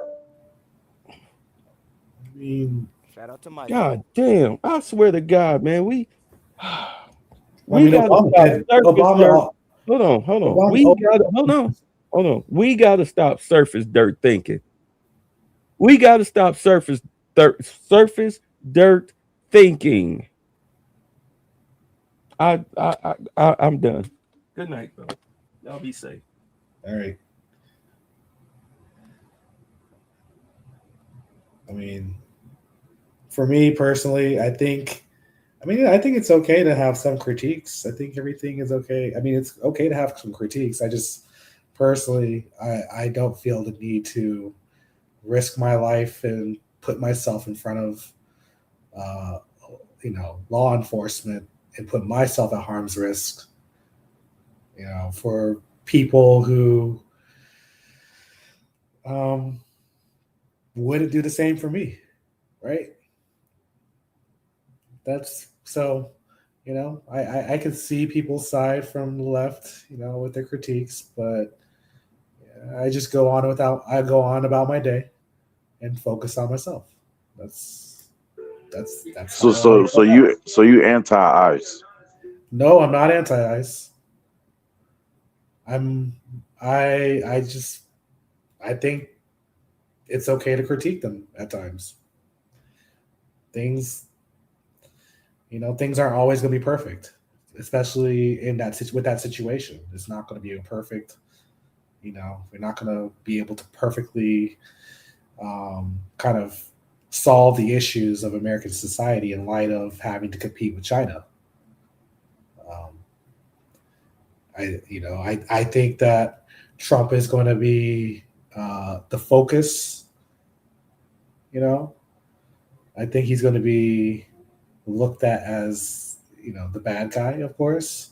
But I think that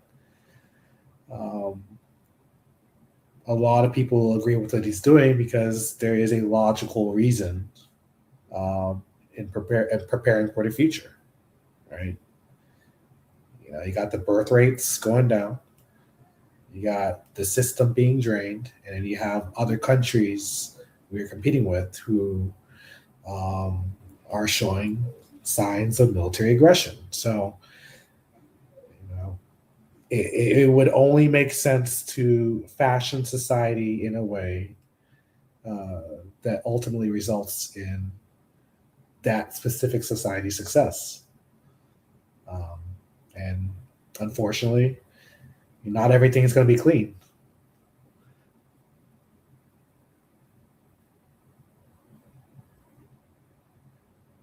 That's just my opinion. I'm not going to go. Everybody thought Trump was going to fall hard because of these Epstein files. I don't know. I don't know how that's going to happen. Well, we just now getting started. I wouldn't clear Trump just yet. I think those files are going to be damning, but I also think that, you know, the powers that be see what is necessary in our society, and they see Trump as very useful for now. And I don't think the Epstein files will truly make their impact. I've also asked this question. If they had the Epstein file since the Biden administration, they could have done this 4 years ago. Well, you know what it is, Charles. That neither side wants to open up a whole can of worms here. Because Too many people get exposed. This is nuclear football. Remember when Mike Jackson was told that he was a pedophile? Yeah. Come to think about it, he might be actually the hero. Yeah. But guess what black people did? Tell us what they did. Turned their fucking backs on him and made fun of him. And that's why I do not like Cat Williams. Because I remember that fucking comedy special when Cat Williams sat up there and ran his mouth about Michael Jackson without no proof. Uh-huh. And guess who was the realest motherfucker of them all? Michael Prince. Jackson. Prince. You know what he said? And it makes sense now. Listen to what I'm about to say. And this was in front of Chris Rock trying to make a joke about Mike. And Prince almost got up and left. That's how pissed he was. And he said he had to calm himself down and said, look, number one, you don't even know what's going on. You don't even know. Mike knows a lot more than what everybody thinks they know. And what he's doing is actually good work. And they wanted him to turn against Mike so badly. But yet, listen to us. They let your heroes go by the wayside, right? Yeah. The one thing we do a good job of is throwing our heroes under the bus. Throw our people under the motherfucking bus. We do it like no other. I always use Vince McMahon, and you done heard me use Vince as the example. Mm-hmm. No matter what Vince McMahon has been fucking accused of, you never see white folks throw him under the fucking bus. You don't even see his goddamn wife do it. No. I just had a thought. You know, if you, let's say you're high profile like Mike, and you knew exactly what was happening to these kids on Epstein Island, wouldn't you break a little bit internally? Would you? There a part of you inside would be broken. I don't know. I feel like, you know, the creation of Wonderland and that focus on children may have been a sign of witnessing that personally. Who knows? For all we know, Mike was touched when he was a fucking kid. Maybe that, and then also seeing that in other Mike, people as well. If the FBI does a deep dive into all your does a deep dive investigation for years and they can't find anything, They investigated him for over a decade. they couldn't find anything. Yeah. And they're good. We know how, and now we know the extent to the type of surveillance the FBI and can use on the civilians. So, and this is what I'm saying about this whole Epstein shit. It's no fucking way you gonna tell me that DC didn't fucking know about Epstein. They all do. This shit goes way past touching kids, man. Our entire government is fucking compromised at this point. And anybody that I still see trying to hold on to one side versus the other side and all that shit, the dog, you just purposely doing this at this point. The whole fucking government got to go at this point. I mean, at this point, another country could use what went down there as blackmail in order to extract what they want from that government. Yeah. The United States. Half of DC is compromised. The Treasury, I mean, the fucking the Federal Reserve, Wall Street. I mean, ABN. What did the French populace do to the elite after that? I can't really hear you, bro. You low. Oh, shoot. You real low. Barely.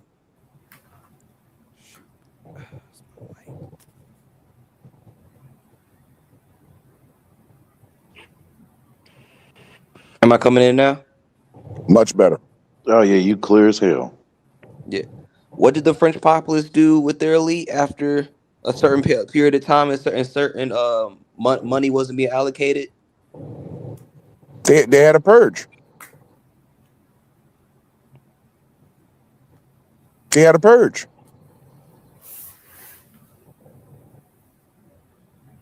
That's why the French today have healthcare, free healthcare and shit. Yeah. And the French take great pride in that. We're the people that drag King Louis out the fucking castle and cut his fucking head off. Well, They take a lot of pride in that. I mean, having universal health care is a form of democratic socialism. A lot of shit is socialism in our country. The fire department, police department, the library. I mean, want to acknowledge that. literally, if you're bleeding out in the hospital, they have to take you. Yeah. Like, there's a lot of shit that's socialism in our country. I mean, most of the world is mixed economies at this point. Yeah. Yeah. It wouldn't function any other way. The Family Medical Leave Act is a form of socialism. Yeah. If China hadn't incorporated capitalism into the system, they would have felt like the Soviet Union. They would have failed, yeah. And going back to what Charles was talking about, throwing people under the bus. Chairman Mao made his mistakes. Mao Zedong made his mistakes, right? A lot of people call him a monster and all this, and he was a dictator, and he was this, that, and the third. Okay, he made his mistakes along the way. But when he died, the Chinese didn't throw him under the bus. You would not have the China that you have today if it wasn't for him. Yeah, he prepared. He made his mistakes.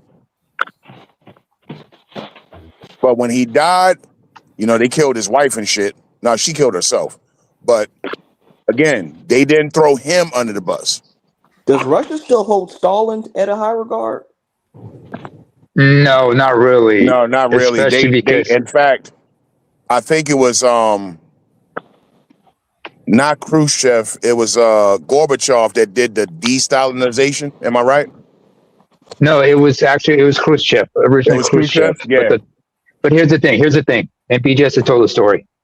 Stalin had the foresight about this situation because Stalin wrote 2 letters. And they were meant for whoever succeed him. So the first letter, you're supposed to read it in case when you have to go through a crisis. The first letter you open when you go through your first crisis, and it says, "Congratulations, Conrad. If you're reading this letter, that means you're going through a crisis. So here's what you're going to do: pin it on me. That'll give you some time to regroup and try to fix and turn things around. That'll give you plausible deniability. So blame it on me." So he said, "All right, we blame this on Stalin. I had nothing to do with it." The second time he had a crisis, he opened the second letter, and it said, "Write 2 letters because you got to hold this L." That was Stalin. But the thing about Stalin is hated. Most people despise Stalin for one thing. He wasn't an ethnic Russian. He was actually a Georgian. That's more of a reason for them to throw him under the bus. But Khrushchev, Brezhnev, all the others, they were all ethnic Russians. When you were asking about China, were you talking about Mao Zedong or were we talking about Deng Xiaoping? Mao. Mao Mao, for his faults and everything, he did set the base, but it was Deng Xiaoping who turned things around. It was Deng who put China on the trajectory that it's on now. So after him, Jiang Zemin took over, and then Hu Jintao, Wen Xiaobao, You and now gotta Xi look at Jinping. you gotta look at the way history is. Mhm. Okay. Was Nixon very loved when he took us off the gold standard? No. No, he wasn't. But what did taking us off the gold standard do? It made us very uh, free not to rely on other people's fucking shit. Because France damn near had you by the balls Mm. because of the gold standard. It's When did basically, you guys go off the gold standard? When was this? it's like what, 75, 72, something like that. But It was when Nixon that took us off, right? it was Nixon. Yeah, but when? I want to say 72. I could be wrong.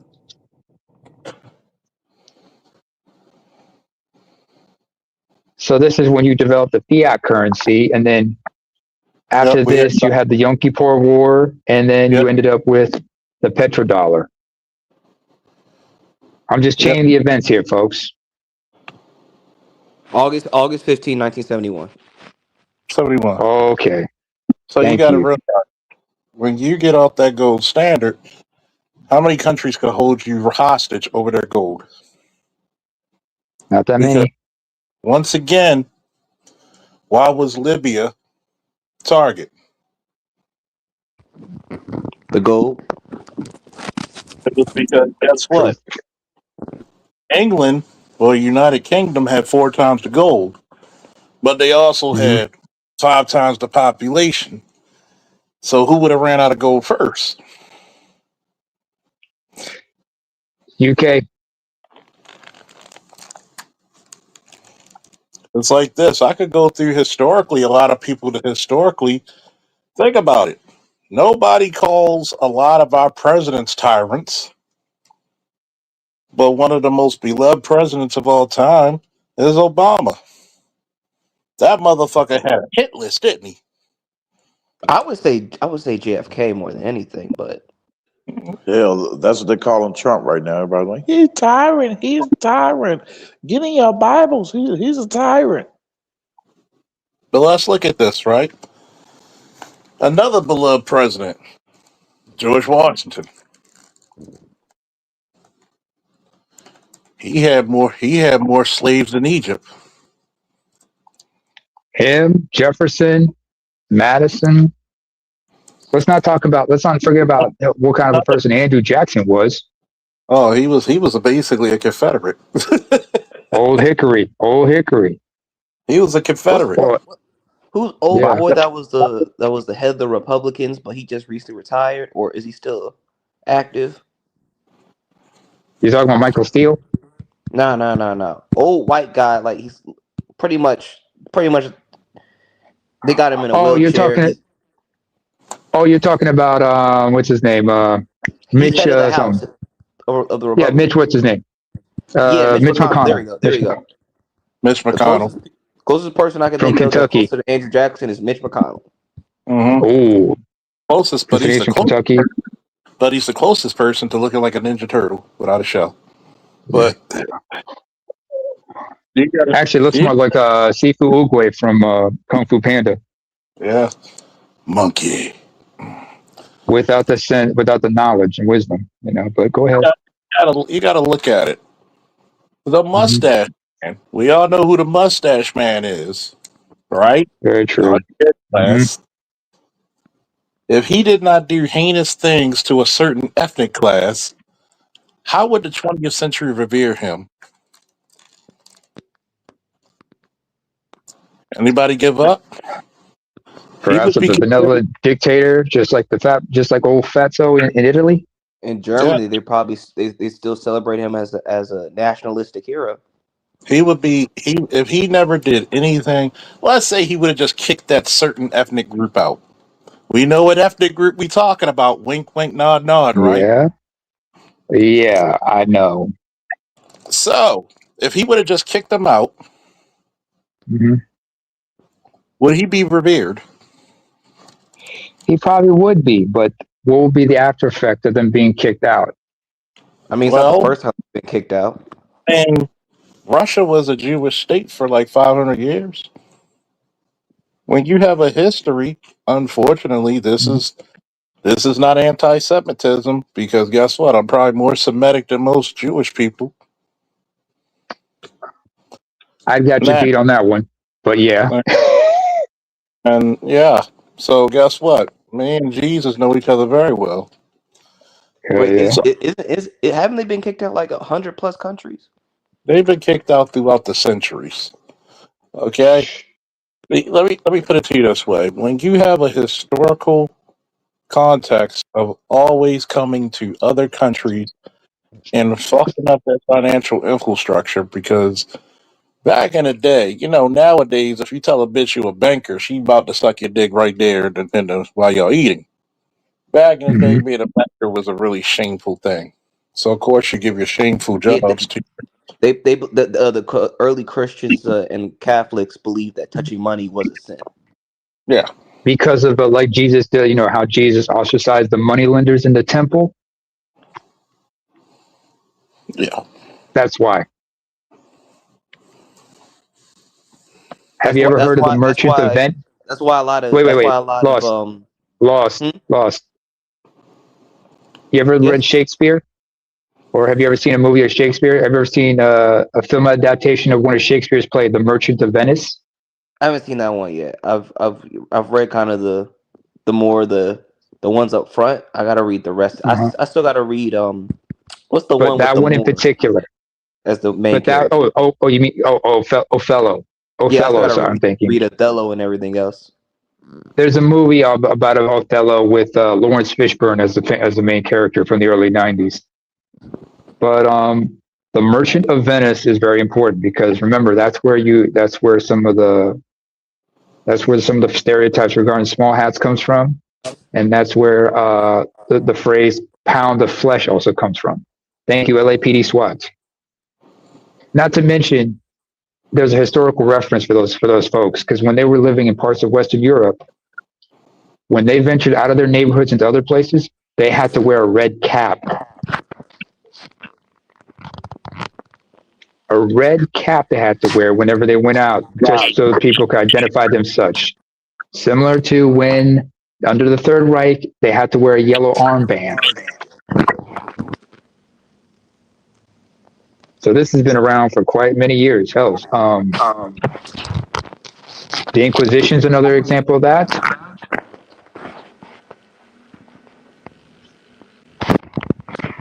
People forget like what happened in Spain and Portugal with the Inquisition. That's why so many had to either cross the Straits of Gibraltar and settle in North Africa, or they head north into France, Belgium, the Netherlands. That's why they're so sensitive about any spotlight on them because they say like, "Yo, we don't want to be kicked out of here again." They don't want to get targeted. Hell, if you think the race riots y'all went through were fucked up, it's not. It's like it's nothing what they had to go through. They had to go through something similar. It's called a pogrom. It's one thing to get fucked with, Mm-hmm. just getting fucked with, but when you're doing handed shit and messing with Mm-hmm. economic systems in different people's governments, you should expect to get fucked with a little bit. Allegedly. Allegedly. Allegedly.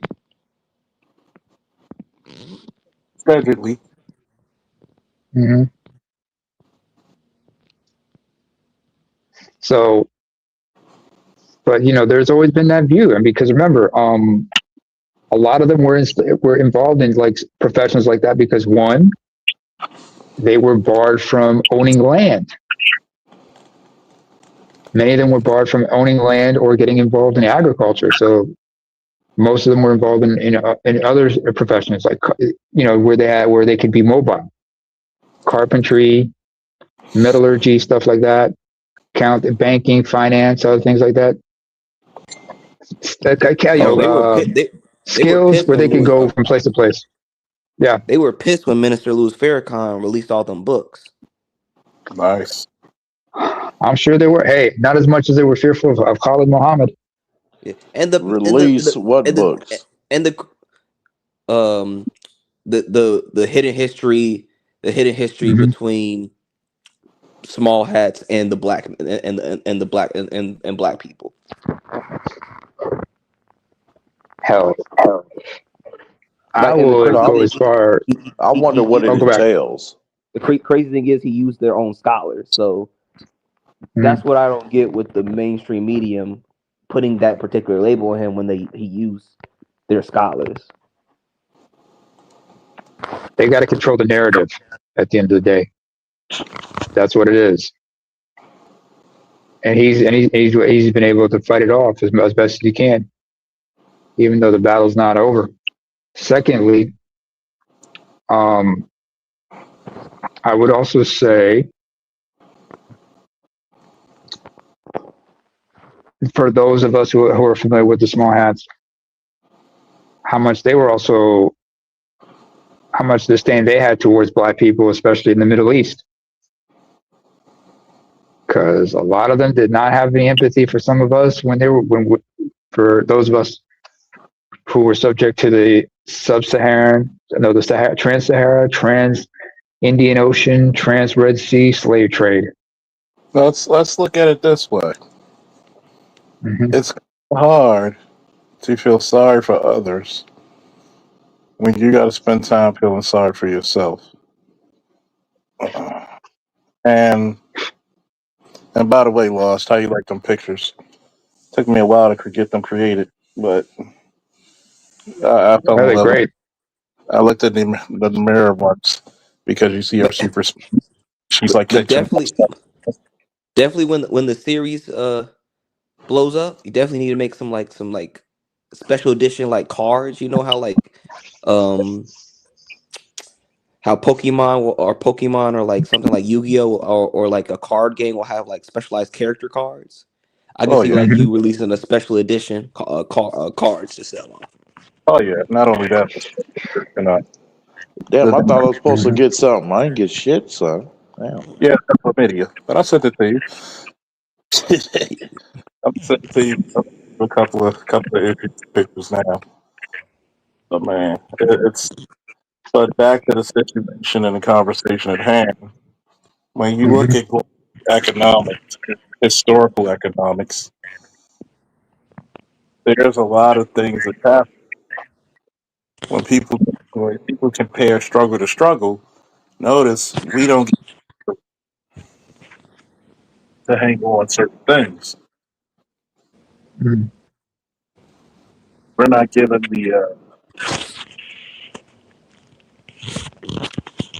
not given the allowance, so to speak, that other races of people have given. And the shamefulness of this,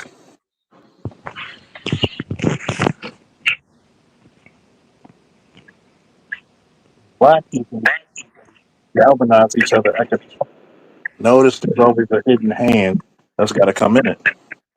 This is why for years I said we're not organizations. We can't allow other races within them. Not because of racist reasons, it's because everybody and their grandmother wants the right to rule. So delineation. And thank you, Mr. Moore, for the $5 holla. Let me see, hook you up for this one, hook you up for this one. Hey, fuck it. The movie coming out this summer. By the power of Grayskull.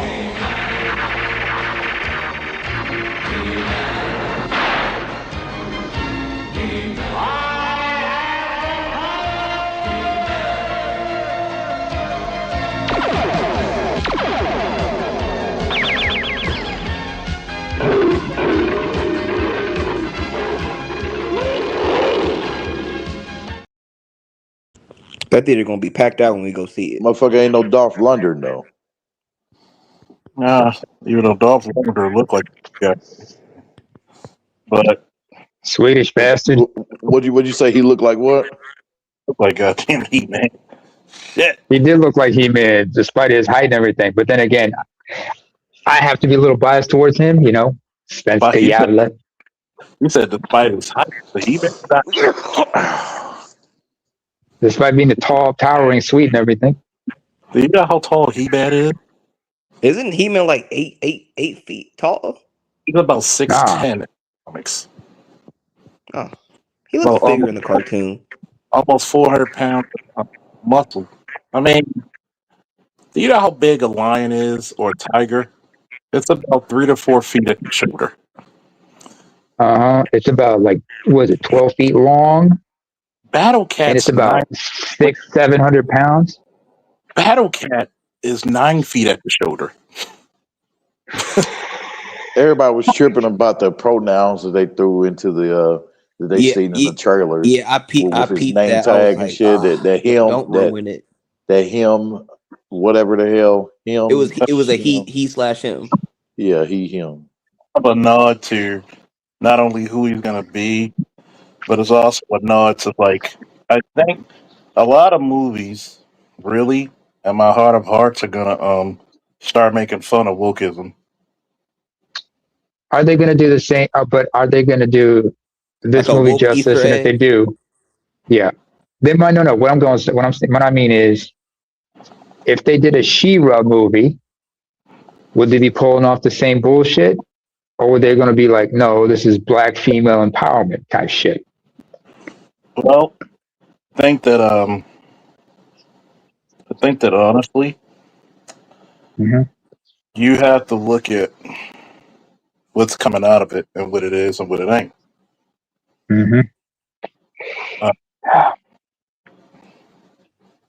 Which is why I asked these certain questions. And you remember the discussion we had a while back? Do you remember the discussion we had a while back about comparing He-Man to She-Ra? One has the power, the other talks about the glory. Honor. And honor, what are the 3 things female protect? Family reputation, the honor. All right. The honor, the glory, which I said, glory, and the imagery. And the what? The imagery. The imagery, all right. Does Melania, does she embarrass Trump? Never. No. She barely speaks. Now look at Gynocrat Supreme. Ooh. Michael? Michael? That's fucked up. Yeah. Gynocrat, Michael Robinson. Look at the Gynocrat Supreme and look at the relationship of her presidential husband. He literally loathes his position, even though that's the whole reason that we know she exists. Why do you think back when Chris Rock had that comedy special called Kill the Messenger, he said if Obama was going to be president, he needed to have a white wife. A black first lady was going to be a problem. The latest clip that went viral, that's the clip that was circulating throughout Twitter, X, and Instagram. It was Bill Burr and Chris Rock talking about a black first lady. Yeah. And Bill Burr is black, married to a black woman. Yeah. He talks about how much he and his mother-in-law see eye to eye. He literally said it to his wife's face, like she needed to shut the hell up. It's awesome to hear him on the Joe Rogan's podcast. It's awesome. Bill Burr? Yeah, it's awesome to Billy hear. Burr? I'm just glad to hear them two together. To hear them two together is pretty cool. Man, I wish Patrice was alive. If Bill Burr and him Oh could have a podcast no. I'm sorry to say this, but I'm glad, not to be facetious, but I have to say I'm glad he's no longer with us, because you got to understand, Patrice at 6'4", 6'5", he was like 350, 370 at his heaviest, type 2 diabetes and whatnot. No, he knew he was going to be gone. He would not live to past 40. Uh, If he were alive, I would wonder, I would if he had taken care of himself, everything. Yeah, but no, he was a time bomb. I think But he I'm would have talking took. about him and Bill Burr having a podcast. If they had a podcast, it would have been great. But him, Jim Norton, everybody, they were having these kinds of conversations on Opie and Anthony. Did you know that? No, I know that, but I'm They just were. saying, if he was here current day, I would love for him and Bill Burr to have a podcast. As like more older seasoned comedians, just talking shit, like and kind of Them, like how the world is today. everybody from Tough Crowd, Greg Girardo, Colin Quinn, Nick DiPaolo, because Greg Girardo died like sometime after Patrice from an overdose. Jim Norton also would have been in there with them. Louis C.K. If he would keep his hands off, is what you call. If they had that conversation, they would have been, Patrice and Dante. They probably would have, evolved together. I just said, look, I understand. I wish Patrice was still here, but I also have to be honest, and realistic with the fact that if he was still here, would he have been okay? We're gonna go off a hypothetical of his health. To me, I think you got ways to deal with it, so he probably would have lasted longer. So, if he would have been on a podcast, the part one, he probably would have he probably would have been more famous than he ever was on stage, and just as funny. Sold out a quick easily. I mean, Shannon Sharp says like more people know him off his podcast. Like most people didn't even know that he did sports until they looked into his thing, and he's like literally he's literally arguably the top player of his position in NFL history. So he's a Hall of Famer, 3-time champion. Go Ravens! 3 Super Bowl winners. One with the Ravens, 2 back-to-back with the Broncos. Let's not forget also. I have, why I have so much respect for Shannon and Charles. If you remember, the Ravens when they won their Super Bowl that week when they had Media Tuesday, everybody was on Ray Lewis's ass about what happened the Super Bowl prior when he got arrested for some shit for a crime he allegedly committed. Shannon had to come out there and had to step in there in his defense and tell them, get the fuck off my man. Get off his back. What happened. We're talking about this Super Bowl. Leave him alone. I'm tired of y'all talking about my man like that. Shannon was known for talking trash. And he can take as much as he can give. He gave, and so he still handled it like he needed to. But I will say, a lot of people don't remember, the football greats. Like, the younger generation, they're not into football like that. Well, because they're soft. But here's that too. Hey, Patrice had a joke about football being whack, but go ahead. That's the part where we get about it. And I'm going to step aside. Not just, this is one of the reasons why black men need their own media. Remember when you talked about, Ray, about the pronouns? Yeah. And by the way, yep. If you notice the name tag, Glenn, that's actually Queen Marlena's first name, Marlena Quinn. She's Colonel Marlena Glenn. And I'm happy they made Queen Marlena the badass she was supposed to be. If you ever notice in the series, Queen Marlena was one of the she's the closest to Felicia Rashad in elegance and animation. But you put her, if she needed to, she got inside of a fire jet. She was not only an astronaut, She was also a fighter jet pilot. Ooh. She was bad motherfucking fighter jet. No, that was a bad father fucker. But yeah, Well, too. we got to be So inclusive, man. I guess I don't like it, but I need to watch the animated series, though. I think. Ain't nothing wrong with saying father fucker sometimes, you know. But I think I I had a need to watch homegirl. the Go animated ahead. series before I watch the movie. I'm a victim of good father fuckering. Oh Lord. Did you say that? Did y'all say there was a new animated series of the He-Man show? Yeah, they have He-Man. it on. If you He-Man look on, Revolution. and there's Revolution and Mhm. there's Revelations and Revolution. So Okay. hopefully And then this you also have the revamped animated series on Netflix. Jimmy, you're not whine about the animated series. As a matter of fact, encouraged them so we can finally see She-Ra, Princess of Power, and we haven't seen her in her. We don't count the Netflix She-Ra. We want to see actual Battle Heart and She-Ra without the lesbian LGBT shit. Let's Oh give it yeah, I the shit. didn't. Once I saw that in the trailer, I didn't touch. I didn't touch it. It Shit. was first. It was good the first 2 seasons. After that, it got awful. Uh-huh.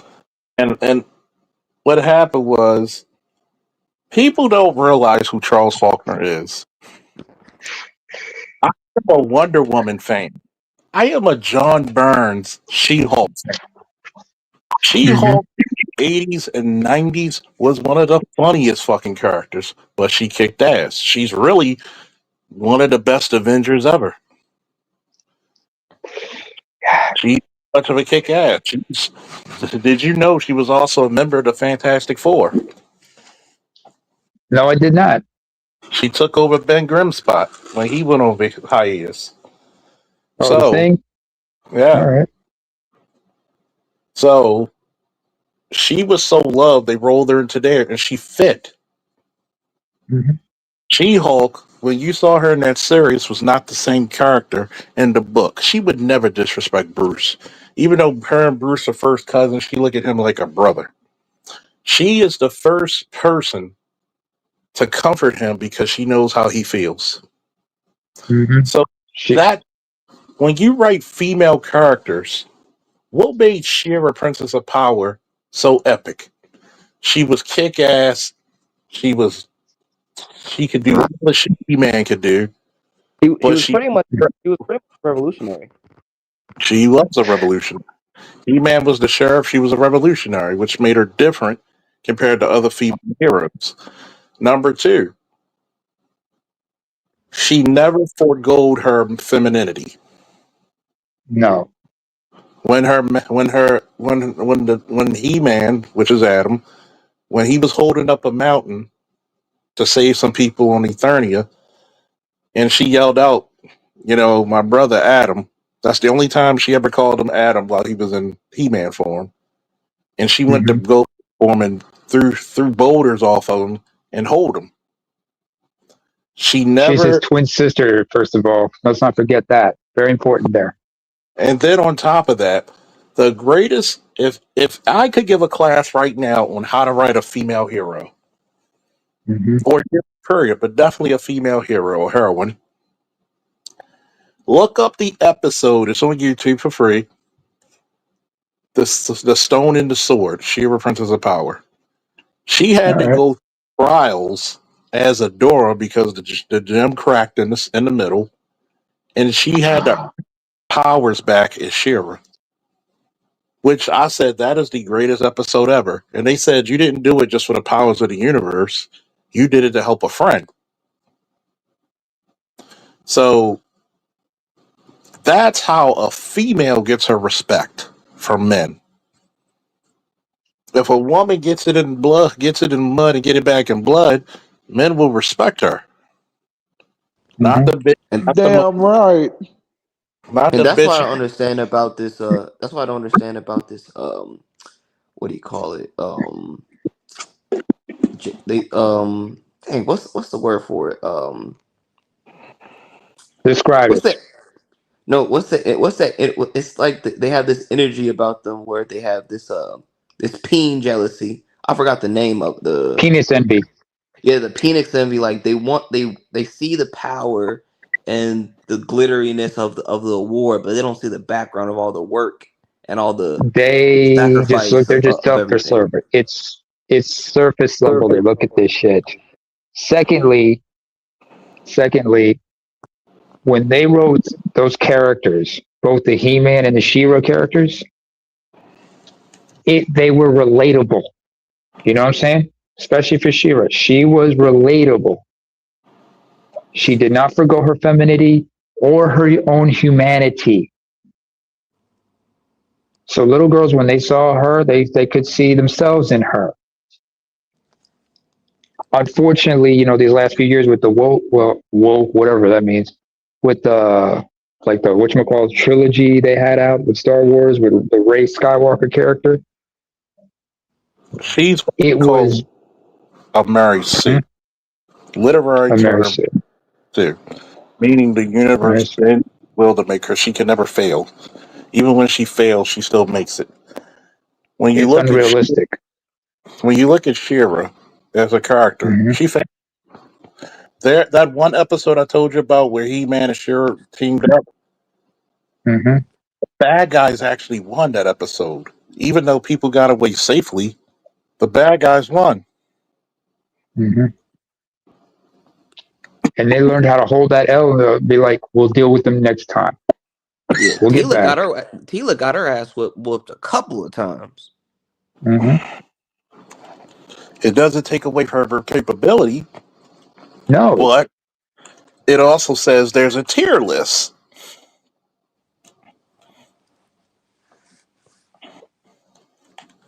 there's levels to this shit, man. I mean, just like what's his name? Look at this like in sports. What happened to Muhammad Ali after he got defeated by Ken Norton? Did he just give up? No, he came back. Even though Norton, broke his jaw, he came back afterwards and won the belt. But that's how I knew that She-Hulk was when I saw the first episode. I knew that a chick wrote this because there Yeah, was no humility, there was no willing to learn, no humanity. curiosity. It And you was like, brought Yeah, in oh, and they brought in the dishonorable Megan Thee Stallion, which definitely killed the show. Meg the dude horse, as AB Media would refer to her as, and And they was it twerking just too. those. Oh, don't get me started about that. And You the gotta person they had to go ahead. go ahead. No, you go ahead. You gotta remember when you're writing characters, right? Hmm. If these characters are not heartfelt and you're making them too perfect, you're giving us all what? Trash. Trash, garbage. You're giving us, even though some of the stuff I'm writing is fantasy, you can Hmm. tell when they fail. You can tell they came from a place of loss. You can tell where these characters actually came from a place of hurt, Hmm. disguise, or restraint. And it was saying about the shows back then of how they had a bunch of dark undertones and shit. This cat's already did videos of that. He-Man, Thundercats. And I don't know Well, about Yeah. She-Ra, that there was any dark undertones in She-Ra though. She-Ra had dark undertones. I mean, what was the one thing you saw constantly in She-Ra Princess of Power? It warlords, revolution, death starts. around. What's the one constant theme you saw in that show? It started with an S. Struggle, You, slavery. Oh yeah, slavery. he was enslaving the populace. She-Ra was a force who enslaved and or killed people. This is why when you hear some of these people who talk about He-Man, Prince Adam didn't exist to the cartoon. The King and Queen did not exist to the cartoon. So he was a barbarian, so he killed people. He had to. Because wasn't Shira? Didn't she believe that they was helping the populace? And then once she got on the ground floor, the rebels explained to them what was actually happening. A little bit like that, because you got to think she was raised. When she got kidnapped by Hordak. I mean, it's not like the story hasn't been out for 40 years, so we'll talk about it. She was kidnapped by Hordak, and he made her a force captain, which means she commanded units on behalf of the Horde. So when He we said horde, folks. Horde, not whore. Not WHORE. no, Some people he may have bad hearing. Some she people have did not. got bad hearing, fam. She did not. He did not have a whole unit of Megan Thee Stallions or Cardi B's. No, Or Sexy Reds. or Sexy Reds. Oh, that's the Horde. That's the Horde Brigade, Special Forces Horde. Um, you have to look at it for what it is versus what you want. That being said, when you look at these stories, this is the reason why. If you watch the cartoons, especially around Lost Age, he's probably never seen a male lose to, especially a boy. He's never beat a girl in a contest in any of these cartoons or shows. The girls always had to be superior. The only time I saw was like when I would watch like the old cartoons, like but Ben 10 and everything like that. Gwen was the smart one, Ben was dumb and goofy. Mm-hmm. Adventure Time, Princess Bubblegum was the scientist. Like Jake and Ben were more like the muscle. So they were just playing around, goofing off. Even though Regular show, Mordecai and Rigby, they were kind of the fuck ups, and kind of like their female counterparts was like more of the smart ones. Hey, I'm gonna just be putting videos just talking about He-Man, Masters of the Universe. I'm gonna just put the links in the private. and if you think about it, right, I want you to look at it where you can look at it and say, hey,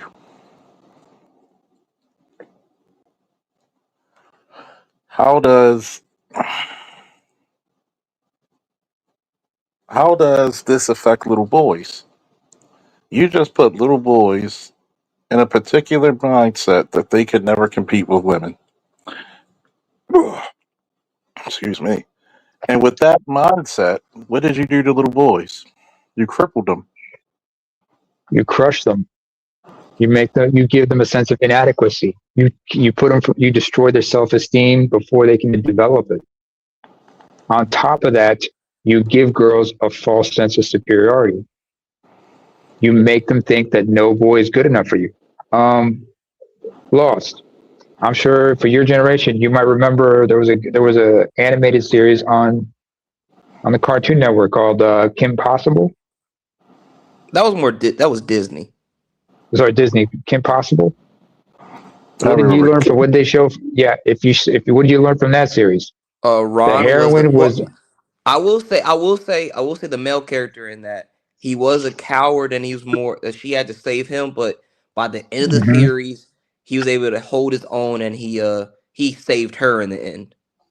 It took him like 5 seasons. It took 5 or 6 seasons. His character had to learn. He had to learn how to harness the power of kung fu that he had in him, the power of the monkey fist. But until like the last by the final season, he became more independent and functional on his own rather than having to be kind of like he was more. It was kind of a flipping of the roles where she saved him and he was more like the princess that needed saving. Yeah. And if you look at it, if you notice in the 80s cartoons, they might have had to save the girl, but there was a lot of kick-ass females like Firestar from Spider-Man and His Amazing Friends. She was a hero. Everybody loves Cheetar. When the fuck was she she saved the entire team before. several times. Of course, I Tila, remember. Lady, Yeah. Every chick on G.I. Joe. every chick on G.I. Shit. Joe. Tell them, every chick on G.I. Joe was a bad motherfucker, weren't they?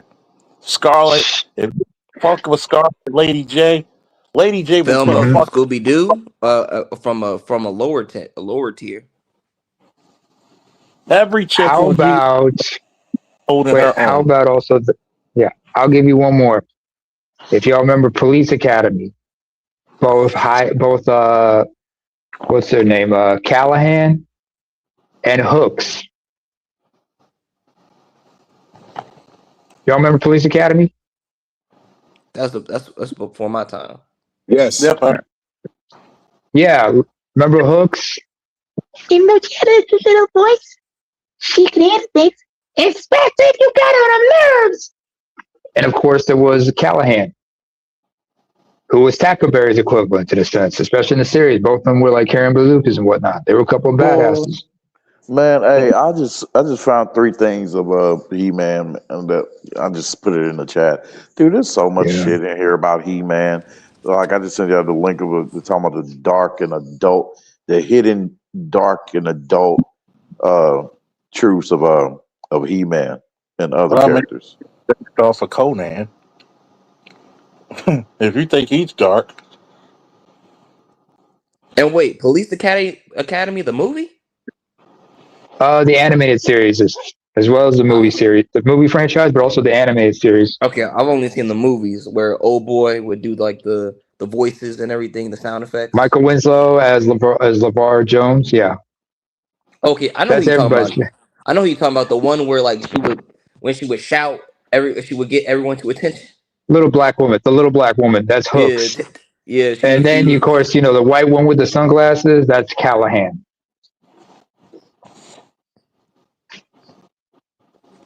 But then again, my favorite characters were, Jones, the one who does the voices, and the trigger happy white guy, the Tackleberry. But let's not forget about Hightower, who was played by Bubba Smith. Yeah, I miss those slapstick comedies. They would all get canceled nowadays, sadly. oh yeah. Like there's a lot of shows that I just look at and I'll be like, you gave us 50th version of Ben 10s, but you couldn't keep fucking Young Justice on? You sons of bitches, Cartoon Network. Yeah, like I remember, like the 2000s was like the great time of the slapstick comedy. Like you had the girl next door trope that I grew up on. You had the kind of the loser duo in high school that would kind of like get the comeuppance on the bullies and the athlete and the jocks, and would like Mhm. kind of rise above the ranks. Oh yeah, those are the fun ones. Did you ever watch Afro Samurai? I saw a couple episodes, but that was like early 2000 when I wasn't old enough to. My parents wouldn't let me Yeah. watch Adult Swim at that time. Oh, Or the Boondocks, for that matter. But for different. They gave me what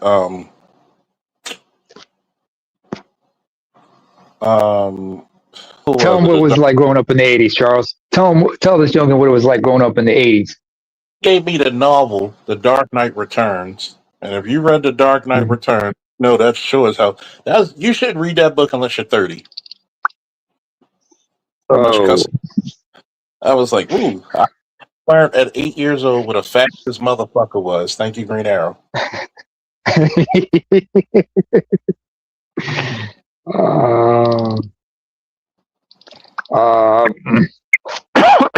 Excuse me, man. Damn you, Charles. Now I got the black lung. Why are you such influence on me? Now I picked up cigars. Now I got the black lung. Shit. Well, Shit. could be very. I should say you have the black tongue. I mean, shit. You put that same tab they put on your fucking side mirrors. They're a lot bigger than what appears.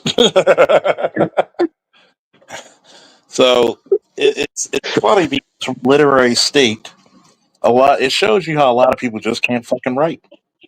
And if you want to go back, but you gotta notice Hollywood is always going back to the 80s, the 70s. Hell, even some of the 2000s. Your idea is original, man.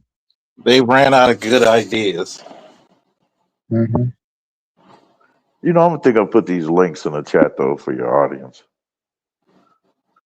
Oh yeah.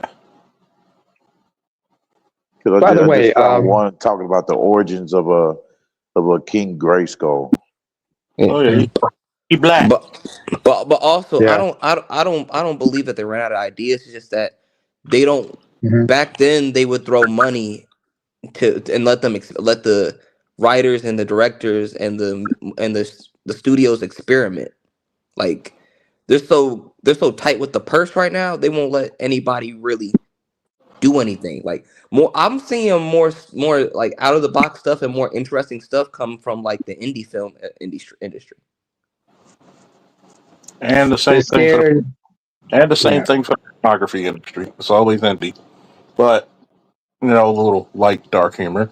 But that's always true because now you have more ways of displaying creativity because Hollywood always got to have a little agenda. We're not going to give you this money unless you put some type of think about it. The Buzz Lightyear. Did you really need to put a lesbian couple in there? No. Because I remember Dr. Green Gorilla and then Dr. T.S.on Johnson and BGS. I think they said it just it was Dr. T and then Dr. Green Gorilla. They was talking about like how like there's literally like a list that's sent out to be like, hey, we'll give you this amount of extra money if you put in this type of character. Mm-hmm. Why do you have to have a character like that in the first place is my question. And I remember virtue signaling. Virtue signaling, and because remember Snoop Dogg said he took his grandson to watch the Buzz Lightyear movie, and he talked about he got uncomfortable trying to answer that question. He didn't want to answer that question. I'm like, first of all, I get it. Your grandson's like, Gramps, how come how do two women have a baby? How could two women have a baby? And he's like, first of all, I just came here to have a good time. Let my kid watch my grandson, watch a Disney movie, not this shit. What the fuck? Then you Charles, how is this age appropriate? Hey Charles, which He-Man was you upset with? You was upset with something about He-Man. One of the He-Man. That's the best ones was the 2002 Cartoon Network, which it gave a lot more information to the mythos. Yes, if you didn't know, Skeletor's. Which one? The 2002 Cartoon Network. Too bad they only gave it one season. That's about 2 to 3. No, 2 seasons. Yeah. About I 2 only to gave 3. it one. Not 2 to 3. If they would have gave us an extra season, they would have brought back She-Ra the first time in 30 years. Matter of fact, if you ever want to look at one of the hardest covers ever, for one, believe it or not, when DC got their hands on Masters of the Universe, they did their good job. They did a fucking fantastic job. The covers alone, whoever was the cover artist, go look up, what was it? The 40th anniversary of She-Ra. That was the 30th now, because last year is the 40th anniversary of She-Ra. 2014 She-Ra cover, where she's in the middle, and you see all the forces of good and evil in a distance on the left and right side. Jesus Christ, that was a beautiful fucking picture. Jesus Christ, that was beautiful. Like, when whoever did the work on that comic was fantastic. And if we would have got the She-Ra back on cartoons and not this other ghastly shit, like you could tell She-Ra the Princesses of Power. That was just you're killing off your population anyway because you're trying to teach girls it's okay to be lesbian. If you want to do it, wait till you're grown to do it. I remember, if I may, I remember on AB stream we were talking about something like this because, like, you know, it was Elmo and everybody, they were talking about Pride Month, and I said, listen, if we're gonna talk about this shit and you want to educate your kids about this stuff, make it age appropriate. Because some kids, because I understand that kids are going to have asking questions about this, but you got to have these discussions when it's age appropriate and gradual. I just don't think that, you know, you should be foisting certain things down people's throats like that. You know, you're violating children's innocence. Whatever happened to like good old cartoons? This is why, by the way, if anybody's got ever checked out a streaming service called Plex, you can find all the animated series from the past that way. Yeah. Also, Nema, and then they try to they try to reverse it, like, oh, what if it was what if they were straight? Would you feel comfortable with them kissing? I was like, I don't want to see anybody kissing when there's kids around. You got Disney movies where they kiss and everything, and it's a simple kiss. No, but I'm saying, like, I don't even want even if it's a boy or a girl. I said I don't want the kissing either. No, if it's a straight couple and they kiss like in a Disney movie, that's one thing. But you don't want to do that in front of kids. But that's what I'm saying. I was like, they try to reverse it when they say like, hey, we shouldn't be having two men or two women kissing. They be like, oh, what if it was a straight couple? I was like, still the same thing. That's normal. Like, it's still the same. Yeah. But I get it. It's like, you know, sometimes, you know, they will kiss, and that's like, it's just an innocent thing because it's seen as innocent at that time. Disney movies in the past, you know, where it was a straight couple they kissed, it was a normal thing. Well, hey, so basically, to put it straight, so we got to here because you know, there's talks of them putting that in the She-Ra, into the She-Ra movie or whatever, whenever they bring her out. I mean, I'm looking at this. I'm like, you know, I think, you know, on your side of the Atlantic, yeah, you got your hangups. Over here, we got our hangups because I live in Europe. But the Dutch model says you have to educate kids, educate the kids in a way that's age appropriate and gradual. But I also think that parents should also have a say in what their kids should watch and not watch. And the ratings of these shows is questionable. Man, these motherfuckers been watching like Family Guy, Futurama. Oh, don't forget about The Simpsons, The Cleveland Show, American Dad. American Dad is just way over the top because remember, you got an alien that's a switch hitter. Yeah, those three shows, they made it a point to take it a step above The Simpsons. Mm-hmm. Family Guy, because remember, there's all created Family Guy, there's The Cleveland Show, and Family Guy, all created by the same person. Yeah, because I don't think Roger, his species in the like they do a background of his species. They don't really have male or female kind of like that in their species. It's like his species is like you find a mate, and then I guess I don't know how it works, but they're able to populate with each other no matter who it is. That's because Seth MacFarlane not really talented. Maybe we can't hear anything. Not to mention, yeah. No, I heard what he said. Not to mention, Seth MacFarlane. You talking about the creator of Spawn? No, Seth MacFarlane. No, that's Todd McFarlane. Todd McFarlane is the creator of Spawn. Yeah, Seth MacFarlane's the creator of Family Guy and all the other series, spin-off series. Oh yeah, you're right. My bad. But Nema, I couldn't hear what ABM said. What did he say? He said that's because Seth MacFarlane isn't that good of a writer. Oh. Well, you got a point there. I mean, Roger the Alien from every now and then will end up shitting out a gold nugget filled, with precious stones encrusted on it. He'll shit out a giant golden turd with diamonds and sapphires and other precious gems in it. Yeah, and didn't he get pregnant one episode? Supposedly. Yep. I think Roger's been known for like having so many personas. I want you to think about it, Men right? and women.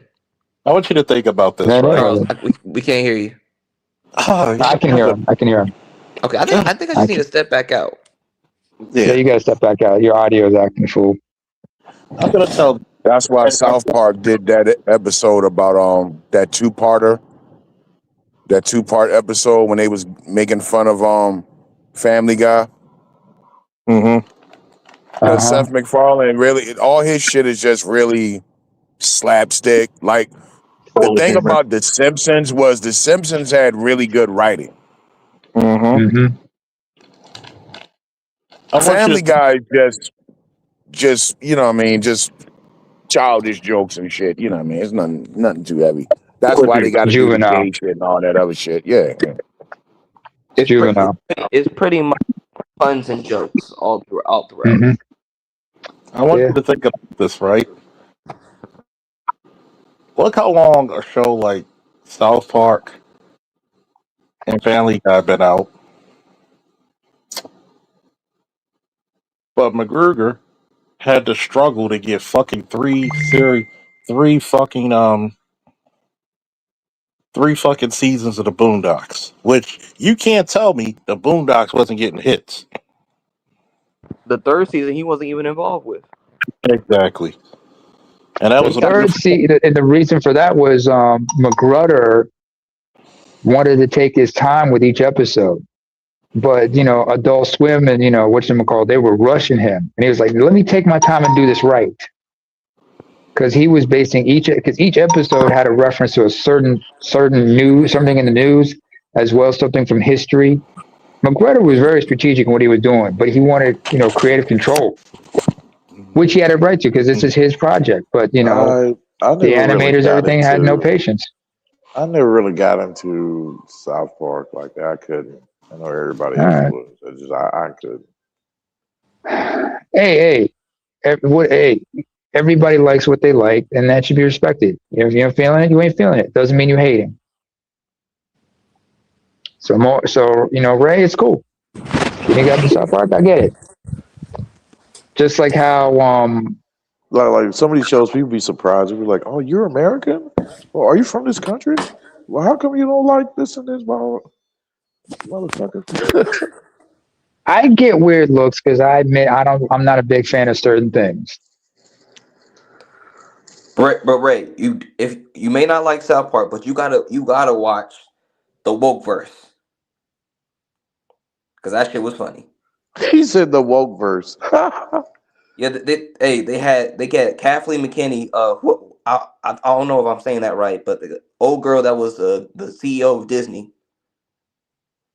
Oh, Kathy Kennedy. Yeah, Kathleen Kennedy. They had her in South Park. Like they called it the Wokeverse. And where they had it was a special they did for like a couple weeks, and they was like, hey, make it woman, make it gay. Oh, where they had the alternative world. Oh, where the alternative universe, and is where Eric Cartman is a black woman, and the others are like white females, and Kenny is like an Asian chick. Yeah, and they're all lesbians. All lesbians and shit, like, and somehow Eric switched with his counterpart. I'm gonna drop the trailer so you can see it, right? That shit was funny. Hey. Speaking of South Park, it got back to Kathleen Kennedy. She was pissed. She had every right to be pissed, but then again, who is she going to complain to? Comedy Central? Because they're the ones because that's who. Which network is South Park on? I believe Paramount. Paramount, and Comedy Central is on Paramount, right? Yeah, okay. I don't know. Yeah, I know. Actually, it is. I forgot. I remember Comedy Central is on there, and so Paramount, everything. But Paramount, they're going to green light it. No, Charles will be back. Don't worry. If they green light it, they don't care. Kathleen Kennedy can say whatever they want. They probably looked at the creators of South Park and said, "Listen, fellas, you're going to have to take this hit for now, but don't worry, we got you. You guys are going to have to take a step back. You guys are going to be, you're going to get, you're going to be on leave for, with pay." We're gonna bring you back afterwards. Man, I'm watching 10 shows, dude. 10 Y'all got to get shows. Plex, man, because that's when you can find some of the old animated movies, like animated series from the past, like Mask, Brave Star, all that great shit. I mean, shit, I gotta get down with one of these shows I'm watching now before I can fit another in my slot. So, Which one? yeah. Oh, that He-Man. All right, I gotta start on this. I got Plex, and you can find all those shows, right? And I just found like Thundercats, Silverhawks, and Tiger Sharks. So I'm gonna have fun. I would like to. I mean, I don't know. I would like to stick to my apps because my apps has all those shows on there. Yeah, there's an app for that. Don't worry. Yeah, man. I ain't gonna spill the beans of it on here though. You know what I mean? But That's cool. But yeah, but I get all that shit on there. Damn it. Lucky you. Yeah, Lucky motherfucker. the servers may go down one blue moon out of 15 blue moons. Shit. Temporarily just jump to another movie app. Yeah. With the same just shit. like how I got hang on, I gotta do some search. I gotta start searching, find some other set things like hang on.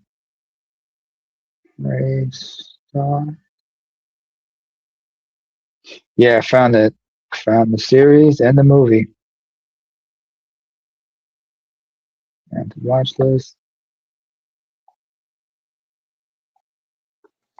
I'm looking at these animated shows and shit, anime, whether it be American or Japan. Oh shit. He may be coming back. But No, I'm still here. Yeah. These animated shows that came out like 2 years before I was born type of shit. I'm like, oh damn it. I'm like, okay, I see where these motherfuckers got their shit from. I see where they got their juice from, damn it. From these from these OG shows, huh? Okay, because boy, these motherfuckers, boy, back then, boy, in the 80s and 90s, boy, they were showing some shit, you hear me? Some shit that's kind of hard to describe kind of shit. But still shocking all though.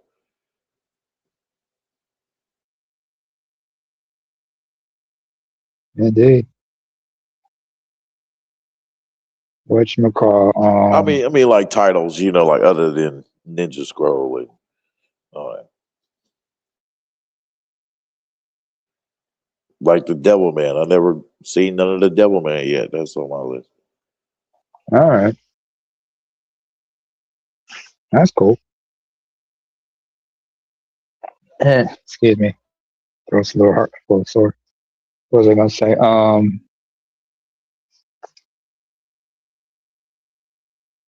right, later, Big Mo. Lost. Let me ask you a question. Lost? Yo, what's up? All right. You ever watched any Nickelodeon along with Disney? Yep, Disney Cartoon Network, Boomerang, all of them. Let me ask you, did you ever watch an animated series called The Ren and Stimpy Show? I watched a couple episodes every now and then. It's just, it was the animation just threw me off. I'm going to tell you something. You had to be a little psychotic to understand it. 10, 11-year-old me, when I first watched that, I realized, yes, there's something seriously wrong with me. That's why I'm drawn to this shit. It was a little weird, disgusting, and just out there. But but when I listen to the backstory of what happened with the anime and whatnot, I'm like, oh shit. What the fuck?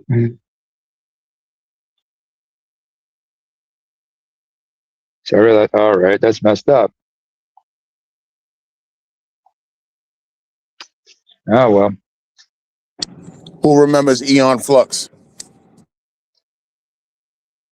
I've seen the. I've read. I saw the movie trailers from the movie with what's the name? Uh, Charlize Theron.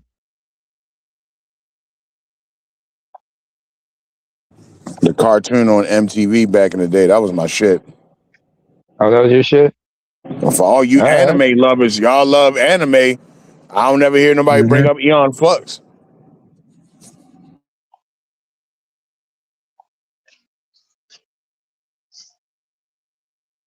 That was on MTV. Damn. Aeon Flux. Hang on.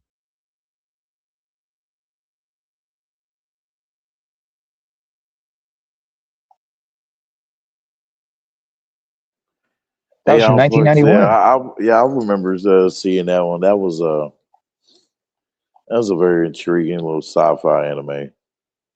Mm-hmm.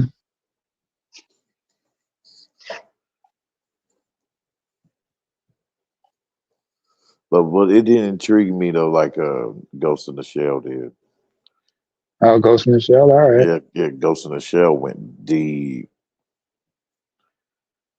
with his themes of like, the whole meaning of life and how humans can progress with this whole cybernetics, Mm-hmm. synthetic bodies and all that shit.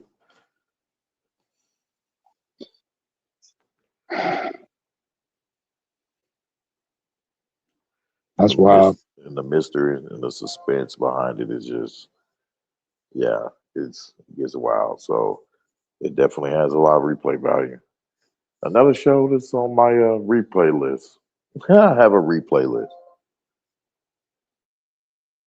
Ain't no shame in having a replay list. Shit, man, because it's long. Because I finished something, I gotta keep on going, man. I gotta keep on going until I get to a certain point where I can watch something and out of nostalgia.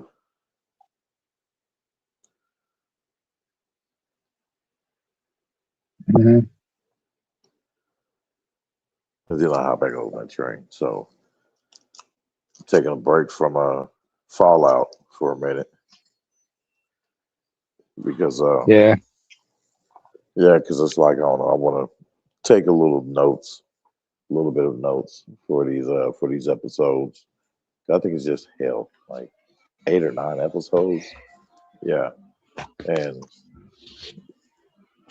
so I can give keep my memory of what I've seen through the show, so I can talk about it. Because it'll be like so much stuff that will happen like in each episode. Because it's like each episode is like an hour. Okay. And I'm not a big fan of the franchise like that. You know what I mean? Just I don't know. I think this season is kind of intriguing to talk about. So Fair enough. Fair enough. that and there's some other shows too. Oh yeah, we'll be showing that over on the Rumble side, and I'll be showing this. Well, it ain't new, but it's new to me. A new anime of this. It's a spinoff from the series of Seven Deadly Sins. It's pretty cool.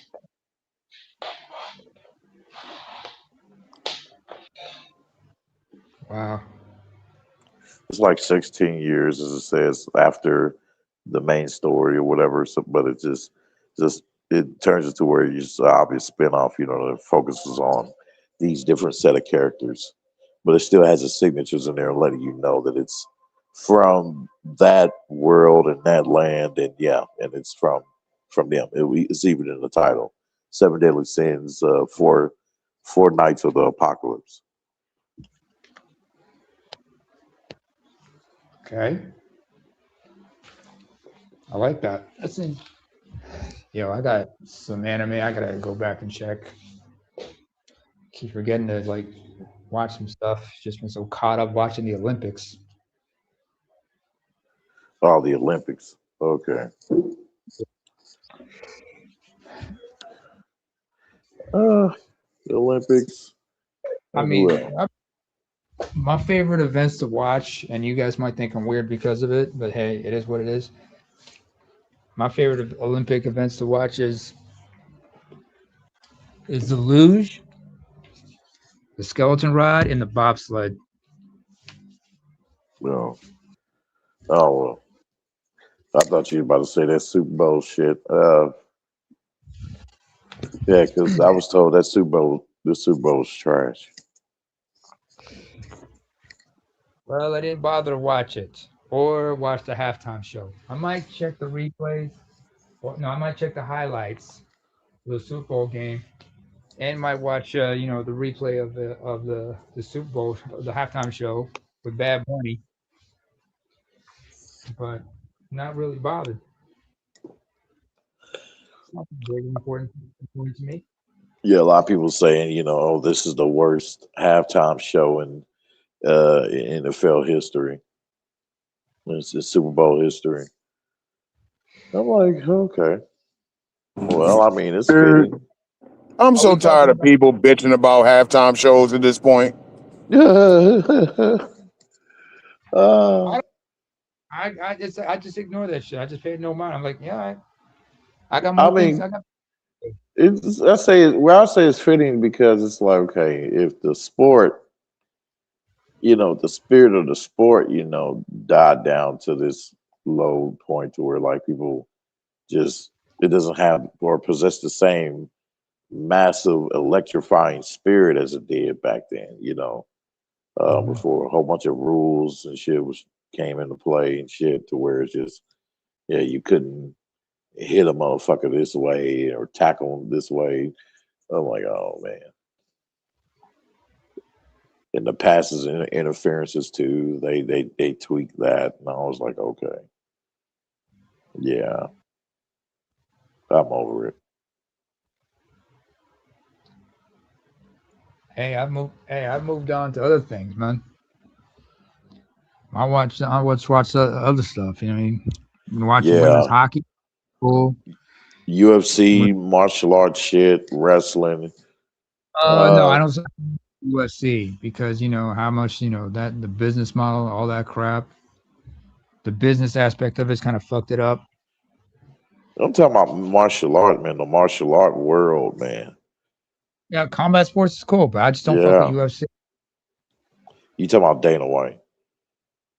Not just Dana White, but with everything involving Dana. Because they took a lot of money out of it because when they did the Reebok deal in 2014, and then they switched to Venom a few years ago. Ain't he been a good businessman though? Shit, he slapped his wife and got away with it. I mean, and all that. So yeah, I mean, ain't he been doing good business? Shit. Hey, context. She slapped him first, so fair game. Man, these motherfuckers don't get two shits, man. They will still try to hem you up and put you in jail and take all your resources and your prospects and all that shit. Like the UFC can, because remember Greg Cannonier, after when he won one of his fights, he said like as much he appreciated the bonus, at the end of the day he's just breaking even. He's broke. Yeah, well, Jonathan Major, shit, he ran from the bitch. Hell, motherfucker, they still took millions from this motherfucker. They took his career. Yeah. He's doing independent movies, but Hollywood is not gonna deal with him when it comes to mainstream shit. He's gonna have to find a new way to do that stuff. But his dumbass, the way he thinks and everything, the way he talks, lets you know, okay, this guy doesn't know any better. I mean, what's his name? Brother did Nat Turner. Nate Parker. But now people saying like, because of stunts like that, that Dana White, because he's a big head, because of you know, Uncle because of motherfucker. because of the UFC and everything. He's the head of the franchise, so Yeah. that with that power, you know, that he can't be taken down. Like uh he can't be put with no Johnny Depp kind of situation or no Jonathan Majors and all them other motherfuckers. For his part, you know, he just showed how. Like there's no 'Cause way to remember, take him down.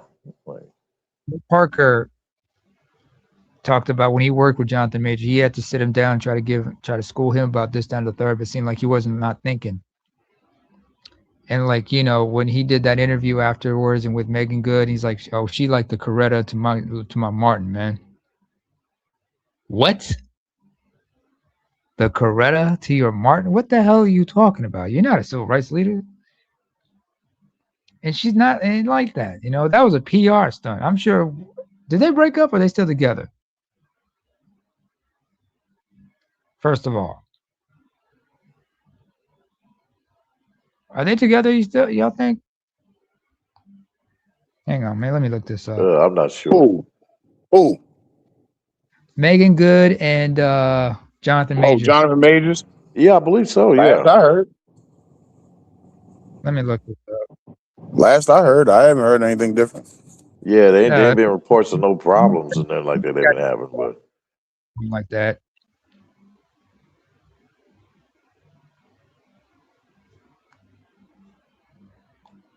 oh shit, connection. He'll be back. He'll be back. Oh, Charles is in the back. Oh, there you go, Charles. Yeah. What the hell? She married him. Megan Good married him. Oh yeah, they've been married for a minute. Yeah, they've been married for a minute. Yeah. They got married last year. Okay. So she traded in that fucking that old frumpy church guy for big chocolate sexy, huh? Uh-huh. Aldo boy, what's up, man? Yeah. So he must not have been fucking her right.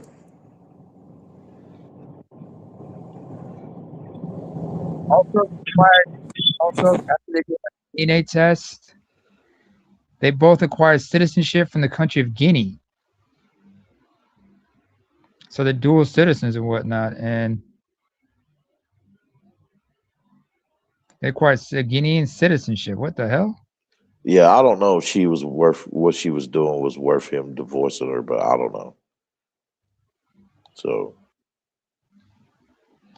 Well, he's a Seventh-day Adventist preacher and a Columbia Pictures executive.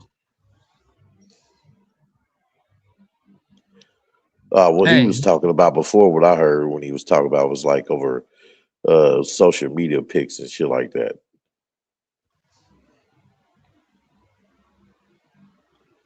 Not want to get rid of him, but want to control his social media.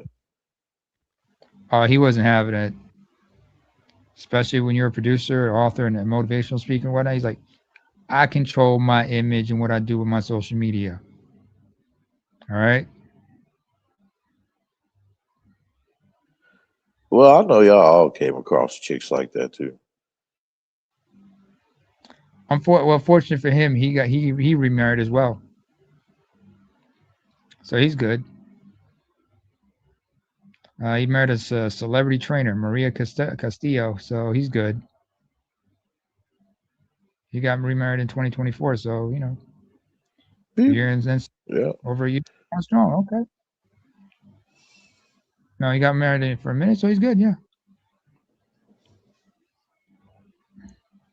So everybody good. Everybody found who they needed to be with. They moved on. Yeah.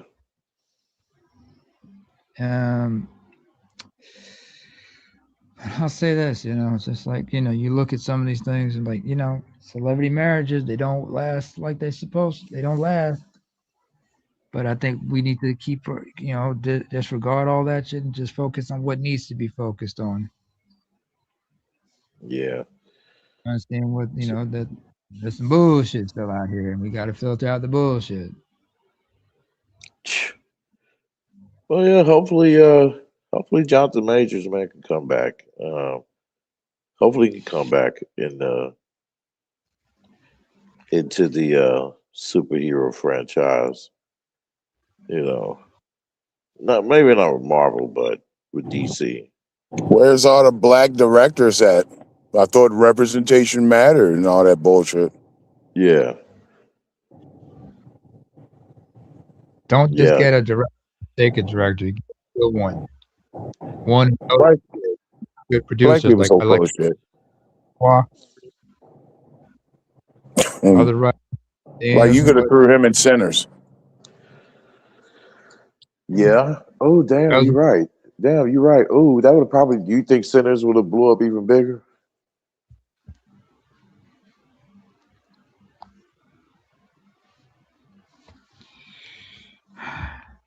Huh? Can you hear me?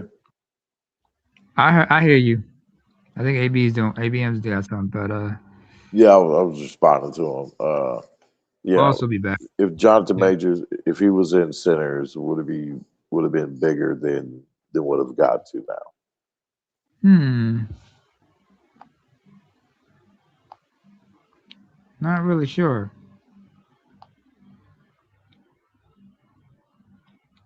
I would say though, it would be an interesting character.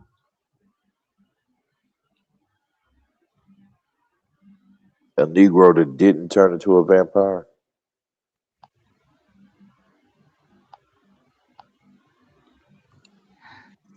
I mean, how you probably would have been in the role. What kind of character would he have played in Sinners? Oh. But you know, they said he has that look to where he can play such roles. I look at his face. You know, he looked like a toddler. He got that face like a toddler. You know. Well, There's that another baby. dude that has a similar face to him though. Is that dude in this Fallout show. Oh, Maximus. Yeah, that one dude. Let me look it up. Fallout the show. I forgot his damn name, but he plays Maximus. Like, you know, these motherfuckers could end up being a whole British motherfucker.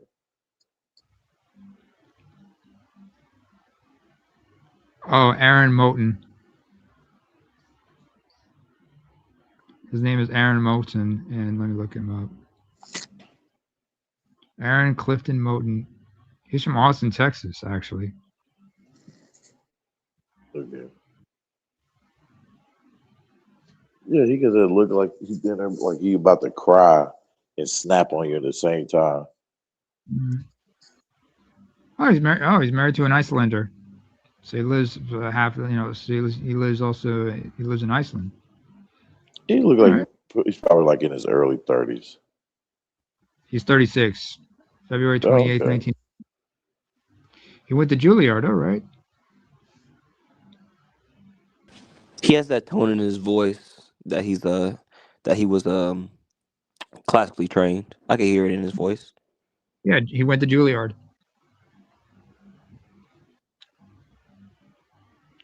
He went to a religious school in Austin. It's a private coeducational prep school, a prep boarding school. St. Stephen's Episcopal School. All right.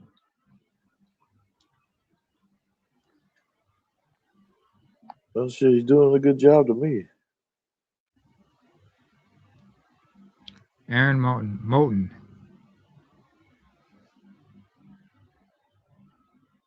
Where have I seen this guy? He was in Fallout, Emancipation, Disjointed. Started Neck, Father Stu. What the miss? All kinds of blackness, right? Well, yeah. You know, I just read something. The two whores fucking is wrong, but still interesting.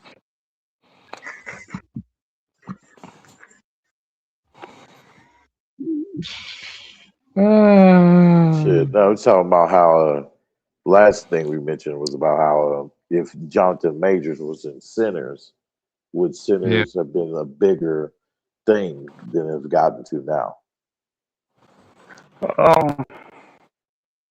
It definitely would have been controversial. Thou shall leave the white woman alone. And which role would you think that even he's multiversal, so yeah, well multifaceted. I think a lot of chicks. I think a lot of chicks. Vampire and non-vampire. I think a lot. He would have been one of the brothers. No, Charles. He's asking which one of the brothers would he be the one? Would he be the brother that turned into a vampire, or what, or died in the end? He would have played. He would have played the one who.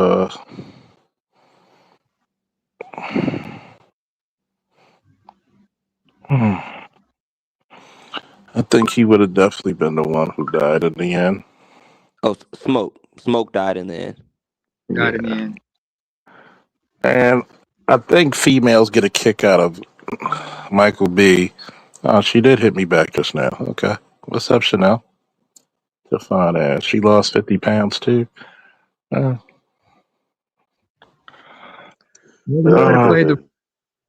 of your side chicks. One of your side chicks.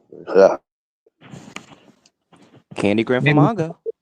As my mother would say, as my mother always taught me, always have a P.O. box so bitches can't mail it. Thank you, Mama. So I think he would play the more suitable brother. From a female's perspective, I think females love Michael B. Jordan playing a little bit of the bad guy or the tough guy or the more hot-headed.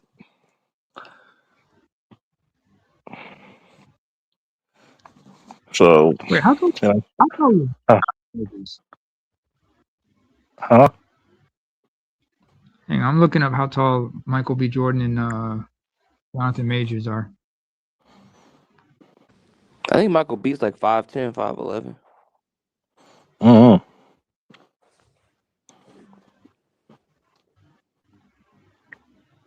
I'm still laughing about when the chick tried to call him nerdy. No, corny. It says here he's 6 even. Oh, okay. Michael B. Jordan.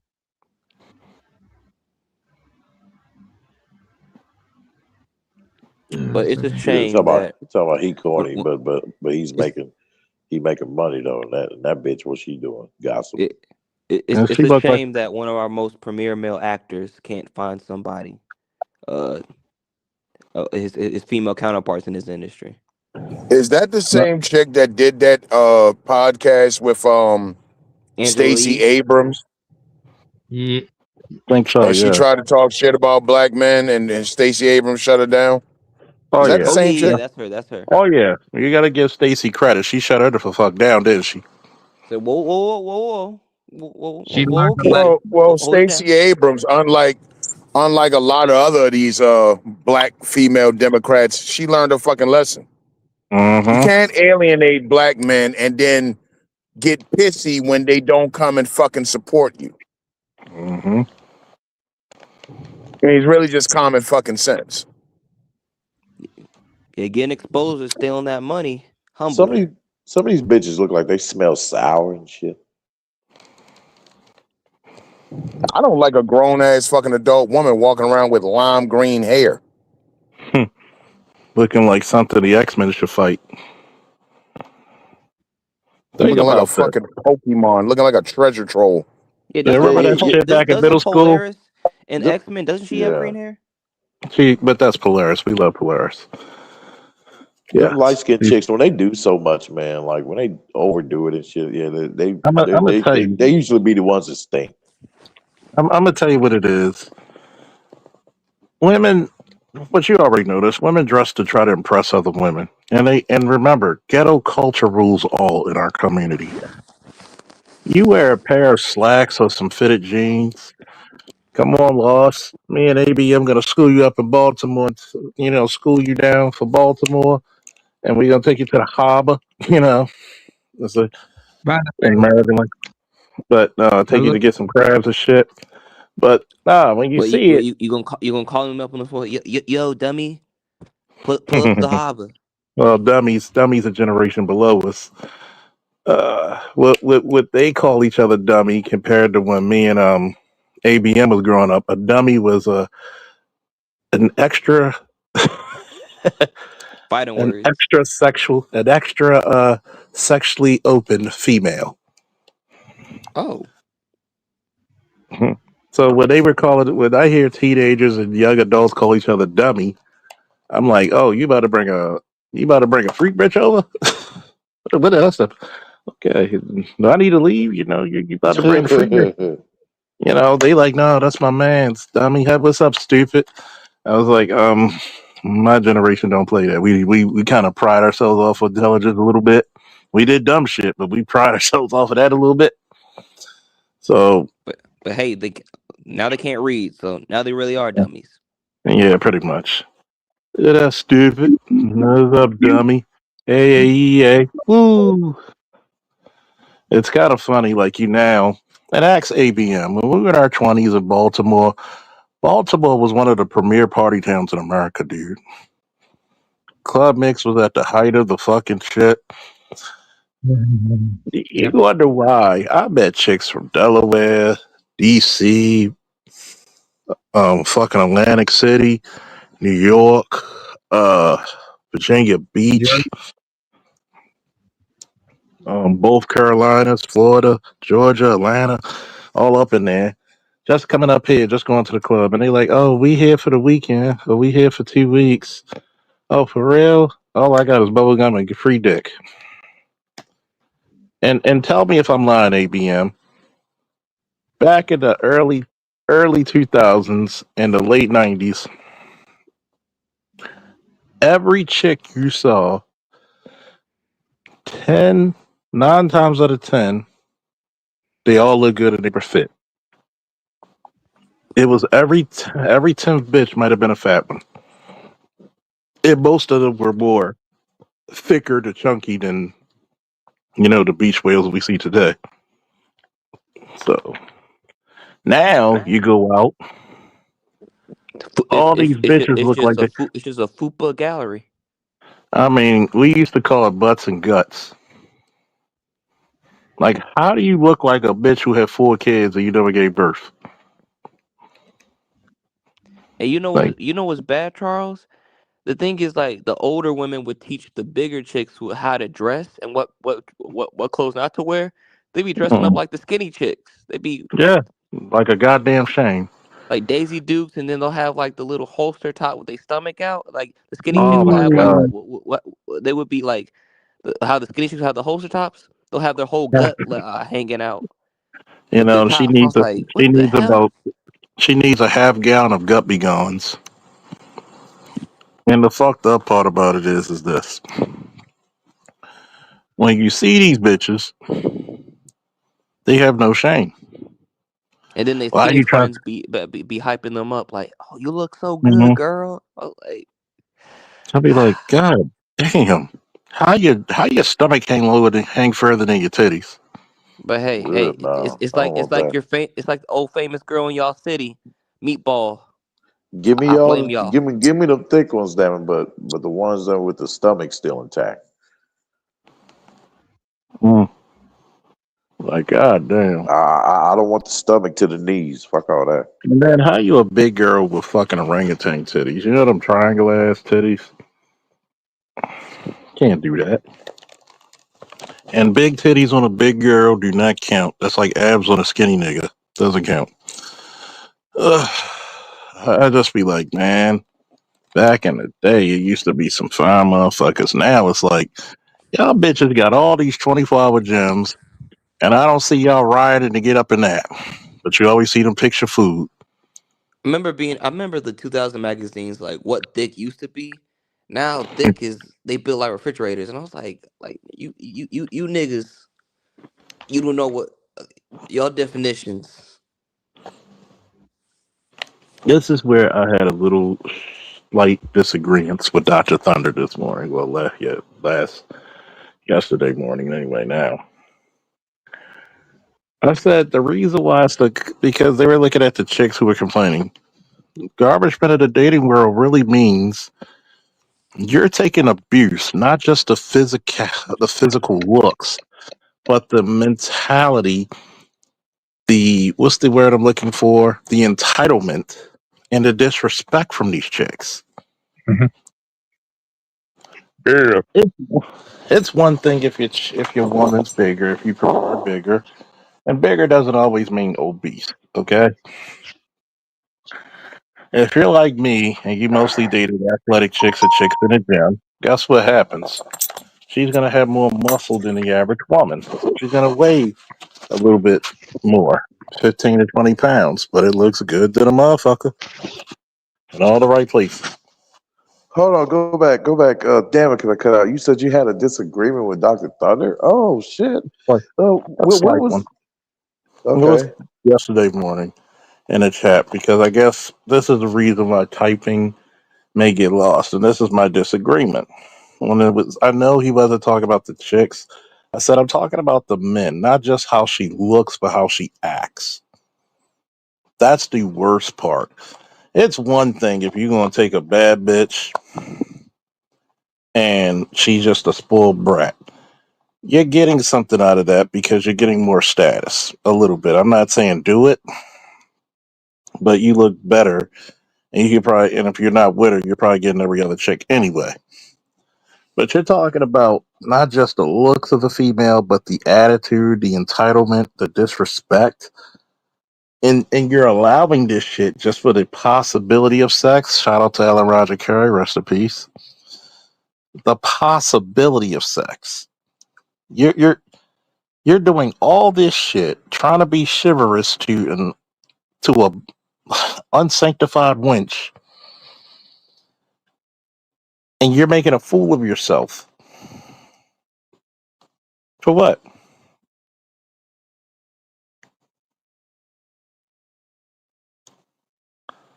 And the sad part, it's like you come up there and you see this shit, and some of you seen it with your boys. Sometimes we played the part. You see the disrespect, but you normalize it, and that's just abuse. It's no different if you were being physically or sexually abused by somebody over and over and over, and you normalize it. It becomes sick. Anybody want to add to that? I remember some dudes would be like, "Hey man, like old girl, like she was kind of in your face a little bit, like, hey, why didn't you get on that?" And I was like, "Well, Sally, I got to know her." Yeah. And the thing is, like, a chick could be cool, but at the same time, we're like, yo, like, now that I gotten to know you, I don't really want to deal with you in that type of way because you just gonna bring me problems and drama. Yeah. And it goes back into what the Sandog always say. It's that damn idol worship. That damn idol worship. They believe that their thighs and that stank box them is gonna put you under a spell, man, where you're gonna look past all that shit till it's too late. That's their hope.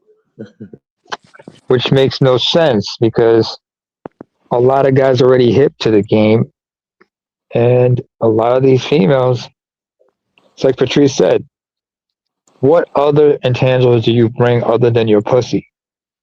What can you get? How do you get love from a man? You can't get love from a man. Guys know what they have to do to get sex from a woman, but women try to get love or something from a man. You know what I'm saying? Hey, you see those gym videos, man? They be really trying to catch dudes up, man. And like that, it'll be working. guys have been making a point to avoid them women, you know, because of the Me Too and shit.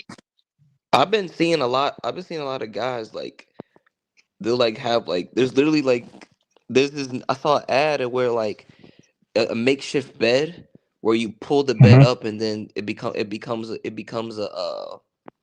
what's it called, a squat bar or squat rack. Oh, And it's like oh, a makeshift bed that you just put you push it against the wall, and it becomes a squat rack and a bench.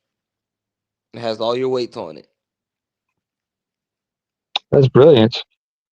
I was like, somebody looked around and said, okay, like the guys are kind of being pushed out the gym, so now there's a market for in-house gym equipment. In-house gym, home gyms. Some people converted their garages into gyms. Yeah, so the guys are adapting to the Or the field of basement, what's yeah. happening. Others, they're switching to resistance bands as well. I mean, hell, I would say the same thing if we were talking about mixed martial arts or combat sports gyms. Well, they don't. Being that I'm in a mixed martial arts gym, there's not a lot of women in my gym. Because the thing is, you actually have to.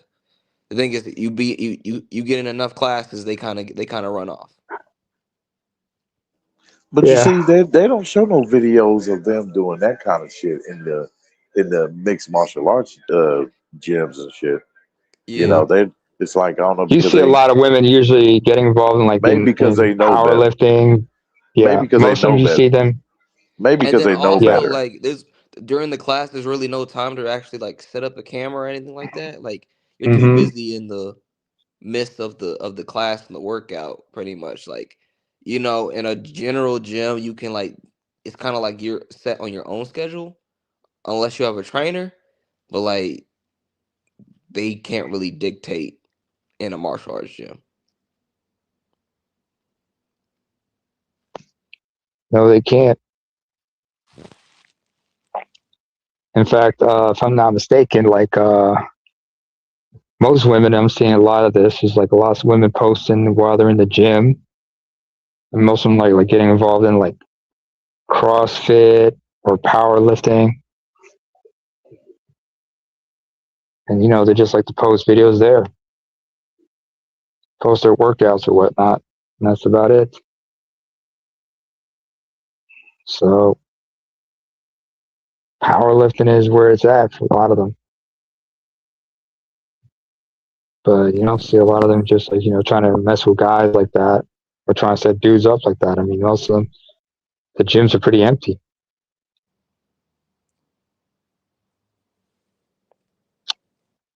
So Lost, you train in the martial arts gym, you said? Mm-hmm. What are we We talked talking here? about this a couple of lives ago. Because Charles brought it up. I do boxing and Brazilian jiu-jitsu at my gym. What about catch wrestling? Okay, that sounds like some good shit. Boxing is a good stand up. Then jiu-jitsu is also interesting stand up. Yeah, I'm Especially still the type learning the of mechanic. I'm still kind of a real kind of green on the Brazilian jiu-jitsu, but you know I'm learning piece by piece. I got a good sensei. You know I put No. Wait. Hold on. Lost, you got it wrong, first of all. This is jiu-jitsu brasileira, so you don't have a sensei or sifu.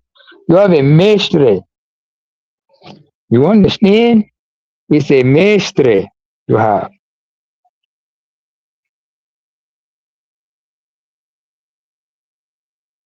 I hope my Brazilian accent wasn't too bad.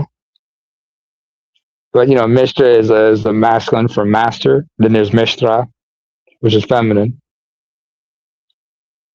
Oh, Yeah, I'm everybody got listening knocked to off. y'all. They'll be right. Yeah, I don't know what happened. I'm listening.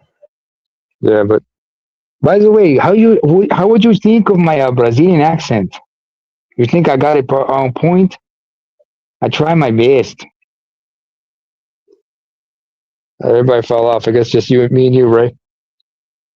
Hey Ray, what's your view on combat sports? Yeah, I'm fixing a little bit of food right now. Fucking with the microwave. Yeah, dude, I love it. It's man mode shit. I love it. Very alpha male. All the grappling, all the takedowns, the punching. It's like gladiatorial shit when you think about it. Yeah, ain't nothing like it, man. You know what I mean? And it's cool, you know, hey, two dudes feud and shit with one another. You know what I mean? But man, but once they, you know, both all bloodied up and they come together, you know, and they slap arms and then give each other that, you know, that brotherly sportsman that brotherly sportsman embrace, you know, that's really Sportsmanship, awesome. Yeah, I love seeing that right there. That's magnificent. I like those unless it was glorious genuine moments. hatred. Yeah, I like those glorious moments, man. You know, where both of them just drop their beef and shit like that. You know what I mean? Which is, I understand it, but you know, DC Daniel Cormier's beef with John Jones, but I'm all for like, hey man, just squash that shit. I'm sure he's moved on. I'm sure. It's just that, like you said, he's a talented fighter, but you know, because of all his mess, I just don't respect him like that. So he's moved on to other things. So big ups to DC, you know. And they I had hope like he some gets kind of inducted in the like Hall of Fame. yeah, they had like some kind of like football event too, where it was just a bunch of them, man, a bunch of the different UFC fighters and shit like that, and there were some rappers there too, some young rappers, I think. Yeah, so I'm a rapper. My I thing think. I'd say also is, as far as MMA goes, it's like, you know, Mighty Mouse was there. Dustin Gaethje was there too, and it was cool too okay, because yeah, he was talking to him about Justin Gaethje, yeah, Mighty Mouse was talking to him about his fight with Patty Pimblett. Patty Pimblett. Patty, by the way, is a common nickname for Patrick in the UK. But I would say this about Patty Pimblett. Patty Pimblett's just I didn't know. overrated. That's cool to know. I didn't know that, man. Patty, it's mostly Patty comes from Padraig, which is Irish for Patrick. So when you hear an Irishman say Oh, happy, okay. so St. Patrick's Day is sometimes called St. Patty's Day. It's Paddy, just to separate it from Patty, Patty, which is short for Patricia. Yeah, it's like Jones is the son of John. Mm-hmm. Yeah. Oh, if you ever notice the name Sean, that's spelled Sean. That's Irish for John. The ancient Anglo version of that is Ian. Ian. And those two names will get you in trouble in Northern Ireland because the troubles. Because Ian is associated with Protestants, and Sean is associated with Irish Catholics. Because I'm James Bourne. I could play a Russian sub commander with a Scottish accent, and nobody's going to say a goddamn thing about it. First of all, I don't take kindly to you trying to make a mockery of my accent. Secondly, because nothing more badass than not to mention, there's nothing more badass than a Scotsman rocking a kilt. Nothing more badass is not wearing anything under it. And letting my balls and let my generals and two colonels, you know, just hang about. Yep. You know, it's kind of funny. The general two colonels. The general and two colonels is what's his name? Here's something you might be surprised to know. Ray, Patty, Patty Pimblett. Yeah, I'm gonna get to that. What if you had 3 colonels? You should probably see a doctor. That's a lump, nigga. That's a lump. Go see the doctor. By the way, if you ever listen to Patty Pimblett do an accent, do an interview, he is English, folks. It's just that he's from Liverpool, and Liverpool they're Scousers, and the Scouser accent's a little weird for most people. It's like listening to somebody. It's like a Baltimorean except drunker. No, actually, if you want to see a similar somebody who also speaks with a Scouser accent, who's really heavy with a Scouser accent, it's what was his name? The guy that Tyrone Woodley put to sleep. Calls himself the Gorilla. You remember what I'm talking about? I don't know, the Irish Chief, the Gorilla and the No. fucking Chief. I don't know, nigga. Hang on. Let me look him up. Because he's also a Hey, Scouser, I and the way heard he you talks. though. I listened to Patty Pimblett before in the interview. I think he was talking to. DJ or DC. Yeah, he was talking to DC. Yeah. Oh man, that motherfucker, man, he's kind of hilarious. He's hilarious. He is. Let me try to find out who's the name of that dude, the Scouser who fought During that football Tyrone event, Woodley. Dustin Gaethje said, he's like, man, he kicked Mhm. like a bitch.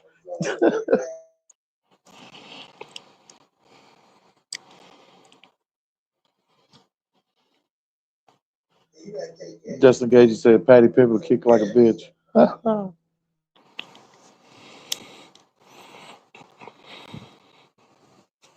Oh boy, I think I might have to go this weekend to find out who's got the strongest alcohol and the best cigars. Ugh, have you ever seen a chick whose butt was so big she could hold a fucking drink and cigar on it and it won't fall? Yes, I have. Oh man, damn, that's a man. She must got a strong ass butt cheek. Yes, it's like a scrunchie, like a goddamn scrunchie. I tell ya.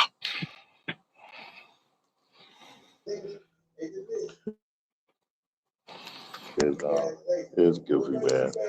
Oh shit. Speaking of this weekend, who got Valentine dates? What's that? I ain't get nobody shit but me. Take it. Yeah, Valentine's. Oh shit. Oh, matter of fact, how many people got Galentine's Day? It's just me and the girls. Oh yeah, we got to see that shit. It's Valentine's Day. I can't wait for that. Mm.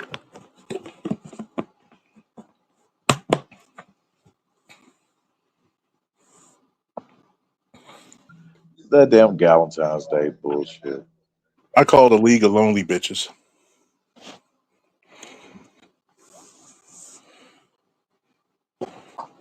So you telling me being strong and independent ain't get you no man?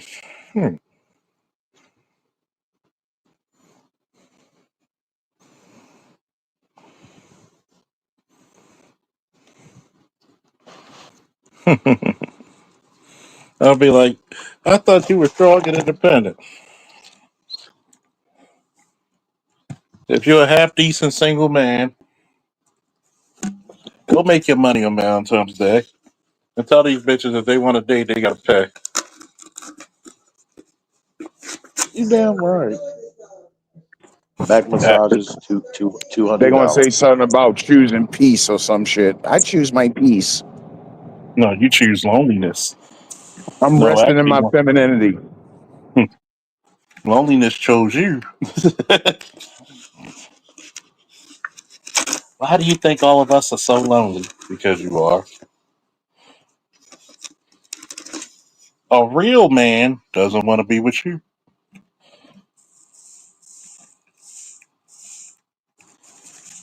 It should be an honor for a man to be around me and my kids.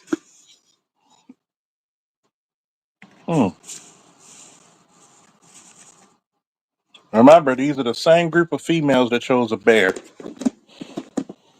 I just want to remember people. What you remember? Oh yeah. So I'll make sure I put that in the comments when I start seeing these videos. Like, bitch, didn't you choose the bear? Wasn't the I thought bear the your bear, Valentine? I thought the bear was romantic. The good mauling. Well, he is so romantic. He brought me salmon. Yeah, you gave him crabs. Shit. Fair trade, right? I just laugh. Mm-mm-mm. Go out there and be like, look, who need a date? You paying? Come out here. If you pay enough, I give you the weekend special. Good dick and Netflix. You hear me? Now we can hear you. Oh my god. No, I'm saying you damn right.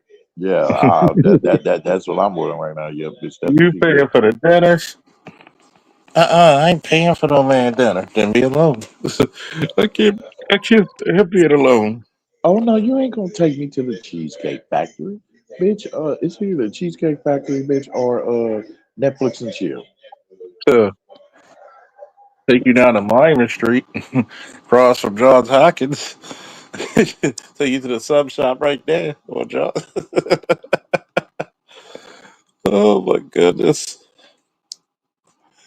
Take you to Big Town to get you 5 wings and fries or some shit. Oh god. Well, you remember how big that bitch was, bro?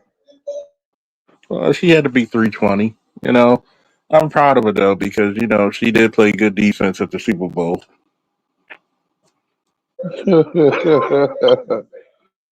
Man, she was doing her thing going through the middle. Like, girl, get out of here. Oh boy, I know I seen the little 5 o'clock shadow while she talking about you ain't taking me to the Cheesecake Factory, bitch. I'm taking you to the barber shop or the butcher's. You fucking cow. Take her to the farm and to get milked. Mm-hmm. Look like she got two titties, like two sets of titties, one in the front and one in the back. Brr. That's when you start calling her a bitch. You call her Bullvine. You ain't gonna talk shit to me. I'm a real motherfucking woman. What species?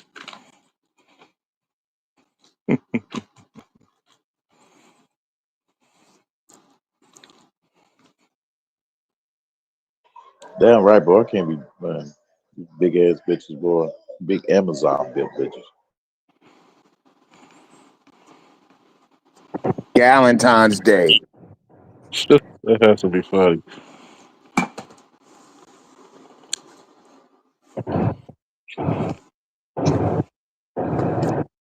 Bunch of Yeah. lonely bitches. I wonder Hey, what I'm all the gonna. apps gonna be like. Is because Valentine's Day on a Saturday, so Clubhouse, Twitter.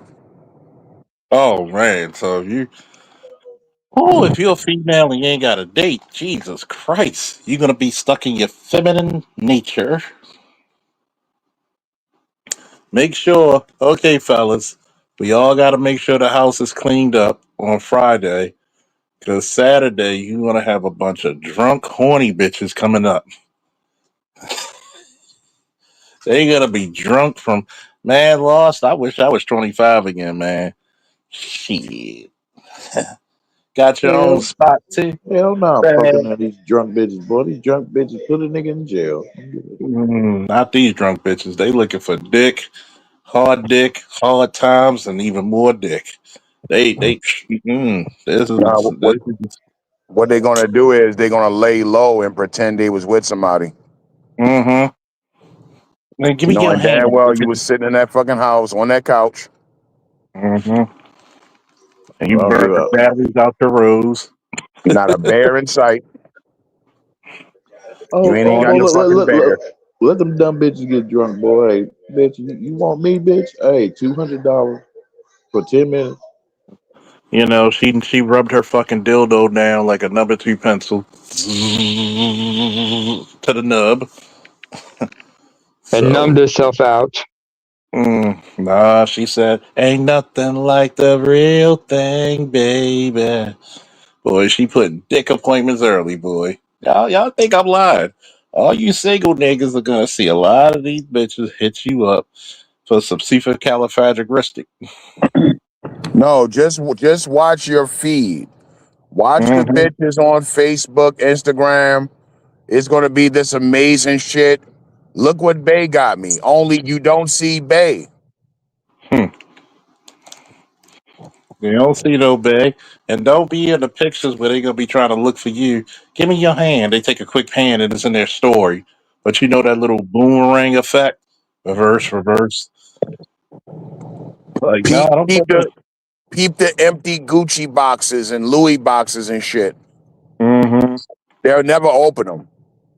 The wine that is the wine bottles from last month.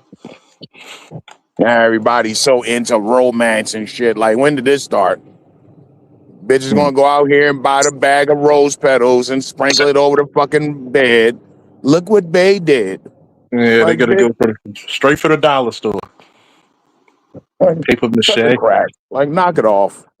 They got the paper mache roses. Like, how you go to arts and crafts back in 3rd grade? Oh my god. Oh man. Oh man. I just. Oh, do you think men actually get upset about Valentine's Day? Oh boy. No, men don't. In fact, single men get to save money. Mm-hmm. Save money. Probably go hang out. Oh, and trust me, if you go to some of these spots, you know a lot of men ain't gonna hang out. Boy, you might get a threesome that night. I mean, you're gonna be like a goddamn You kids might. network. Yeah, you're gonna The be like a dude, kids network. Dick, Nickelodeon. the dudes that's gonna Yeah. be coughing up money are the dudes that just still believe that you gotta appease the bitch. Bitches are so lonely. Most of these bitches are freaks. They've been fucking women, men, especially some of them even when they marry, been fucking. Yeah. So don't let these holier now bitches. You get them comfortable, they'll tell you they were fucking women for a minute. I mean, shit. That's why they keep 64% talking. of black women then definitely had a fucking gay experience before. So that's 64% of them. Yeah. God forbid they play basketball. Coincidentally, 64% of black women got kids. Do with Yeah. that what you do what you want to do with that information. You're not the only person fucking them, and not the only gender.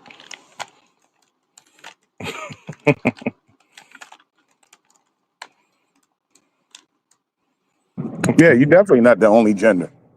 When black women get lonely though, they'll turn gay in a second. Oh yeah, they eat more carpet than a dust mite. What's that one song that motherfucker said? I don't wanna know. Oh, you gonna know. That's why. Oh, why you think the studs are coming out wearing dresses? Keep it on the low, cause my heart can't take it anymore. You know, them studs gonna come out there with them dresses. Look, I'm lonely. I want to be treated like a girl once. I've always been the cool guy for a lot of these chicks, and you look at them and be like, "Damn, shorty, you wear a dress. You ain't never wear a dress." I know. I'm just feeling a little lonely. You don't mind if I sit close to you? I'm cold. Shoot. You need my jacket? Nah. Just a little bit. Next thing you know, you hear in the back of your mind, "Come on over with me. Come on over to my place." What does he start off? I just don't feel like being lonely tonight. Oh my goodness. I need a Patreon to tell my worst stories. Am I fucked up because my son actually seen some of my son and my godson seen some of my horror stories?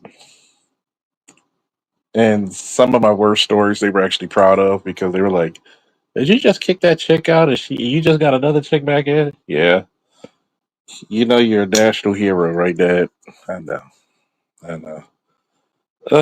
Boy, oh man, I tell you, man, if you out there and you on a Friday night or a Saturday night, boy, you gonna get fucked. You gonna get fucked tonight, man. Now, why you think they taking to play that Beyonce? We gonna get fucked up tonight? Yeah, because you hoping to use that liquor for plausible deniability. Shoot, let me get out of here, folks. Great talking to everybody. Woo! All right, bro. Peace. All right, brother. Good show. I appreciate it. Appreciate it. Yep. Great.